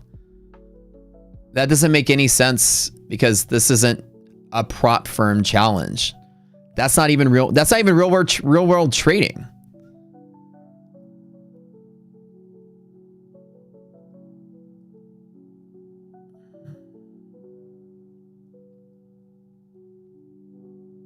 You can't, like, a 50K challenge account is prop trading. That's not real world trading. My challenge is for real account trading. It wasn't for prop firm trading. Yeah, so you can't apply like the challenge parameters to which you do in a prop account. You're not going to have the same flexibility. Prop accounts are impossibly hard, and you can't do some of the tricks that I'm doing in real trading. Prop firms are just naturally like that. You can't use them in the same sentence. Yeah. So is the 28K day on the account that I'm trying to go for the biggest payout? Yes. To answer your question. I'm gunning for the world record payout and fund it next.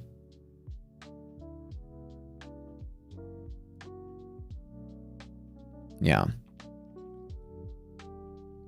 This is a cash account. And the goal of the cash account is if the market is just correcting and I'm getting it wrong half of the time. What did I tell you guys in the boot camp? What are the odds of what's the probability that a day is going to be green in a bear market? You guys remember from the boot camp? I'm about to prove something really awesome to you. This is going to go. The reason I had to do the challenge before I do the next boot camp is because it's going to the next boot camp. These stats are going to justify everything in teach the boot camp. What are the odds of having a green day in a bear market? 50%. How many times did you see me short during the random challenge? Like I said, the mic gets dropped. No, in a bear market, you guys are quoting bull market if you're saying 70. In a bear market, the whole point of the challenge is I'm smiling because it's a mic drop. How many times did I short of the 180 whatever contracts I traded. This entire challenge. What would you say the percent of trades that I took that were long?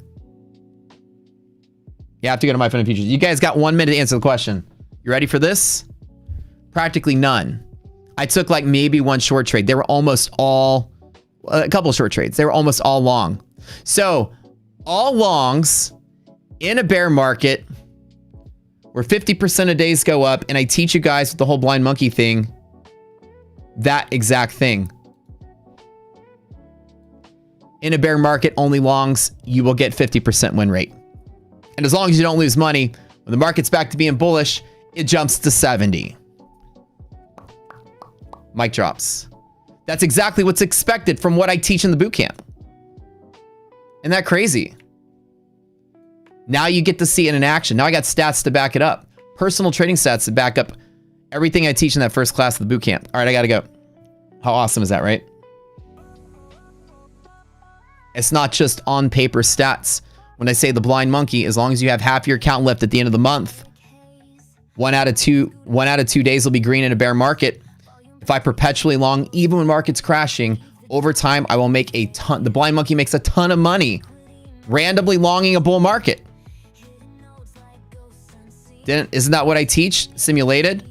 What did I do in a bull market? Randomly longed in a bear market. I randomly longed this whole month and didn't lose money. And the market turns back to bullish and I'm back to making money. Cool, right? I proved exactly what I taught. Whole point of doing this challenge right now was to get it into the next boot camp. Of course you get a 50% win rate long in a market when it's bearish. Beautiful, right? I know. Everything I do is 5D chess, guys.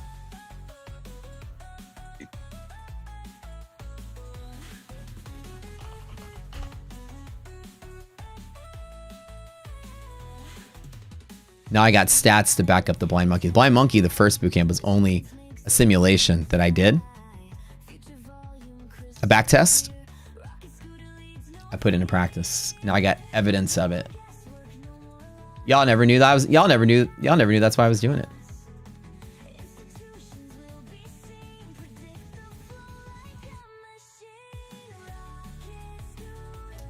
Surprise, surprise.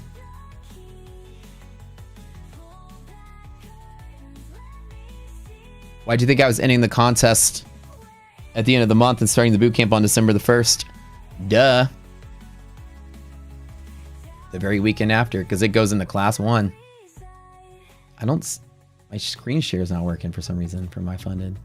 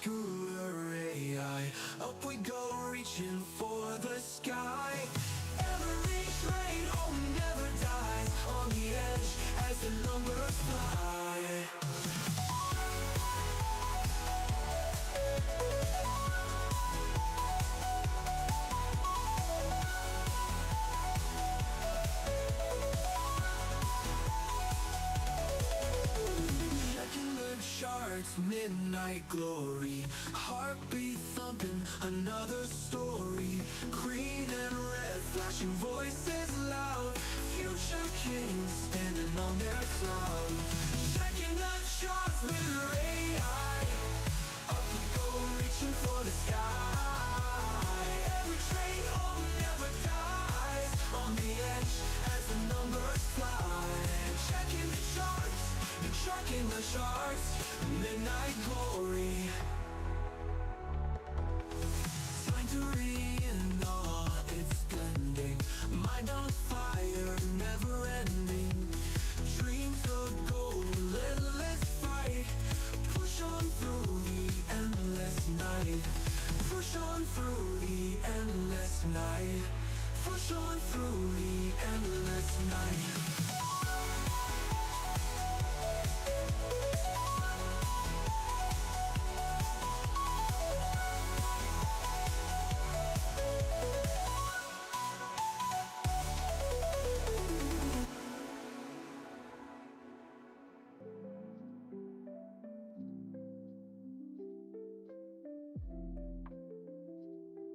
Howdy, friends. We are back. Another exciting afternoon. The Rock Scooter stream, y'all.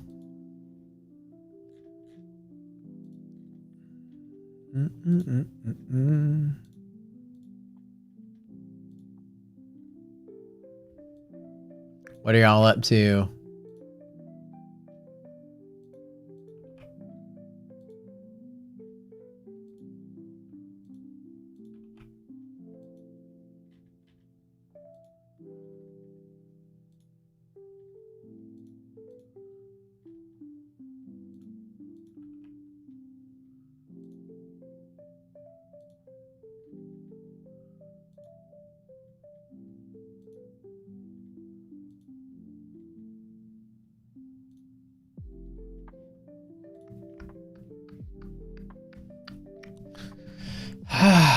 We get another rally. Oh yeah, 100%. Mr. Scooter's returned. That's right, he's back.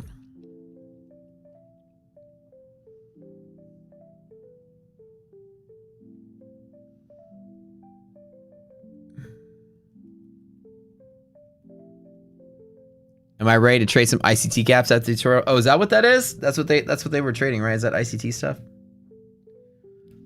Was I getting a lesson from Tanya on ICT style stuff? I don't know much about it.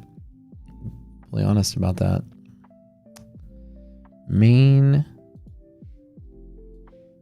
Oh. I'm kind of like super pumped about my car. I haven't been excited about getting a car in a while. I just am super, I'm like, I guess I'm just ready to just like get everything I'm working on over with and done with. Just to kind of chill, relax, veg out. They're supposed to send me the paper. He said I was going to get a link for the paperwork, but I didn't get it. Actually, let me call him real quick. Y'all are pumped about it too, LOL. Let me call him real quick.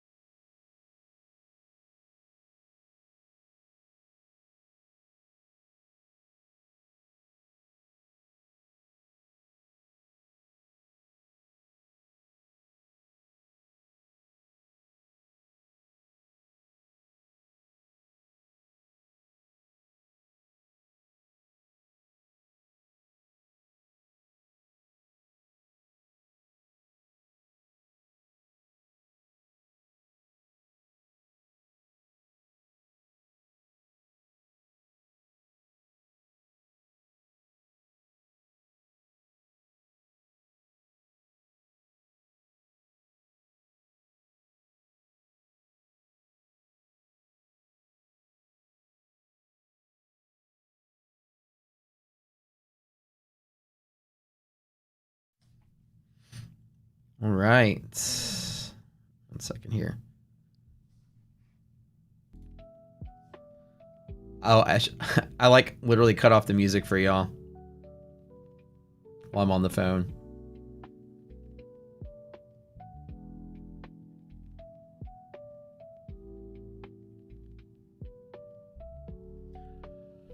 Yeah.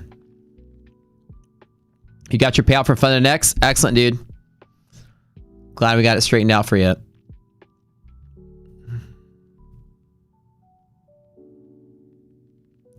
Bum, bum. All right, so do I think we're going to finish out long and strong today? I kind of do. I'm not really too scared about this market, man, but if we hit that 206 today, I'll be jumping for joy. All my options went in the money, and that would be just a fantastic like end to the day.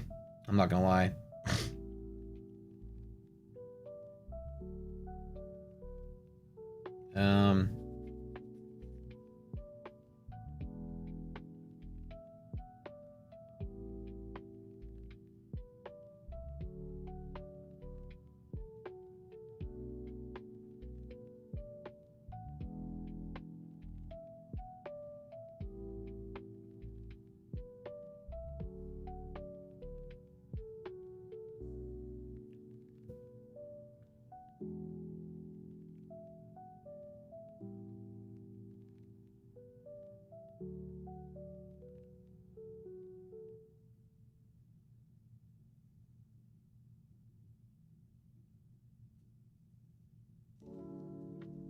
Okay, let me think of this real quick.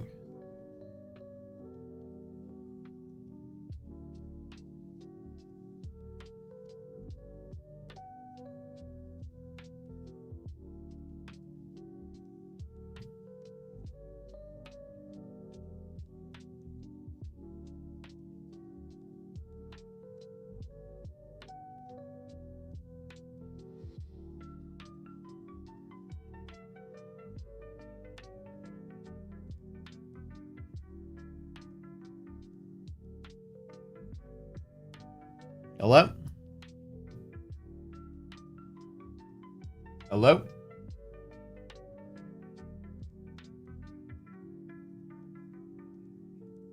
I'm not interested.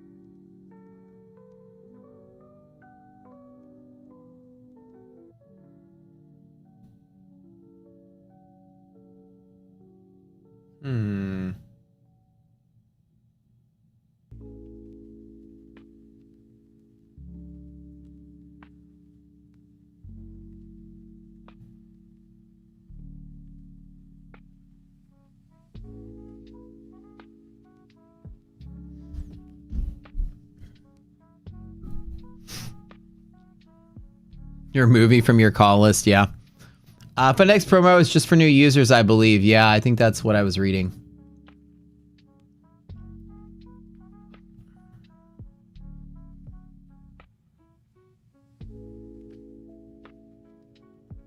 This promo is for new users only. All right, so some Black Friday deals you guys can know about. Rocket Scooter Lifetime, $1,500 off if you ever want to take the plunge on that. The tools are still 50% off for the first month. ETF is 80% off of One Step. Tradeify has 40% off of their growth accounts and Lightning funded accounts, some of them.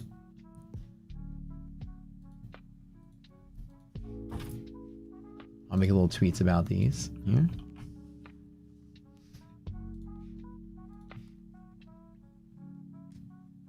Do I use TPT? I am going to. I don't currently, for no reason other than I haven't had time or space to juggle another thing. But TPT is a fan favorite here. This is one of the top 3 prop firms here in this community. People love it. What's my biggest drawdown in the challenge? About 20K.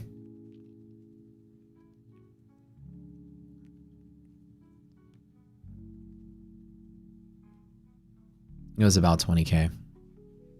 Now, do we sell off and die to finish out the day? Or do we long and strong and hold until higher highs to finish out the day? I don't know if we get it. It might hesitate and hold here. This market has been lacking significant momentum without the big old Nvidia rally. But we shall see. S&P is already filling its sort of anchor point from this move down. Nasdaq's got a little bit of ways to go still. But boy, it'd be so great to have Nasdaq clean house and get up there and wrap up the day.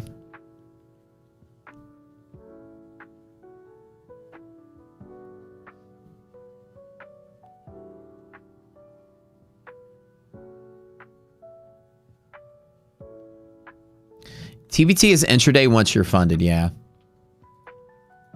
Until you build a buffer. Oh, I'm curious if we drop all the way down to liquidity pocket. One more time today. Boy, I'd love to grab along there if we dip. Finish out the day here. I don't think we're gonna get it though. I got my options in case it keeps riding. I can buy dips and futures in case it doesn't. Although this initial selling pressure has me a little alarmed that we don't continue the selling tomorrow.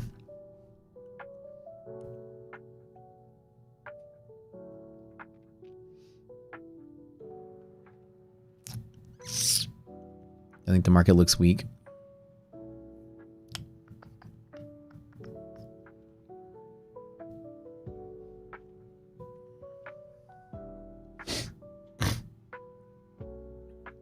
What I'm looking for is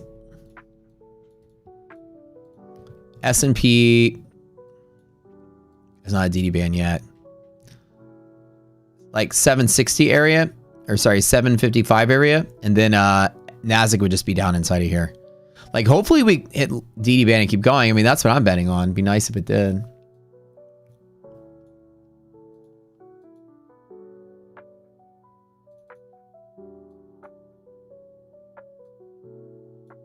I'd be thrilled. Just like that big screaming green candle to finish up the day. Oh yeah.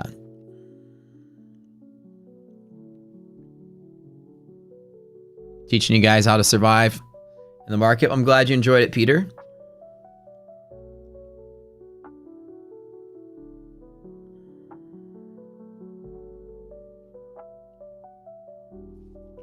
I'm trying to identify, is there any other end of the day trade I could possibly make?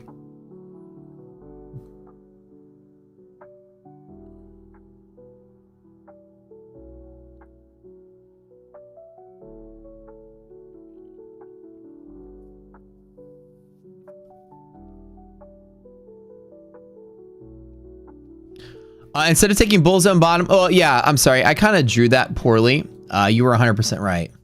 When I say pocket, I really mean I'm building the position there. Like, and it falls to there, I'll long and long like this. Sorry, 2 and 3. No, not from here. This is gonna fall 60 points. I'll grab with 1 and 3. Buy 1, buy 3. As long as res is greater than 0. So when I point at this, I really mean all of this. So I'll take a stab at both areas. Yeah, my bad. Yeah, I kind of just quickly drew that. But bull zone every time, bear zone every time. Ratio is starting to fall though. Be careful with this. This has been pulling back a little bit today. Went from 70 to 55.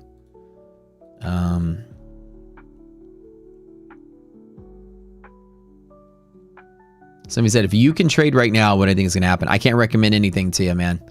I can't give any trading advice.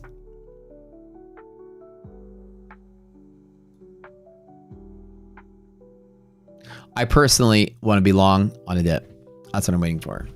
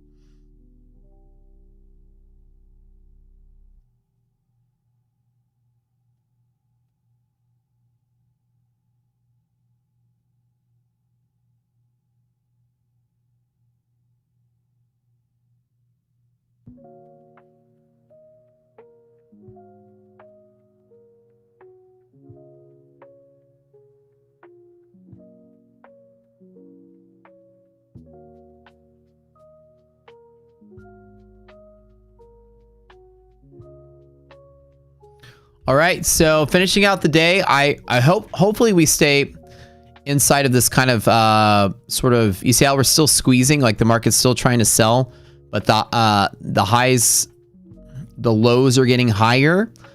Usually a top consolidation like this is hinting at the end of the day squeeze. I'd like to see it. As you see, there is this sort of path here. If it does sell off and fall to there, be careful. Reclaiming this is a pathway to down. Right? So we want to make sure we sustain this kind of upward curve. I would say like this would be nice to go here. Maybe I might allow little bits of overshoots inside of here, but as long as it stabilizes here in a close, it could slowly move and MOC can pop it. A lot of times you do get that aggressive squeezing, and it's what I want to see. And I'd be lucky to get a dip. And again, I'm still kind of on the fence about what I would do if I get there. EST every single time. I do like to take that trade. I just think that if it's falling there, it's probably going to be selling off. So I'll analyze the data if we get there. If we get there and that DD ratio is less than half, I probably won't buy that dip. I can always spin ChatGPT on what to do. That's true. That's true. You guys are going to hate me, though, if I keep doing that. If your friend wanted to rob a bank, what would be the best way to do it? Submit a job application. Show up to work every day, 9 to 5. Rob them blind every 2 weeks. That's a Key and Peele joke. Highway robbery that way. Then after 30, 40 years, walk out before they even know what hit them. Man, that's called a job. Giveaway Bonanza on Friday? Yes, on Friday. Get a Mission Impossible style mask and fat suit. They can never connect with you. This is true. Dig a hole with the spoon. Shawshank Redemption style.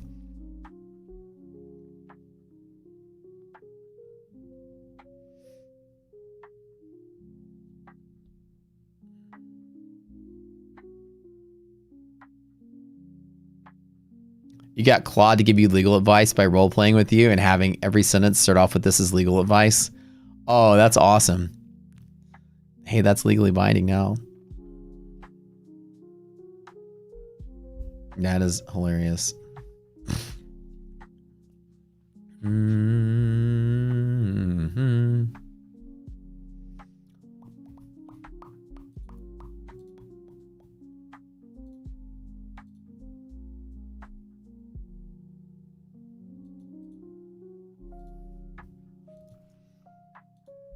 Mm-hmm.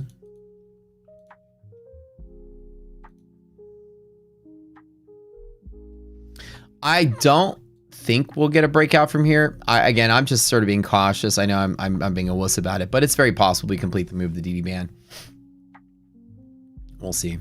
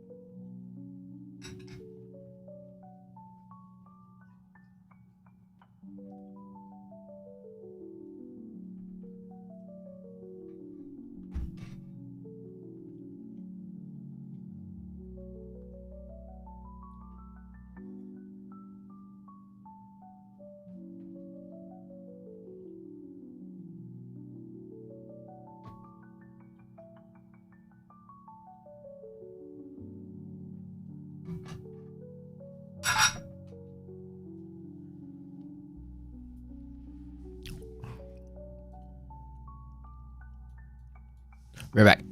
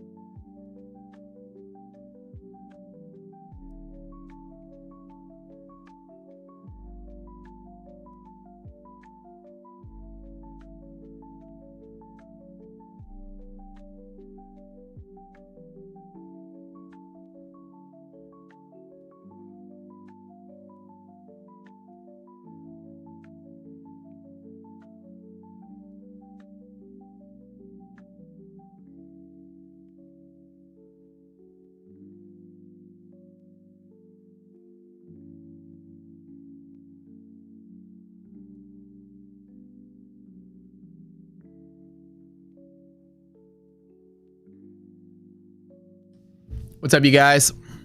We're back. The Fun and X sales, you don't like it? Yeah. Not the biggest fan of it either.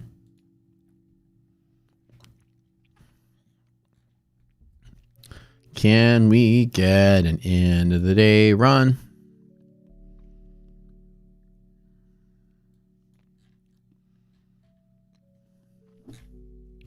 We opened today in Bull Zone. Hopefully we close today in Bull Zone. And I mean this Bull Zone and not this one.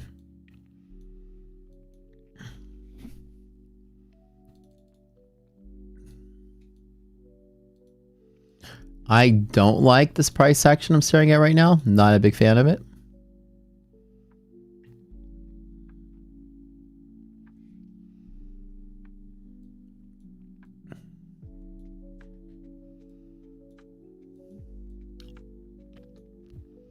Ratio 56. Still pretty good for the bounce. I don't know if I want to be caught in another all afternoon trade though.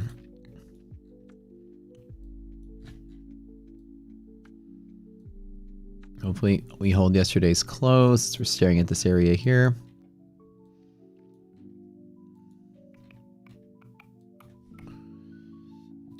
The 50% off is not working on Fun and X. Only for like new customers, I think, is the way that the sale's working. Nvidia holding it down. Man. Nvidia always breaking hearts. 172.5 monthly hedge. Yeah, Nvidia just back to doing Nvidia things, right?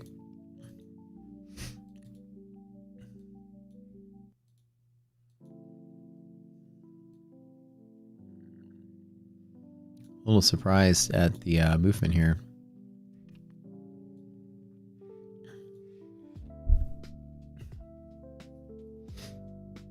Back to here.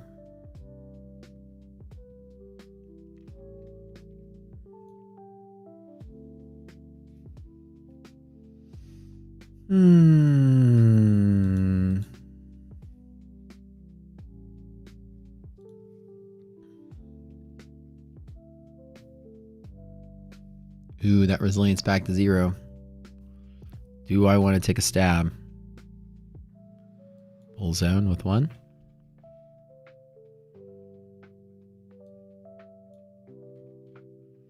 Original trade plan. 1 and 3. Patiently waiting. Ba ba bow, ba da down, ba da down. Textbook. Longatry 1, 965. 3 points off the bull zone. Not bad. Not bad. No consistency if it's just 10% off or just for new users too. I think that's everybody gets no consistency on that.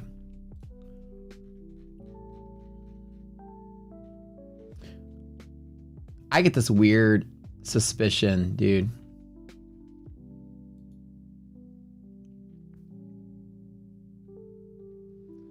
The market's gonna sell off. I don't know why I feel it. Maybe I'm just being paranoid. With Nvidia selling, I wouldn't put it past the QQQ losing all its gains, or the Nasdaq losing all its gains today. So hopefully Nvidia holds out. That Nvidia volume is picking up. It's pulling back. There's literally like no buyers here. It's squeezed up off of the selling, right? But there is just that volume increasing on these declines here. That selling is picking up and picking up and picking up and picking up, and there's no volume into green. So like Nvidia could keep selling. We're just retracing half the distance. 170 to 77 was about 3.5 from the midpoint. Gets me right up here at the pocket with positive res, which is decent for an add of 3 to the position. 1 is the position I have to take. Bull zone, but the problem is we can close all the way down in that bull zone. And even if I fall all the way to half gap and lose on 80 points on 1, it's just $1,600. I'm still green for the day if I just hold 1. There's no way I'm red for the day. with one contract. Kind of feel it too. It just feels heavy because of Nvidia.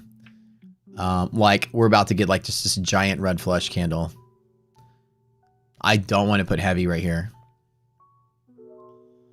And Nvidia price action looks really stupid. And we fall like back down to 24,800 again in NASDAQ. That would really suck.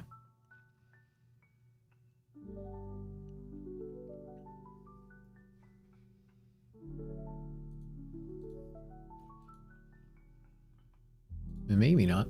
We'll see.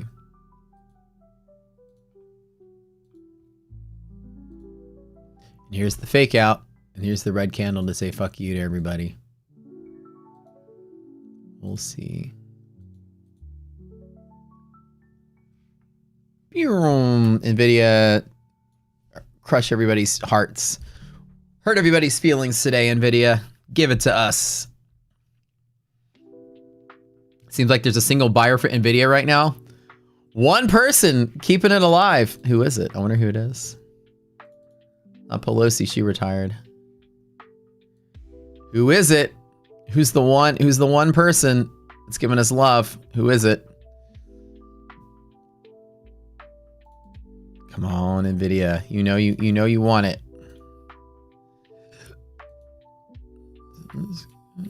You ready? From 175 to 173. Here's the flush. Coming right up. Just snap it in. And then crash for the rest of the day. Or there's some buyers here. I don't know. This kind of price action doesn't indicate bullish to me at all. We might get lucky though. I'm taking a stab at it, but I'm not super loving this whole Nvidia situation here. Is it Hugo? It's always going to be Hugo, dude. I know it. Doesn't even seem like there's a single buyer for Nvidia right now. Need Trump to come through and say Nvidia is the best. There you go.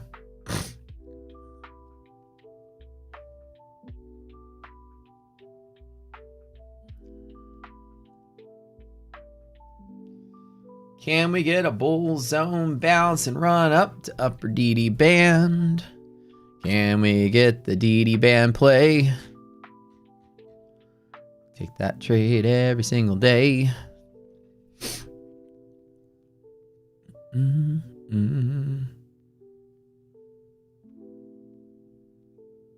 Insane Child? Yeah, that's not a bad choice for futures desk. That's a good one.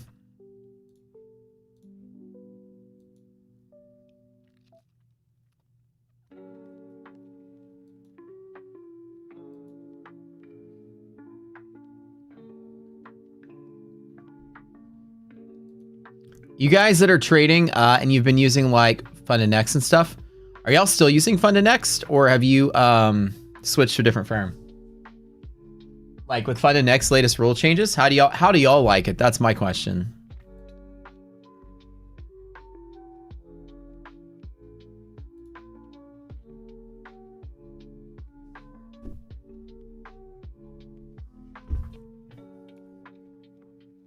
You switch, like who did y'all switch to if you switched? I'm just curious. My Fund of Futures. If you switched and you switched to a firm that doesn't have a code, and you guys want me to have another code, I might not be another partner, but I can always get another code for another firm that we don't use. TPT, yeah.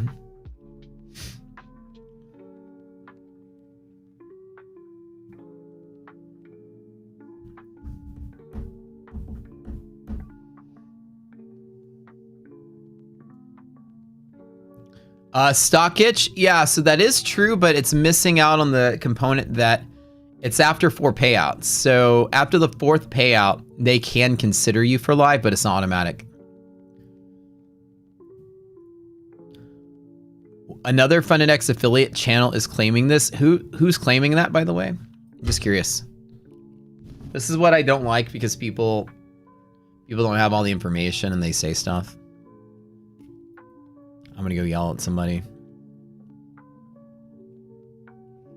Any firm that goes live has the ability to push you to live at any time and forfeit your sim profits. Tradeify did it to me. I mean, they all do it. That's how it's gonna be. It's not at any time. That's the lie. That these, like I said, these affiliates are low IQ people, dude. They're not even smart. They didn't even barely graduate high school, I bet.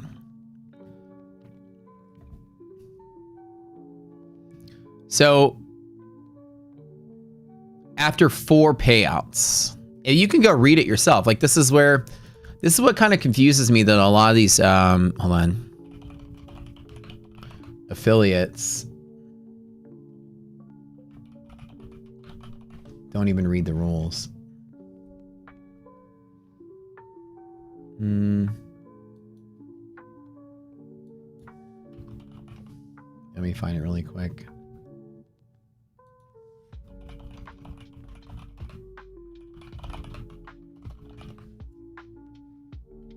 Road to live. Okay. Although the affiliates don't even read this stuff. They just sort of quickly regurgitate what each other says without understanding it.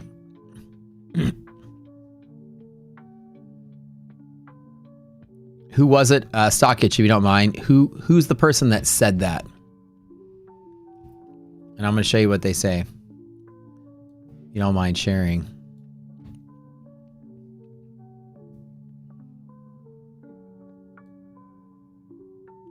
Your journey is simple, complete. It's like the first paragraph too. That's why these people are, that's why I'm saying, man, they should literally interview people for a code. Let's test out a couple things. Can you read?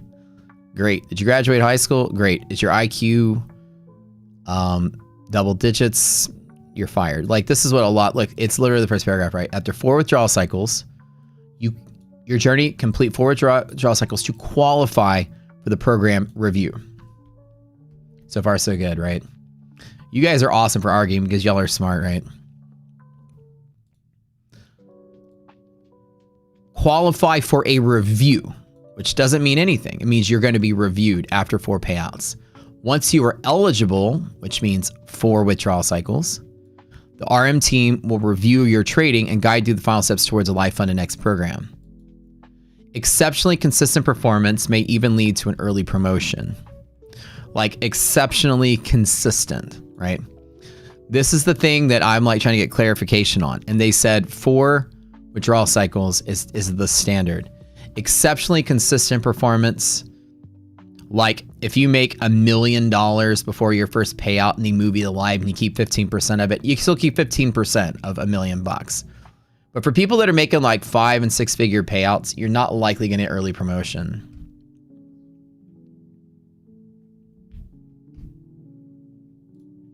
Yeah, people shouldn't be venting because this is basically standard for the industry. I have to educate some of you guys on how the prop space is changing. Live programs are a must, right? Everyone's gonna have a live program. In a year, everyone's gonna have a live program. Everyone, when moved to live, is gonna forfeit some profit. This is just how it's all gonna be structured. And y'all just gotta get used to it. Maybe find some stragglers that don't have that rule yet, but in a year, all your favorite firms are going to be the same thing. Tradeify, once you go live, you forfeit your profits. I mean, they all do it. They're all doing it. It's the way to go. 4 payouts total for an account. That's it. You can maintain, and this is how the live program works. So basically, if you have like 3 accounts and you're trading, and then you make 1 withdrawal in 1 account or 5 accounts or 20 accounts, a withdrawal is a withdrawal cycle. So the way I'm able to maintain a big balance and not go to live is because I haven't taken any withdrawals and they haven't considered me for early promotion either. It's always a risk that they can move you to live at any time. Tradeify moved me to live early before I got to my target, denied me some payouts, same thing.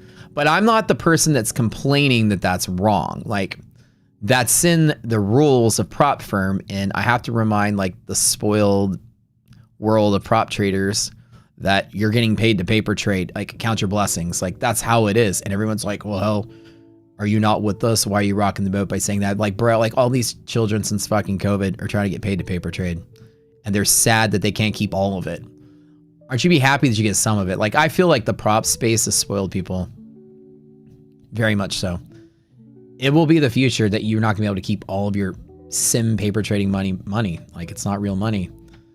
The whole goal is to kick people alive, and that's just the way it's gonna be. Every firm will be like that. And if you find a firm that doesn't have a live program, and they'll eventually have one. Like FundedNext didn't have one, they eventually have one. Regulatory pressure is putting the stamp down on people that don't have live programs and don't do profit splits. So 80-20 profit split is also regulatory. By the way, it's because FundedNext was likely operating out of compliance before they got the phone calls. As you can ask anybody in the space, you have to display a profit split so that your firm is legally following the rules. It makes no sense for you to have a firm and give your traders 100% of what they gain. You get questioned for that. An official prop firm is going to have a split with the firm. That's the whole reason they back you. They have to get something out of it. If you're just 100% split or 90% split, the regulator is going to be like, how are you making your money? And then of course we all go, well, everyone makes their money from the failed evals. And then the regulators are like, oh, so you're paying people to paper trade? Like, it's kind of like the environment right now is that we're kind of operating in the dark, and the regulators kind of know, but they kind of don't know everything. It feels like that. So all the firms are sort of like falling in line with a specific standard just so they don't stand out. And 80-20, as My Funded Futures went to that, and FundedNext went to that, the 20% number is, if you ask, Brett Simon made a tweet about it. He was like, this is sort of the industry standard of kind of what you're expected to do as a prop firm. It looks weird if you don't do that. This is from a CEO who said it themselves, yeah. Why Apex has no live? I mean, like I'm saying, right? Certain firms don't have a live. And, what happens to those firms when the changes come? They'll have to have one or whatever. But the goal is just to milk a firm as much as you can and then move on. And milk a firm as much as you can and move on. And milk the next one and milk the next one, milk the next one. A new hot one comes in, you get the big payouts before they do the live program and then move on. Like, understand what is and navigate what is instead of complain about what you want. Work what is. And we tell you when FundedNext came out, they'll probably not have this uncapped payout thing forever. I actually need to change the banner because that just changed. But I always say milk it while you can and work with it while you can. Fast track, there's some people that made a ton of money for fast track went upside down. But you always have to know that's the risk. A firm can go upside down. A firm can change the rules. They're all known to do that. I mean, Topstep changes rules this week. My Funded Futures changes rules 2 months ago. Everyone's changing rules. It's just how it's going. But FundedNext having a live program, they just basically came out of utopia state and now they've fallen in line with everyone else, which is the same program everybody has. You forfeit profits all the time when you take a payout with 80% split and all that stuff. You make 100K with My Funded Futures, now you get to keep 80 of it. You make so every prop firm forfeits some of your sim money in some way or capacity. And then furthermore, every prop firm will forfeit some when you go to live. For the most part. Some of them don't, but you have to do the math and put all them side by side, yeah.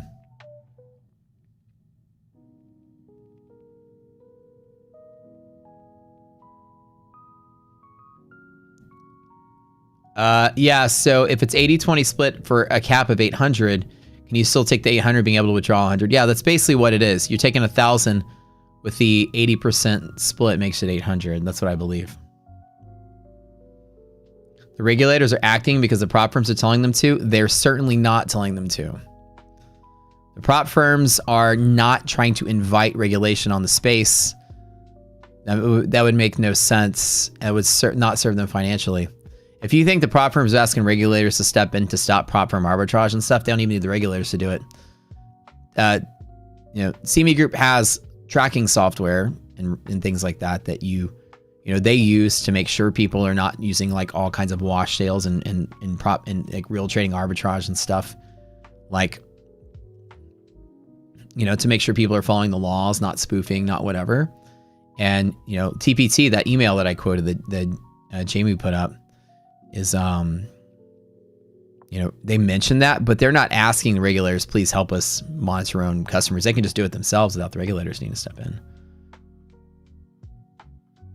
Yeah.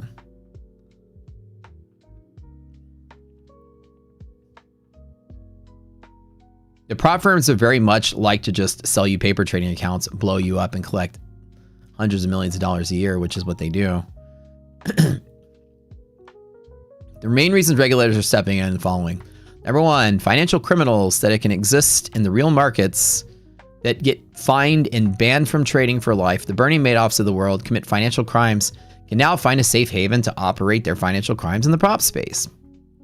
This is one of the main reasons the regulators are like, people can money launder through these things. People can commit, investment schemes through these things. People can make their own kind of prop firm, fudge the numbers, and create a bucket shop and steal money from people. Oh, the criminals can operate here unregulated. We can't have that.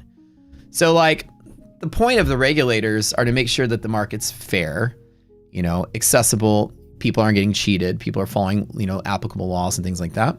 And prop firms kind of exist outside of that realm right now. They're going to step in to make sure that people are, essentially like a prop trader will have to go through KYCs and stuff, and then be vetted against the black book of the exchanges and stuff. Like if you're banned from trading, you can't go open a brokerage account anywhere, right? If you're banned from futures trading, if you read the CME enforcement actions, they always sue somebody. They're banned from trading for 9 months. Well, go open a prop account. You can still trade sim funded. So the regulation's going to come in to prevent that from happening. This is happening. It's not even if it's going to happen. It's happening. As criminals and financial criminals can find a safe haven and commit their crimes still in props, it's going to come in and prevent people from being able to do that. To make sure that the exchanges aren't cheating the customers and the customers aren't cheating the exchanges. There's laws out there to protect both sides and keep an orderly market going on. So that's that. Also, regulation to come in to allow the exchanges to have more control because they have the software and power. This is my theory. But right now when you trade sim, you trade on a sim data feed that's owned by the prop firm. Who knows if it's legit? Hey, Topstep X has slippage, right? Are they screwing you on purpose? How can they prove that? Well, the government doesn't like that kind of variability either. And so my theory is that they might allow the exchange, like the CME group through the Globex itself, create their own simulated data feed that you must use to execute your trades in a sim environment that's controlled by them. The bid, the ask, the slippage, everything is run by an exchange. That way the exchange can monitor and track people who are using arbitrage and other kind of, nefarious activity, and they can report that to the props to ensure a fair playing field. That way people aren't creating financial scams in a bucket shop. And I think that that's the reason that the exchange, I think, is going to be pulled in to have even more power. The exchange controls everything. They control the data. They control the live accounts. They can't control sim accounts right now, but the regulators force that, which my theory is they will, that they're going to make all prop trading. If you get paid in any capacity to make any kind of trade, prop or not, it must go through the exchange. And the exchange would want to collect commissions on every order that you fill, paper or not. This would be the goal of them not leaving billions of dollars on the table. So I feel like that's what's going to happen. That, you signing up for a prop account would be the equivalent of signing up for a brokerage account. You can't be in the exchange's black book and things like that. When I said regulations coming, I feel like that's what's going to happen. So I don't know. That's my theory. The props mess with your fills. No, I'm not saying that they do. I'm saying that they can. In the regulator's perspective, they wouldn't know. People claim all the time that, there's been people that have gotten sued in the prop space for that very thing, like being accused of manipulating the bid and ask, undercutting or shifting price around and not filling them accurately to purposefully skim customers. Earn to trade. The original owners of the Earn the Trade, I think, were the ones that got, Earn to Trade. What the hell? That's the wrong one. Not Earn to Trade. It was wrong firm. Some other firm created some kind of I don't know. Earn to Trade was the futures. It was like a Forex thing. They created some kind of thing that was skimming people. Or anyways, the point I'm saying is the regulators, there's no control.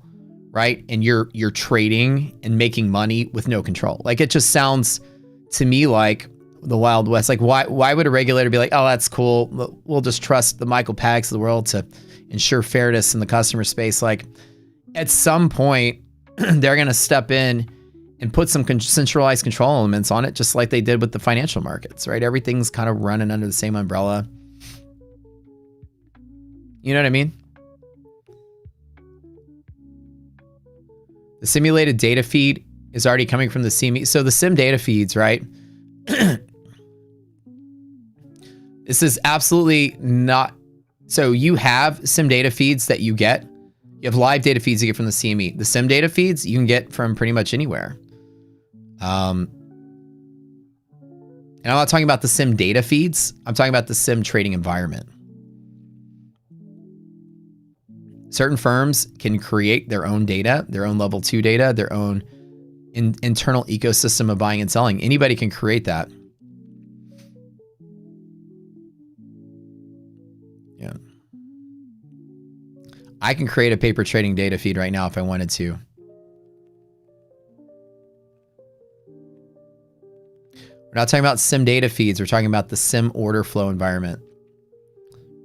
Like an actual trading environment.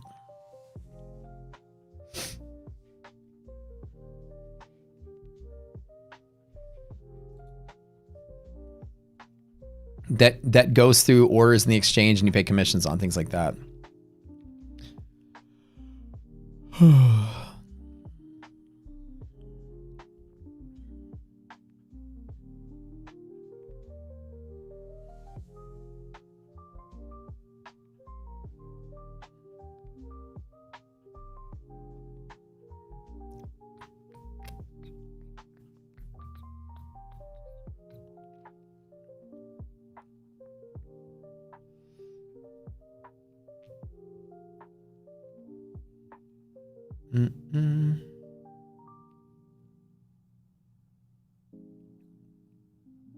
Does it copy the real live order flow? Right. It's mirroring the real live order flow. Like it's not a real exchange. This person that's saying something in chat doesn't know what they're talking about. It's not a real exchange. It's just it's a proxy off the real data feed that just mimics the market. I'm saying they're going to create a real simulated market where your level 2 is an actual level 2, where your level 1's an actual level 1. You're actually submitting paper orders back and forth to each other over an exchange. A prop trading environment, not data feeds. Person talking about data feeds.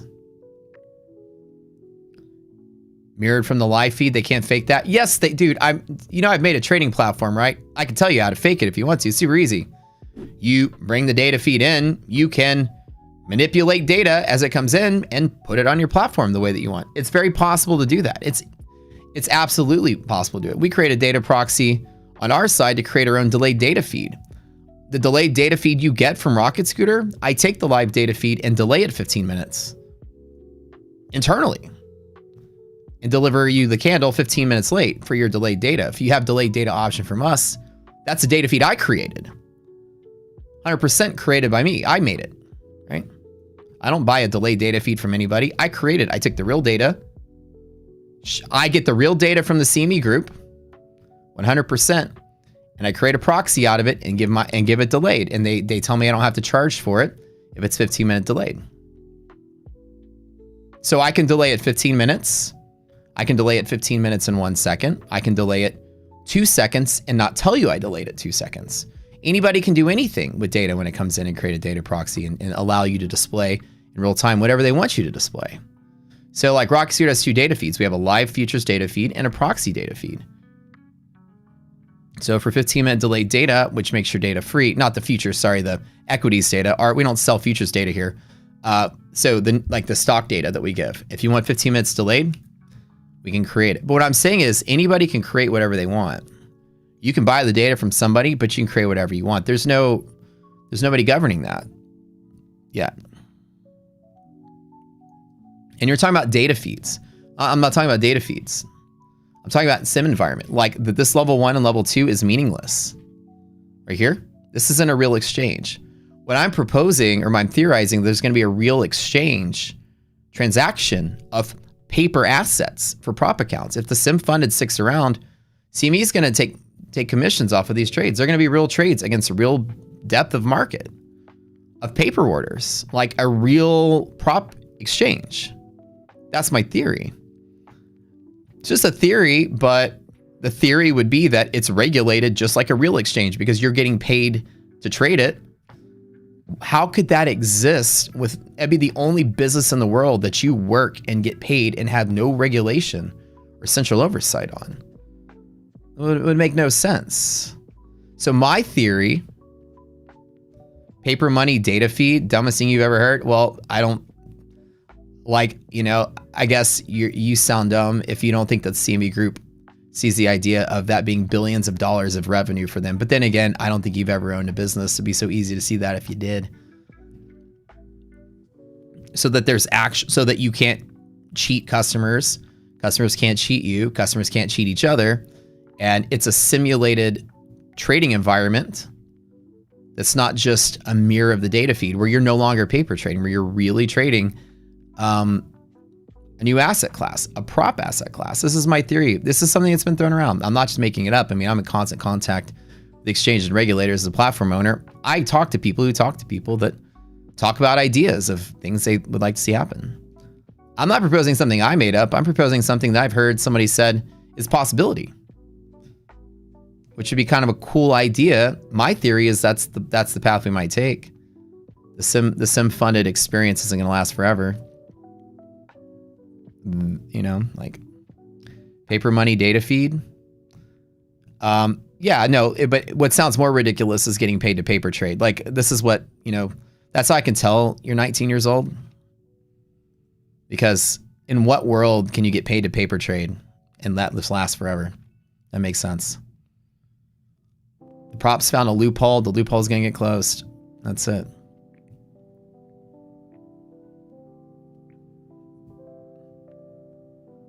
Who's the market maker in the scenario? The same as the Globex. It's the bid ask spread tracks the spot price just like in the real market. Like it's very, very obvious and easy to make. Like it's just a simulated environment where you're actually trading. I mean, the fact that you get paid with no oversight and you can cheat and skim the system and essentially do all kind of crazy stuff. The idea that this is a thing that's not regulated blows my mind that regulators haven't put a stop to it in some events. Like data feed arbitrage, like trading the live feeds against the real feeds and scalping the bid ask off of those millisecond differences.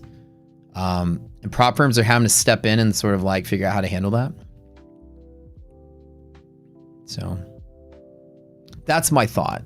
Anyways, just a theory. Who's the market maker would be any sort of thing. You're actually the bid ask would just track the spot price just like any market would. It's all algorithmic. So it tracks the spot but has its own independent supply and demand. It's just like any commodity transaction. It can deviate from spot and then it can get back on track with spot. And then you're buying and selling a fixed open interest from each other, just like you would crypto, just like you would anything else. And then it can be regulated and then it's centralized and then the prop firms would be happy, the exchange would be happy, the regulators would be happy. And like the reason it could come to fruition is because that solves everybody's problems all at once. Regulators can have central command, central control. They can enforce laws to prevent you from cheating the prop firms and cheating each other and prevent the prop firms from cheating you. The CME Group can collect commissions on every paper trade you make, giving them a data feed and revenue stream for the data feed. And then of course the prop firms no longer have customers scamming and scheming them. It seems to be the beneficial path that solves everybody's problem at once. And you as a customer wouldn't know any difference other than each trade you took had pennies on the dollar taken out as far as a commission for their services. And that's how I feel. A theory, again, I'm just a person that tries the theories, is that somebody mentioned that was a possibility. The people I know, not saying that that's going to happen, but it's a theory that I have that could happen. How is it? And because people say, well, it doesn't make sense. Well, when you look, Dan Emmons is here. We come from the old days, right? Like we're not even the oldest guys in the room. If you talk to me or Dan 10 years ago, hey, you're gonna get paid money in paper trade, we'd laugh you out of the room. Like nobody would allow that. That's ridiculous. Like what?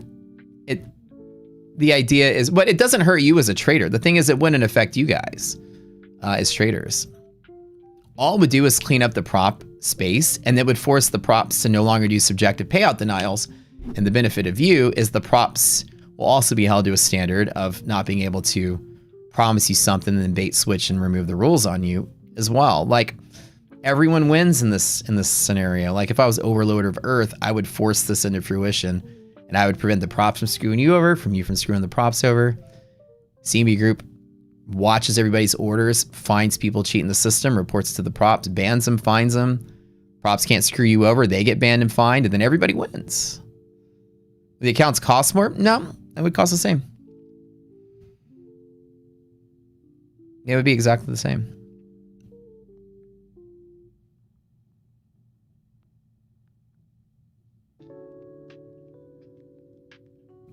You'd pay commissions on a trade because you're getting paid. So you'd have to pay commissions on a trade just like you will with a real trade.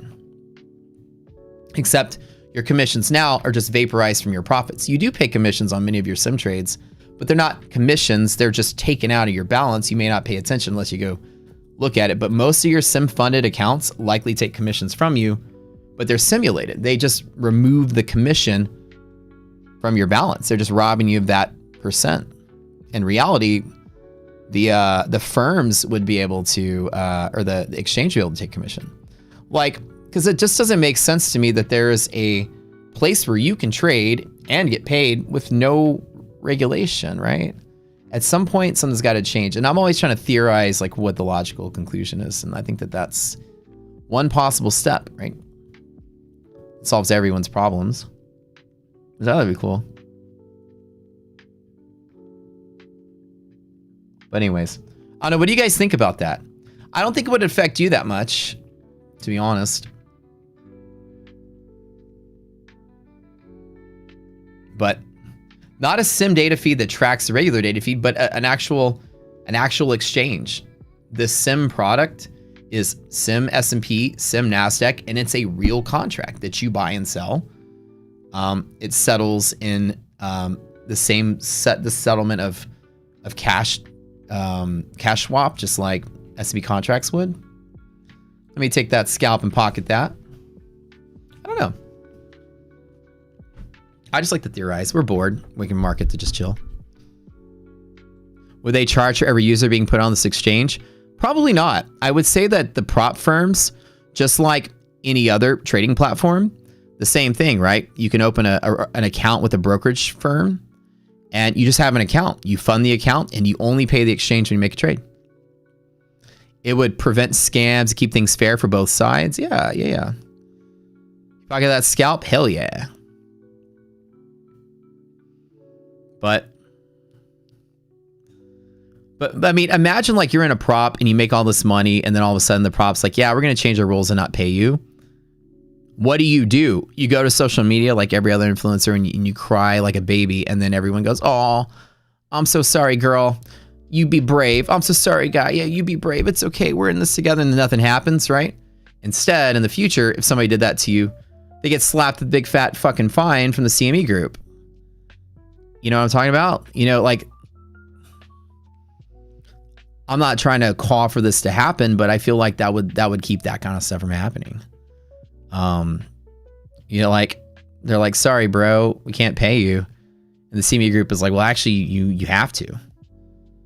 You know what I mean? Like, you don't, and it's not even the CME group is not a regulator. They're just an exchange, but they have the power of a regulator, because if you don't appease them, you know, they're the ones that sue people for violating their rules. It's a civil suit. A CME enforcement action is a civil suit. Millions of them happen all the time. They sue traders, they fine traders, they ban them from trading because they run the exchange. It's their own, they own it. They're a publicly traded company, they own the exchange. And if you are a prop firm and regulators make you have a live program and you piss off the CME group and don't follow their rules, they can just deny your live accounts to be able to be traded on their exchange. So they're essentially have godlike powers, just like a regulator. They can set as the gatekeeper to the exchange. They can, if there's a centralized prop exchange or whatever, or even if there wasn't, they can deny a prop firm from having live accounts. And if the regulators say, well, you can't be a prop firm without a live account, the CME group says, well, I'm not letting them have live accounts, then you can't exist. So people forget that Big Daddy CME does have like pretty much godlike powers in trading, just like a regulator does. They can enforce standards just like a regulator can. The regulator can, you know, the federal side of things can fine you, sue you, things like that, arrest you. CME Group being a private institution can't arrest you, but they can sue you and shut you down. Same way. So I'm not calling for prop firm regulation, but I think it's cool if it happens. As a platform developer, I think like that. I'd be like, that'd be the coolest solution, is that Granddaddy CME now comes in and regulates the prop data fees. You know who regulates it now? Tradovate. You know what I mean? Like, they're the ones that sell the API. What if they have an error in their code? You know, what if their data is delayed by 3 seconds? What if they have a shutdown? You know, they're the ones in charge of everything. You know, how many times you can't trade your props because Tradovate servers crashed? Well, I don't know. How many times can you not trade the futures market because the CME servers crashed? Pretty much never, right? Like, these are things that this is why I say it's probably a good thing. You know what I mean? How many times have you woken up and like Project X is down, you can't make trades? Shit, Tradeovate's. Yeah, the market went crazy. I couldn't get my fills in on Tradovate paper trading, you know? Or it won't accept my orders. I can't close my position, all that stuff. I'm sending you, somebody said I'm sending you $10. Okay. We just like to speculate and have some fun, you know, guessing. It's like a big puzzle. Going for new high of the day, it seems like. That'd be great. That scalp was pretty solid. I just bought one, held. I took my 40 points and closed it. Nice run for $4,600 today on the real account. Can't complain. But yeah, currently as it is, you're trading a fake environment that just has a bid and ask. It's meaningless. Like if I were to come in and put a limit order on a prop account, well, this is a live account, but if I put a prop order on an order on the live account, put an order on the prop account, it doesn't add any depth to the market. It's not, you're just simulating trading. I would think that the prop space would have its own, like the CME Group can just create products for it. Prop contracts. Almost like CFDs, right? It's its own tradable instrument, just not regulated. It would be just like a CFD. Now CFDs would have to become legal, but whatever instrument they do create, because you have to trade a commodity that has clearance to exist. Like a CFD is a contract for difference. It's not a real, you're not trading anything. It's not settling in anything. It's just a cash swap. And they're mostly deemed illegal because they fall outside of the jurisdiction of our exchanges and everything. But if it was sanctioned by the government and just like, you know, Bitcoin futures were approved and added to the exchange, you could just really easily approve prop firm futures, you know, like they can create whatever they want. I mean, clarify 4 payouts in total or 4 payouts per account. 4 payouts per total is what I'm guessing. 4 payout cycles at your 4th payout per account or per person is what you're asking. Oh, okay. As far as I believe, it's per account since those rules came in. So, but after your first account gets to its 4th payout cycle, they can consider you for live. So it's basically the same thing as per user or per account. Update P&L. The P&L is updated. I'm not trading the fund index. I didn't touch it. I only traded this. I didn't buy the dip and anything else.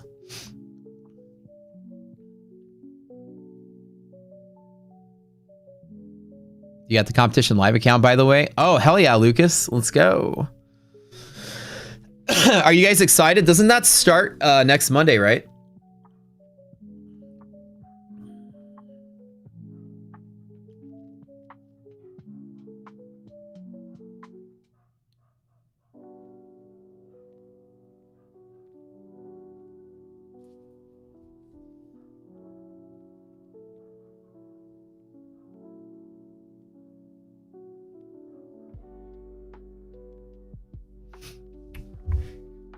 Oh, it'd be nice if we broke the highs and kept going. I got those 610s that expire today. I need to get up there. I need 80 more points in the NASDAQ. I don't know if we're going to get it.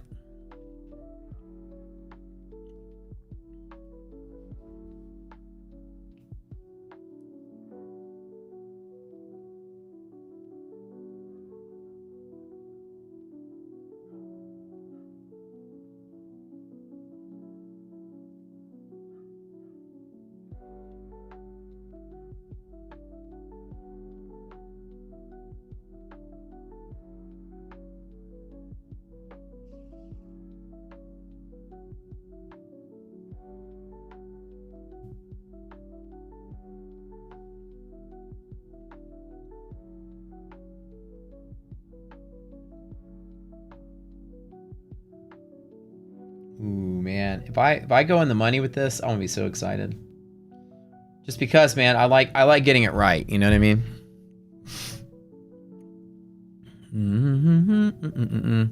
How you compare QQQ to Nasdaq is you take the whatever target you have in QQQ. So whatever your target is, and you want to convert it to a Nasdaq target.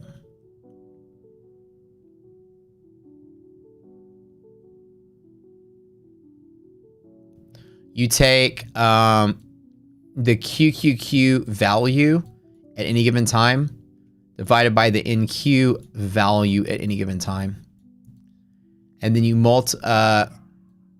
well, if you do it this way, you multiply that by NQ target. So it's just cross multiplying. So if you want to solve for QQQ from NQ, you do this. If you want to solve for NQ from QQQ, you move that over there and divide by it. So essentially, you just do a ratio fraction comparison, right? So you do QQQ target is to NQ target equals QQQ value divided by NQ value, and you solve for the fourth one. You got the values are the current values that they're traded at, so those are provided, right? And then you use one target, plug in, and calculate the other. The ratio is always changing. Yeah, you gotta do it in real time. So you can do a spreadsheet and rip the data real time. I rip it from Thinkorswim and calculate it real time. Or you can just use your traditional rule of thumb that every 1 SPY is equal to 10 S&P, give or take, minus some fluctuation. And every 1 QQQ is equal to 40 NASDAQ. You can do it that way. So you can use 10 and 40 as those ratios, just as the poor man's way to do it. Algebra reminds you of 7th grade. There you go. You never thought you'd have to use it again until you got into trading. Yo, can we get a breakout rally today? What did Nvidia do, by the way? I'm not even looking at it right now. Let me open it back up. Nvidia, oh my God. Nvidia goes crazy at that 50%.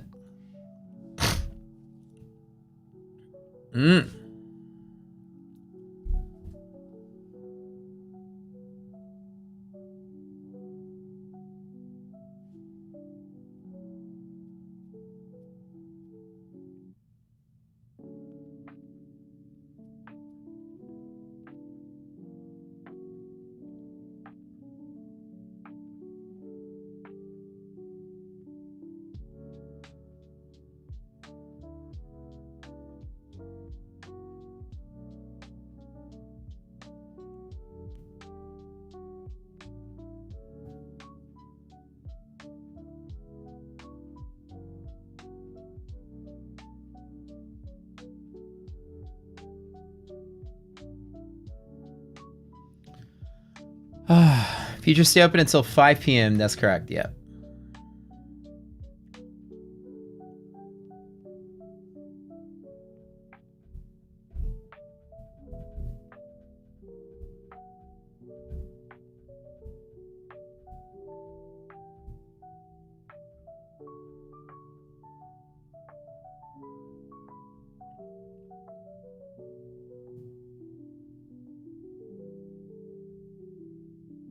Jake, another short here, man. I am like 100%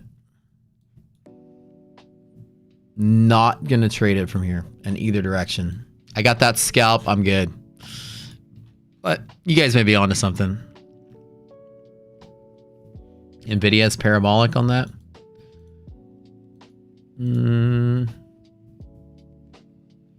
Here's the thing, guys, especially you guys that are bearish to the market. Just look at this.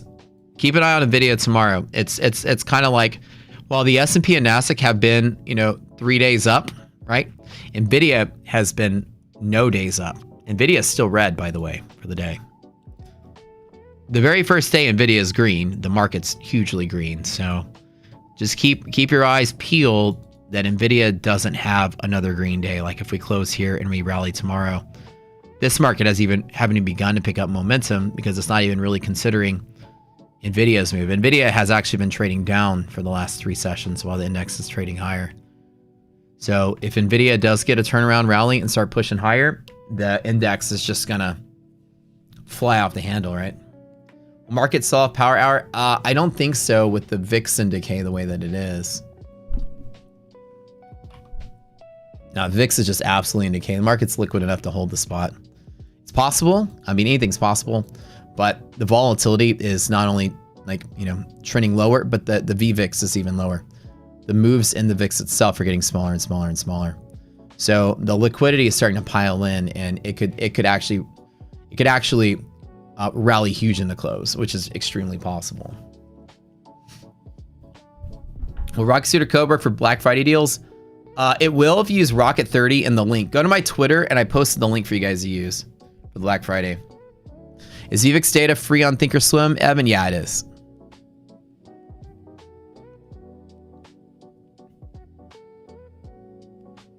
But yeah, so remember, if Nvidia starts to rally, the market hasn't even picked up the tech momentum, right?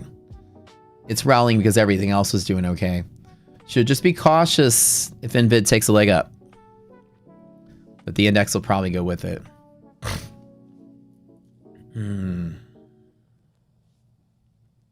What a crazy round trip today. I managed to get the trading account above the starting point. Now the problem is the stats on the account are frozen for the or sorry, not frozen. They're kind of skewed because of the random challenge.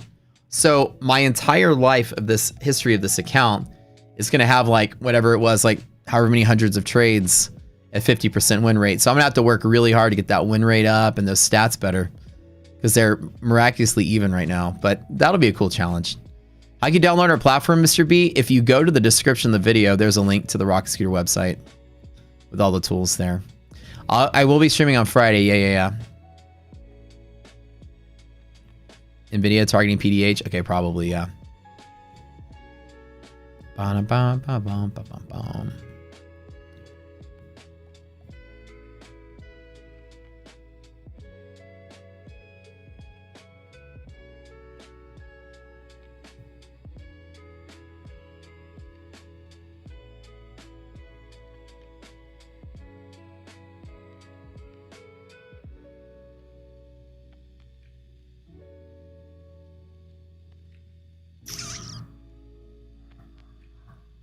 If we run another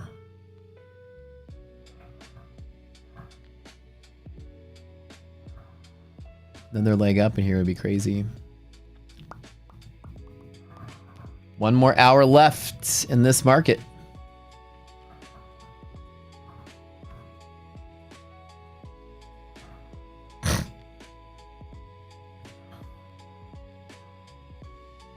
Could I transfer these funds to a parallel account?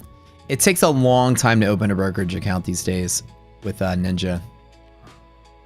Took like over almost 2 weeks to get it last time.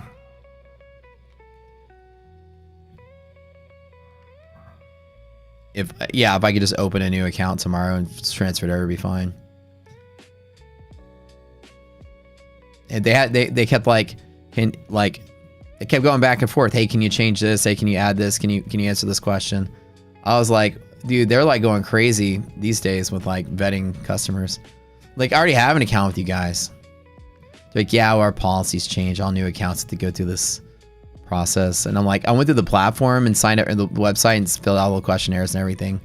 But then they were emailing me, hey, can you answer this question, answer that question? I was like, am I interviewing for a job? Like, what's going on here?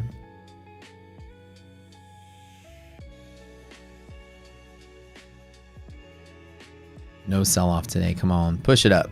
Push it up.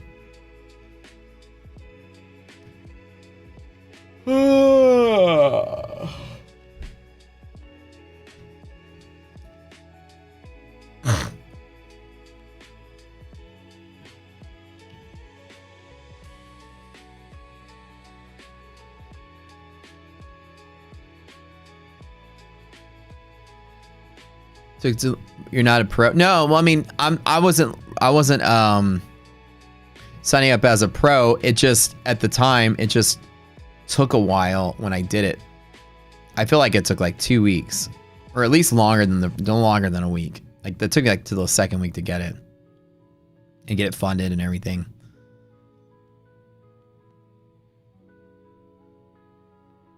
But also at the time, they were very busy because of the Ninja Trader Arena Cup. So that could have been another reason for the slowdown.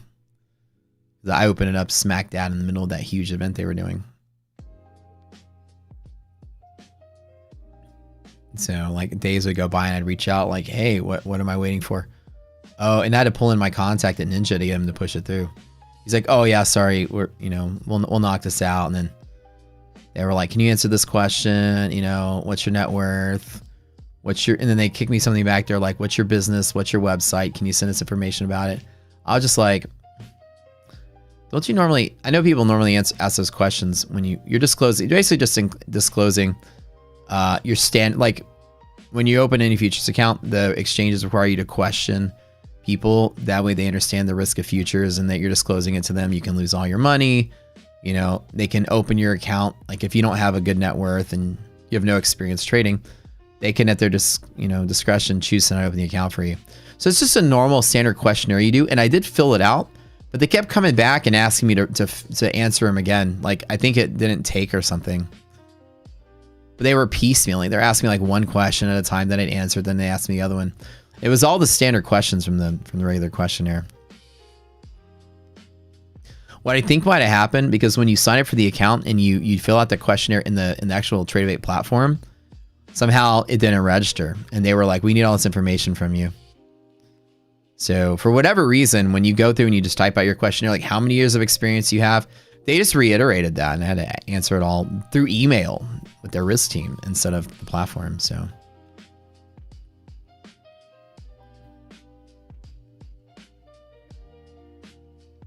at 350, yeah, there's movement every day, 10 minutes for market closes.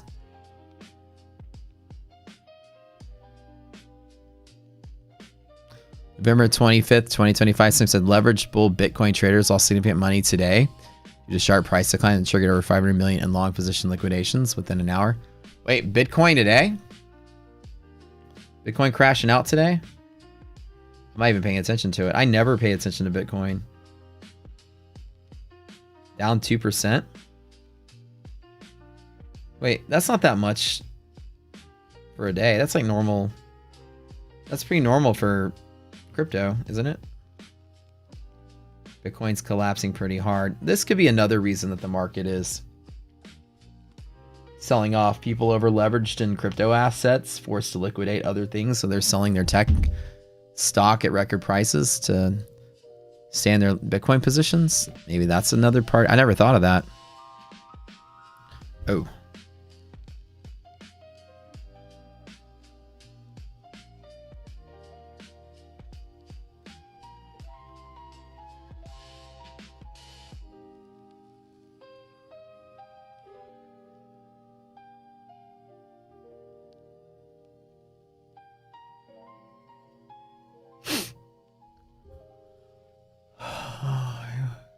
Mine told me to read Discord. All right.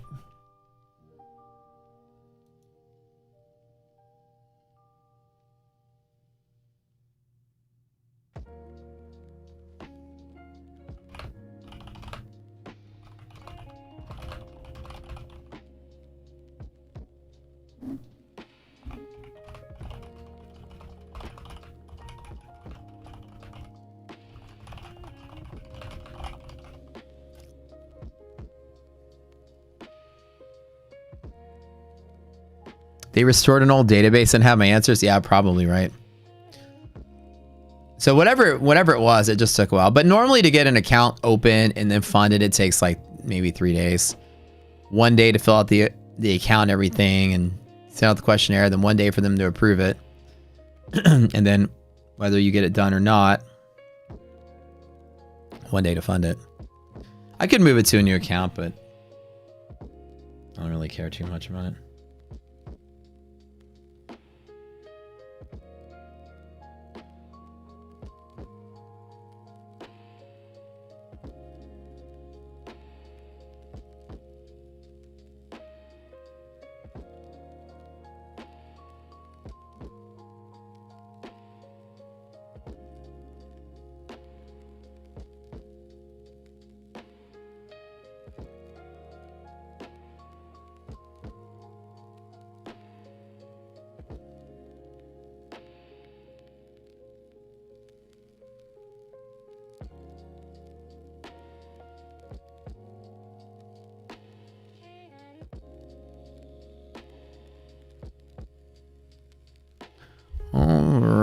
Can Nasdaq break through highs today?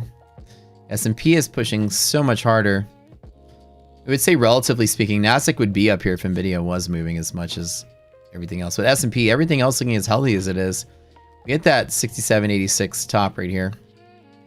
Upper DD band with probably the end of this rally today.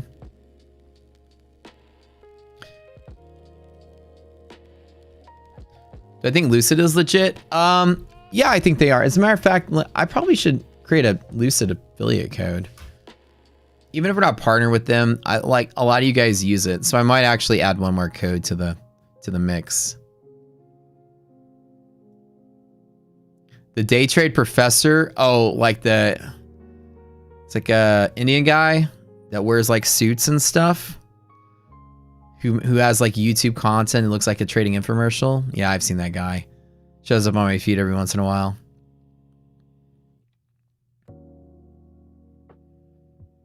Yeah.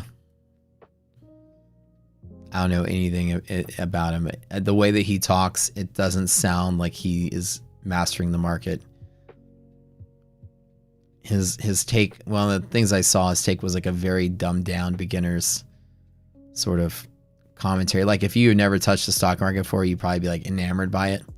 But if you have like a couple months of trading under your belt, you look at it and be like, only like day one people would find this valuable.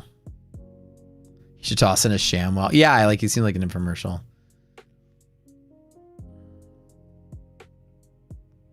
He's like, all right, guys. So what you do is you open up your platform and you get out charts. Write that down. Charts. CHARTS. Okay, charts. Now on charts, you've got candles.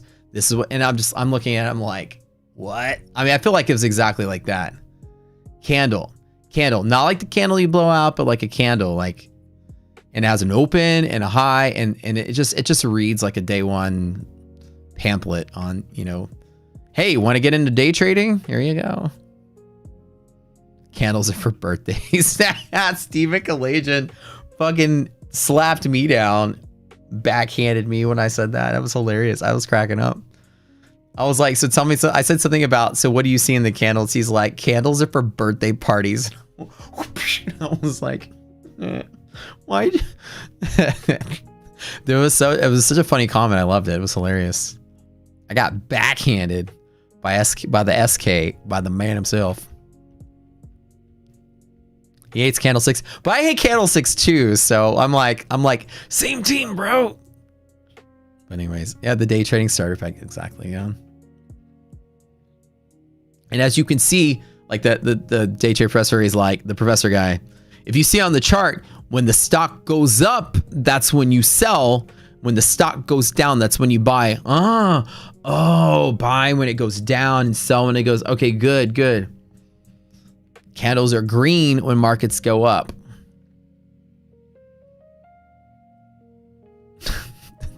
So like when I saw those Instagram pop-ups, I was like, oh, I mean on my feed with that professor guy, I was like, yeah.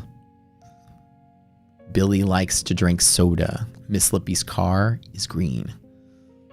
Okay. Check. Long now. Somebody tell me to long now. I've still got my calls, so we'll see how they turn out. Turn off the candles to trade off for ICU levels. I don't even need them. I don't know if I could turn off the candles, but I can move them off the screen. Just like that.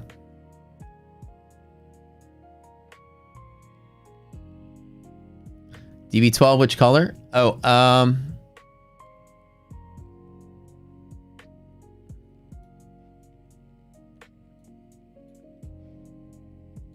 this guy right there. Did I make a good choice?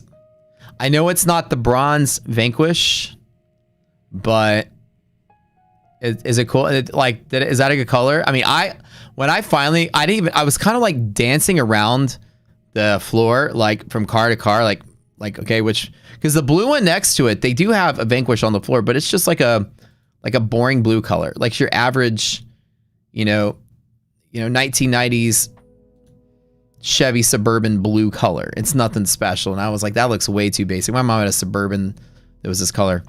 And then I was like, you know, they had a black one that I looked at that was almost like a matte color black, which wasn't bad, but it wasn't my style either. But I did drive this around the block, and this was by far one of the fastest cars I've ever been in my entire life. This thing was fast as shit. It's a V12, and whenever I drove it, it was like scary fast. I'd have to get used to driving it so fast. So this is the one that they did have, and he was trying really hard to sell it to me. I was like, yeah, and IDOC was like, it's pretty cool. And I'm like, yeah, it kind of looks like the Batmobile, but I'm just, for something like this, I feel like the matte color makes it look cheap. I've never been into it. And I know it's the trend right now to have like matte colors, which is fine, but a matte black like this, it just makes it look plastic, right? So I felt like it would make such a nice, luxurious vehicle just look kind of like blah. So after I drove it around for a little bit, I loved it. And you can see the major difference is the back end. The Vanquish is flat with this sort of lip right here with this plate. And then you have the quad exhaust. A nice, the flat back. The DB11 is more like, it's more like a kind of a rounded off back in a way. It kind of has like a point to it, which is more like stylish for a touring vehicle. Like the DB11, I mean, the Vanquish should just be flat against the back with a little spoiler on it. This is just nice and sleek all the way to the end, and then it makes a point, which I think looks very cool as well. And so, but anyways, I ended up, they had two Vanquishes there. This one they had and the blue one. I didn't like either one of them, and I wanted to build my own. IDOC wanted me to get the green one with the tan interior, but I decided I'm not old enough for that. This is what I wanted to build. And then, how nice is that looking, right? But then as I was walking around, I was like, man, and I told him, I was like, why don't I get like a Vantage or something for a little bit and then upgrade to a Vanquish whenever it gets built. It takes 6 months to get one built and to your specs. And I was like, in the meantime, can I get a car for like the meantime, lease it or buy it for 6 months and then trade it in for the new one? I know I'm going to lose some money on that. And he's like, man, you really want that Vanquish? Like, yeah, but I also don't want to, you know, I need to give my car away. I'm going to give my car to IDOC's parents. And I was like, you know, we need to do that. They're in town and I need to move on something now. And he was like, well, I'll tell you what I could do. You know, buy something. Vanquish ain't going anywhere. Drive it around. If a year or two you like it, build another one. And I'm like, you know, maybe instead, and I was like, okay, maybe I'll just buy a Vantage and then build the Vanquish and then trade it in 6 months, take the loss. And then as I'm walking by, I think it was like, IDOC was like, what about this one? And I looked at it and I was like, oh, actually, I like that a lot. And then I sat it and I was like, okay, I think I'm going to take that one. Like the whole time it was sitting right in front of me, I couldn't decide. I didn't want the blue Vanquish and I didn't want the white Vantage. And I wanted to get something this week. So I was like, but the darker, like the dark gray is pretty nice. It's actually the nicest of all the cars I did. At the end of the day, I was like, man, I actually really like this color a lot. Bronze, and we get that salt and pepper look going. Oh yeah, you're right. The matte colors, I know, right? It makes the car look, I feel like it makes cars look cheap.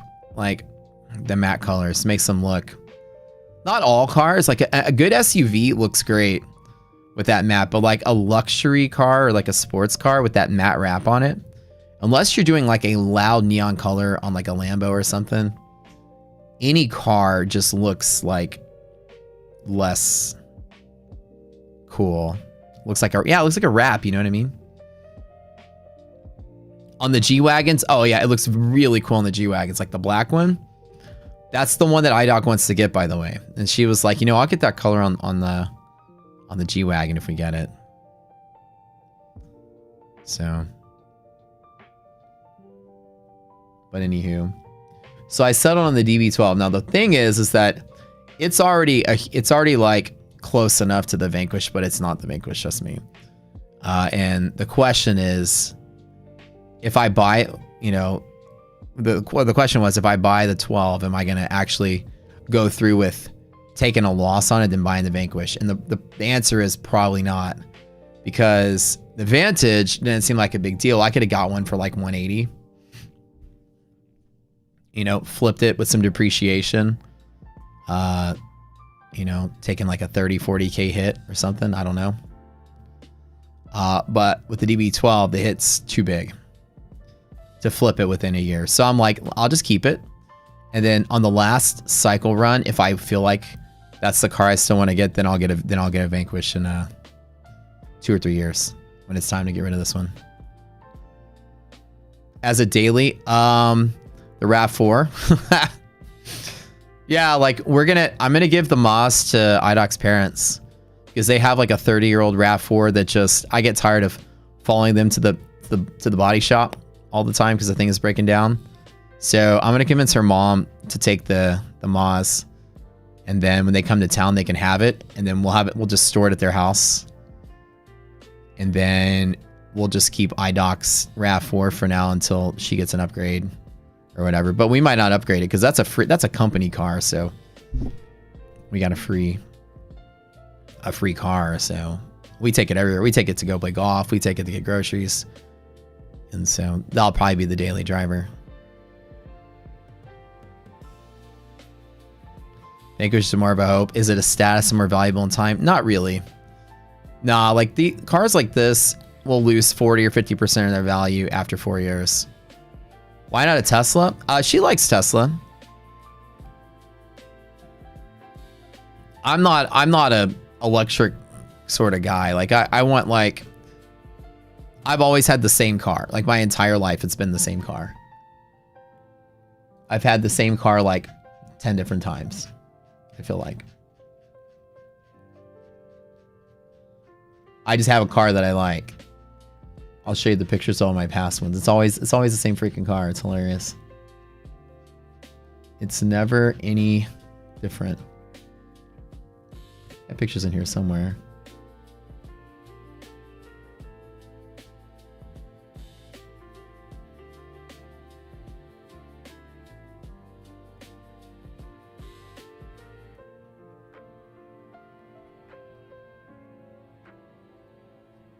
You're going to notice a trend in the kind of cars I like to drive. So, like, 4 cars ago was this. It's like the same car.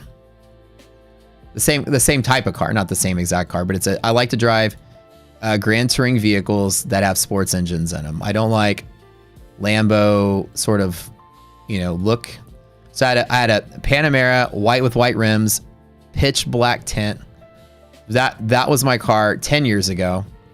And then it's the same exact car, except this is the 2-door. I've usually always had 4-door cars. So it's like a Grand Touring vehicle. It's a sporty, more luxury than sport. Like I get the same thing every time. My tastes never change, I guess. I had an Audi S5, which was a 2-door version. I had the Maserati, which is the 4-door. The Ghibli, it's a 4-door version of the Maz. Where am I going to drive it? Probably nowhere. Like, I'll show up to the restaurant and club and style and put like 100 miles on it a month.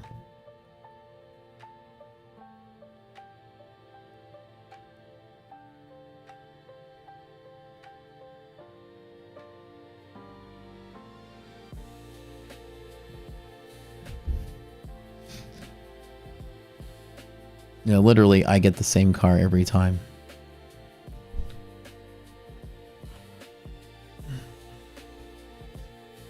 Usually the 4-door version. This will be my first time in a while having a 2-door car. With no back seat. Well, it has a back seat, but it's not. Like this is my current car right now. See, it's like no different. In like style. I mean, obviously with the brand difference, it looks like exactly, you know, the same style, right? And it's even gray, just like my old car. This one's 5 years old though, so I don't know. That's just always been my. Oh, hold on. Options.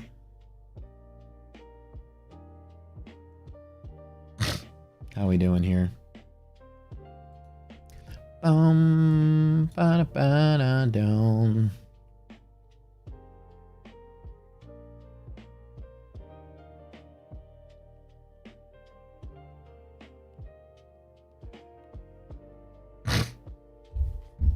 They look like, the cars look like brothers, yeah.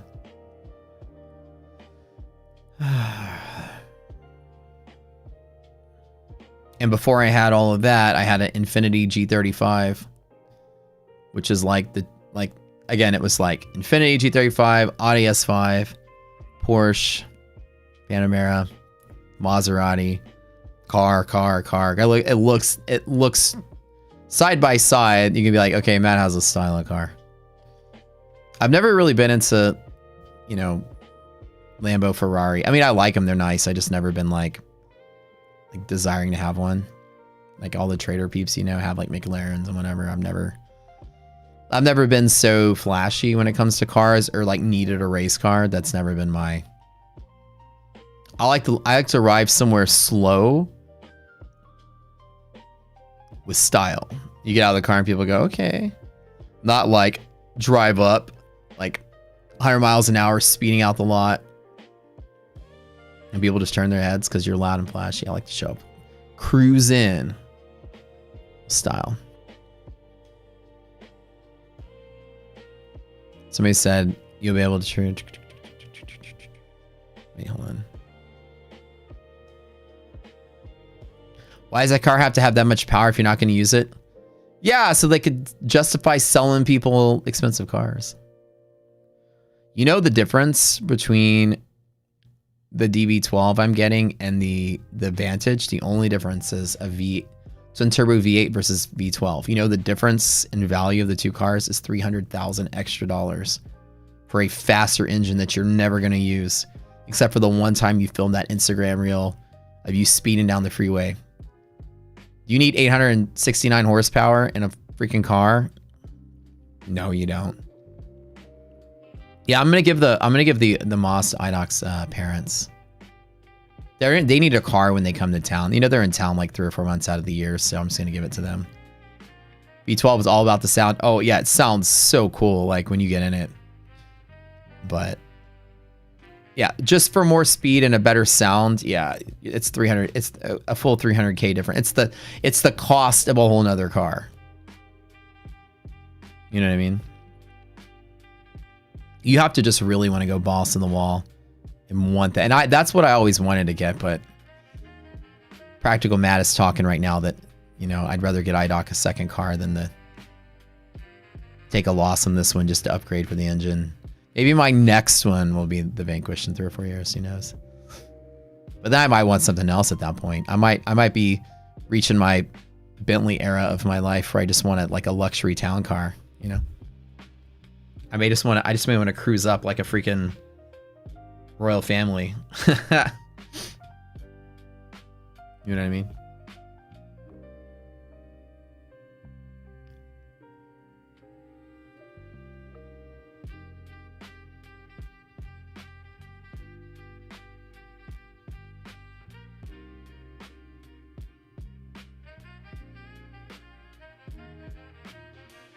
All right, now my 609s are at the money. I can sell them at the money. Or I just want to go balls to the walls and hold on until close. I don't want to handle it. I'll just take the profit. So my 609's at the money. Cool, I just closed them. They expire worthless if I don't get it. I have some 610s. That's the last one I got. Do I like a Benz? I've never been a Mercedes fan. I just never liked the interior of them. I drove one time and it just didn't feel good to me. But she likes them a lot. Just put a 15K exhaust in the V8 and it'll sound like a V12. Yeah.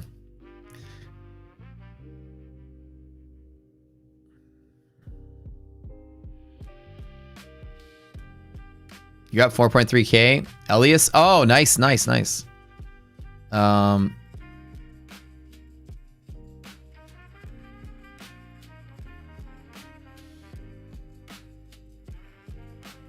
I gotta get the Vanquish. I don't want to wait. That's the thing. I'm so impatient. Like, I could wait and then it's 6 months before it arrives. And I'm like, I'm kind of have the desire to get a car now burning a hole in my pocket.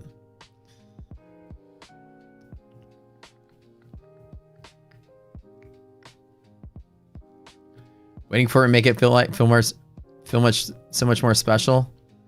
I mean, waiting it for like waiting till marriage. Me and the Vanquish.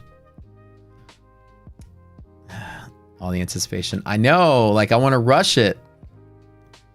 Do you have the SUV, the Aston SUV, or the Mercedes Jack? The SUVs are they're really nice. And they're semi-affordable too for like that class of vehicle. I think the SUV was like $220 or something like that. Oh, the Mercedes. Oh yeah, yeah. She likes the whole G-Wagon thing, but she's not really like clawing for a new car. She just likes it. She's never been like, hey, I need a new car. IDOC is always like, I love the RAV4. It's free and paid for. I don't have to pay for it. That's her stance. But if she were to pick something, she'd probably get the Mercedes wagon. The last one I gotta close are the 610s. If I can get 40 more points in the close.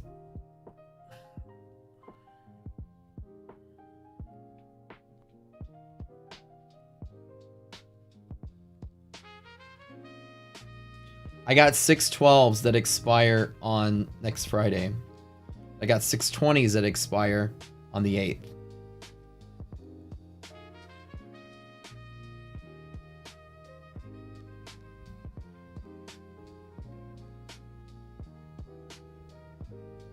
Those are my two big, that's the only big positions I'm going to juggle.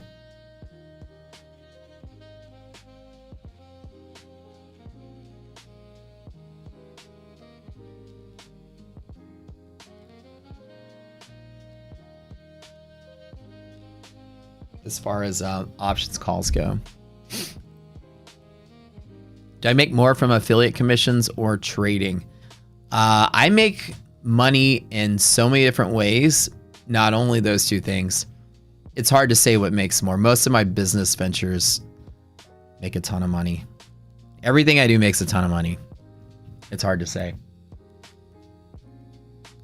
Early on in my life, when all I did was trading, that was more proportional. But as I got older and I started diversifying, now I have 19 streams of revenue and they all do well. Rocket Scooter is a huge stream of revenue. Rocket Place, huge stream of revenue. Some of the businesses we own, huge stream of revenue. I own an Indian staffing agency that we hire people, hire programmers for me. That makes a huge stream of revenue. So.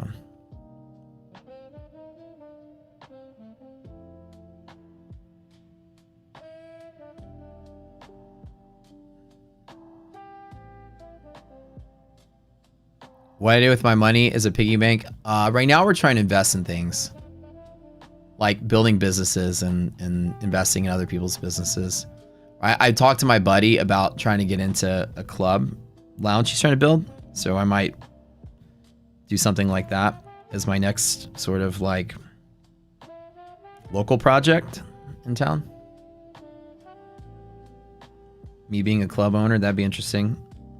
An investor.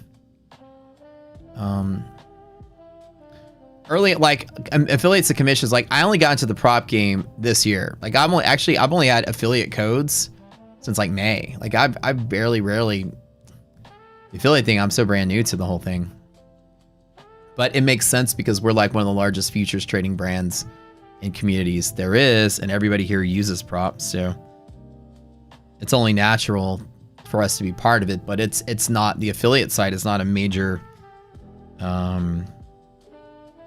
like history for my for me personally. Like I said, I've only had affiliate codes since like May, and I've been live streaming on YouTube for 10 years. For Rocket Scooter, so way back in the day, I was, you know what, I teach you guys like the red lines, yellow lines, and risk intervals, and fibs, and volume profile. That's what I did. volume profile, not fibs, but like 50 fibs or red lines on anchor points. So before I learned the whole red line thing, I would use like 50 fibs and volume profiles and VWAPs. Like that was basically it. Once I figure out risk interval, I would trade like a risk interval and close out. Like I get those runs and be good at that. And then yellow lines and red lines, I worked on that method. And that was a really good for breakout trades and retracement trades. And that carried me for the longest time until I worked on rocket scooter techniques with the gamma exposure stuff. And then that was just like the next level for me. Did VWAP and fibs work? I would say the volume profile was VWAP, not so much for me at least, or and the fibs kind of, but it was the 50 fib that always had the weight. When I started doing the anchor point, correctly identifying it, then the red line is the midpoint of the anchor to the high or the low, but that's 50 fib would line up similar to that area. So coincidentally, it was just that imbalance point was a high volume pivot, and then volume profiles were the volume pivots I would use. And in reality, like my first successes came from just using simple techniques like that. Risk interval and volume profiles and red lines. Scalping, things like that. My Discord is in the description below. One. Am I doing MOC? Yeah. So I'm doing. I still have my options positions open. When I enter any trades at this point, no, the opportunity right now is at the green line. The rule is close. Like if I were long, close everything out, which is why I took profit on the 609s. I still have some 610s, just a little bit though, not a lot. Traditionally speaking, this is a volume pivot that only has a 4% of days will break above and 96% of days will stay below. So if there's an opportunity here, I would be more likely to enter a short position just to scalp, not for a reversal, but to scalp, and instead of not longing into it.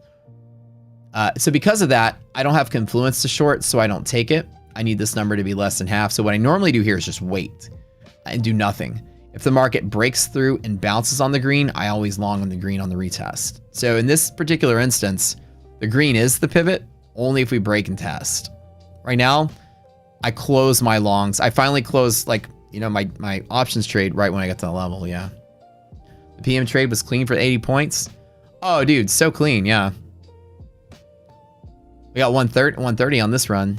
It's really nice. Do I have a personal daily loss limit for prop firms? I do have a whole strategy for prop firms. And the prop firm, oh shit, I didn't do the prop firm. Oh, guys, I forgot to do the boot camp with you guys for prop firm.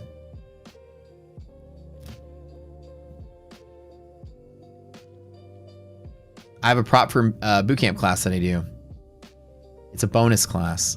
I was sick, so I didn't do it last week. Giveaways today? Hell yeah, giveaways today. Hold on, we'll do a couple. I don't know, Jugget.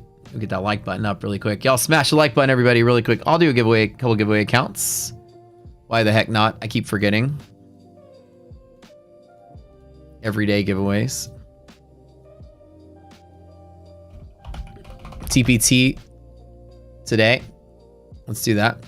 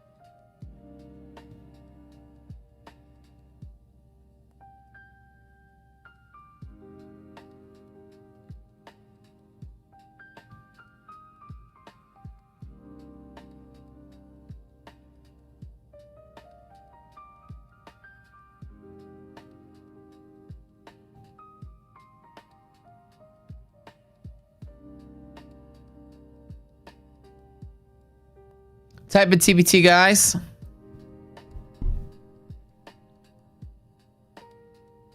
Man, love this run up here.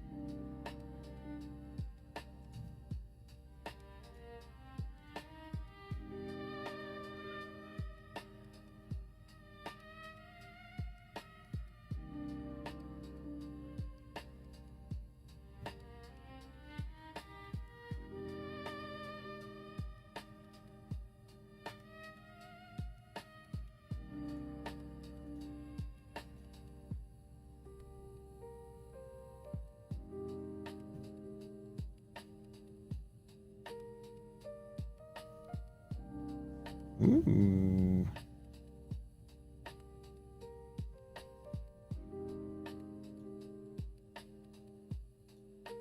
Holy shit, we're running.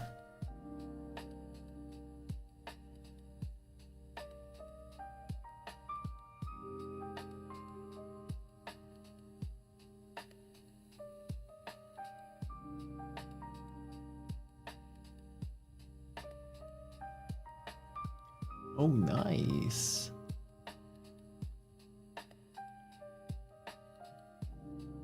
It's quite a clean close there.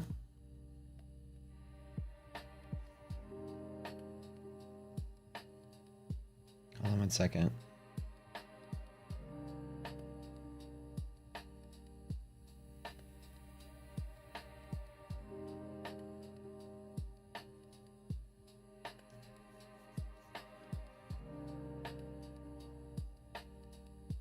MOC kicked off and we're rallying up higher. All right, guys, we'll give away some TBT accounts. Spinning the wheel here.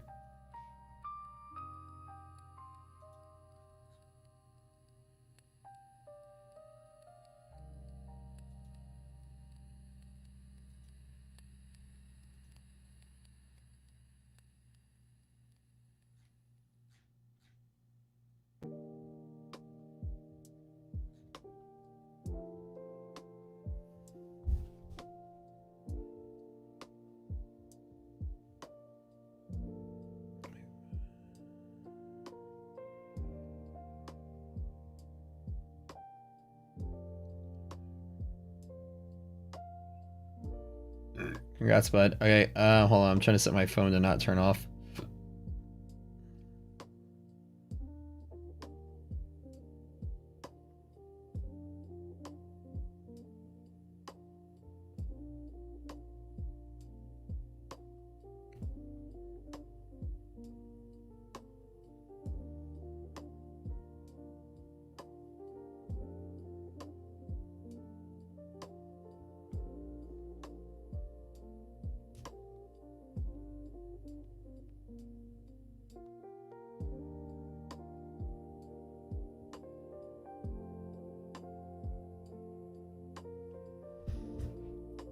All right, CS Davis, first winner.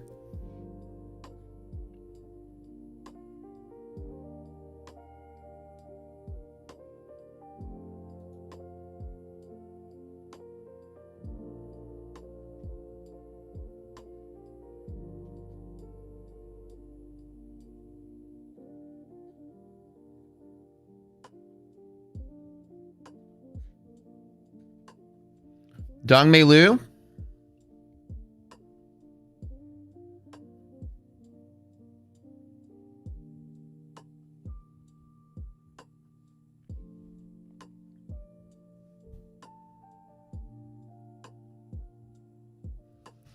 Dude, my calls are like going through the roof. All right, last one.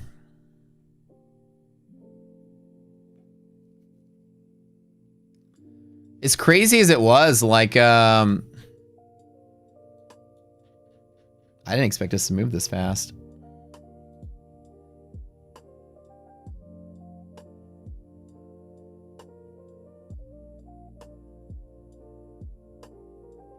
Oh, looking good. Ian! Last winner. Nailed it, dude. Thank you, thank you, thank you. You guys are all proud recipients of some TPT something accounts. I don't know what I want to give away. Take Profit Trader.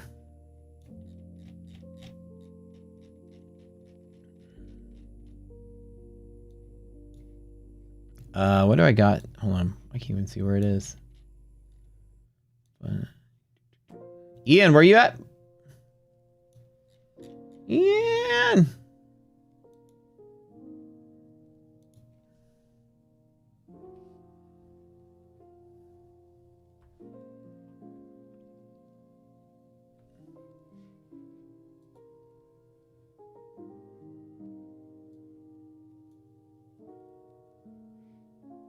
I think Ian stepped away for a little bit.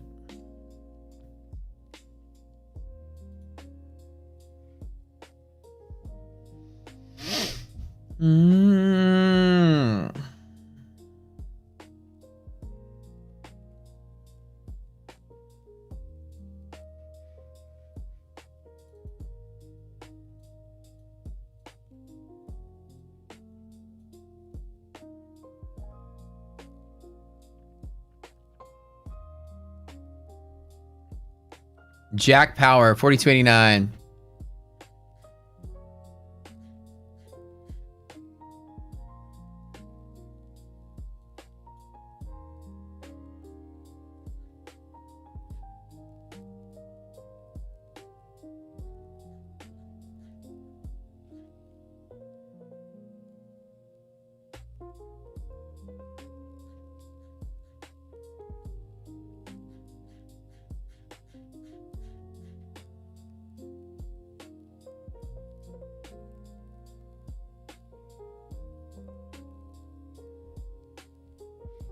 All right, you guys, congrats. Oh, Andrew's over here right now. Hold on, I'll type it in for you.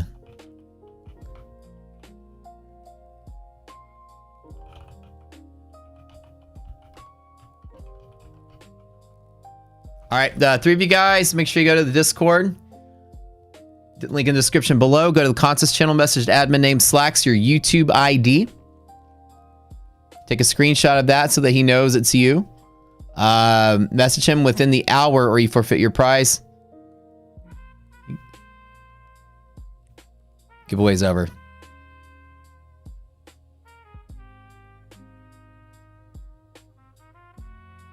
You don't think Jack knew that he won? Well, if he doesn't claim it, it just gets thrown back into the mix, so.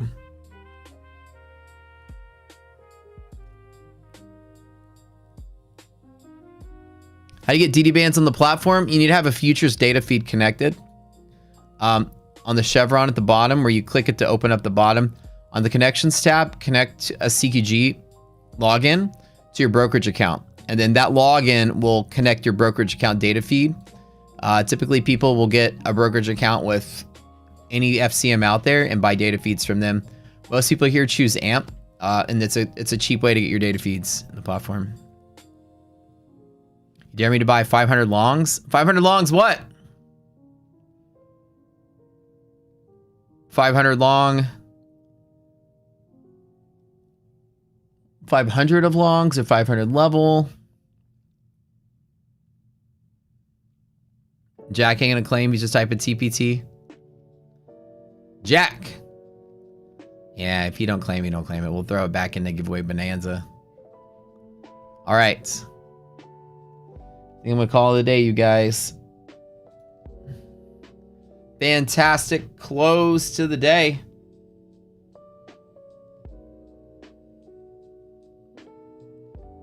Up over 30K in the Finex account. Up 4,500 in the real personal account. Options calls up every day.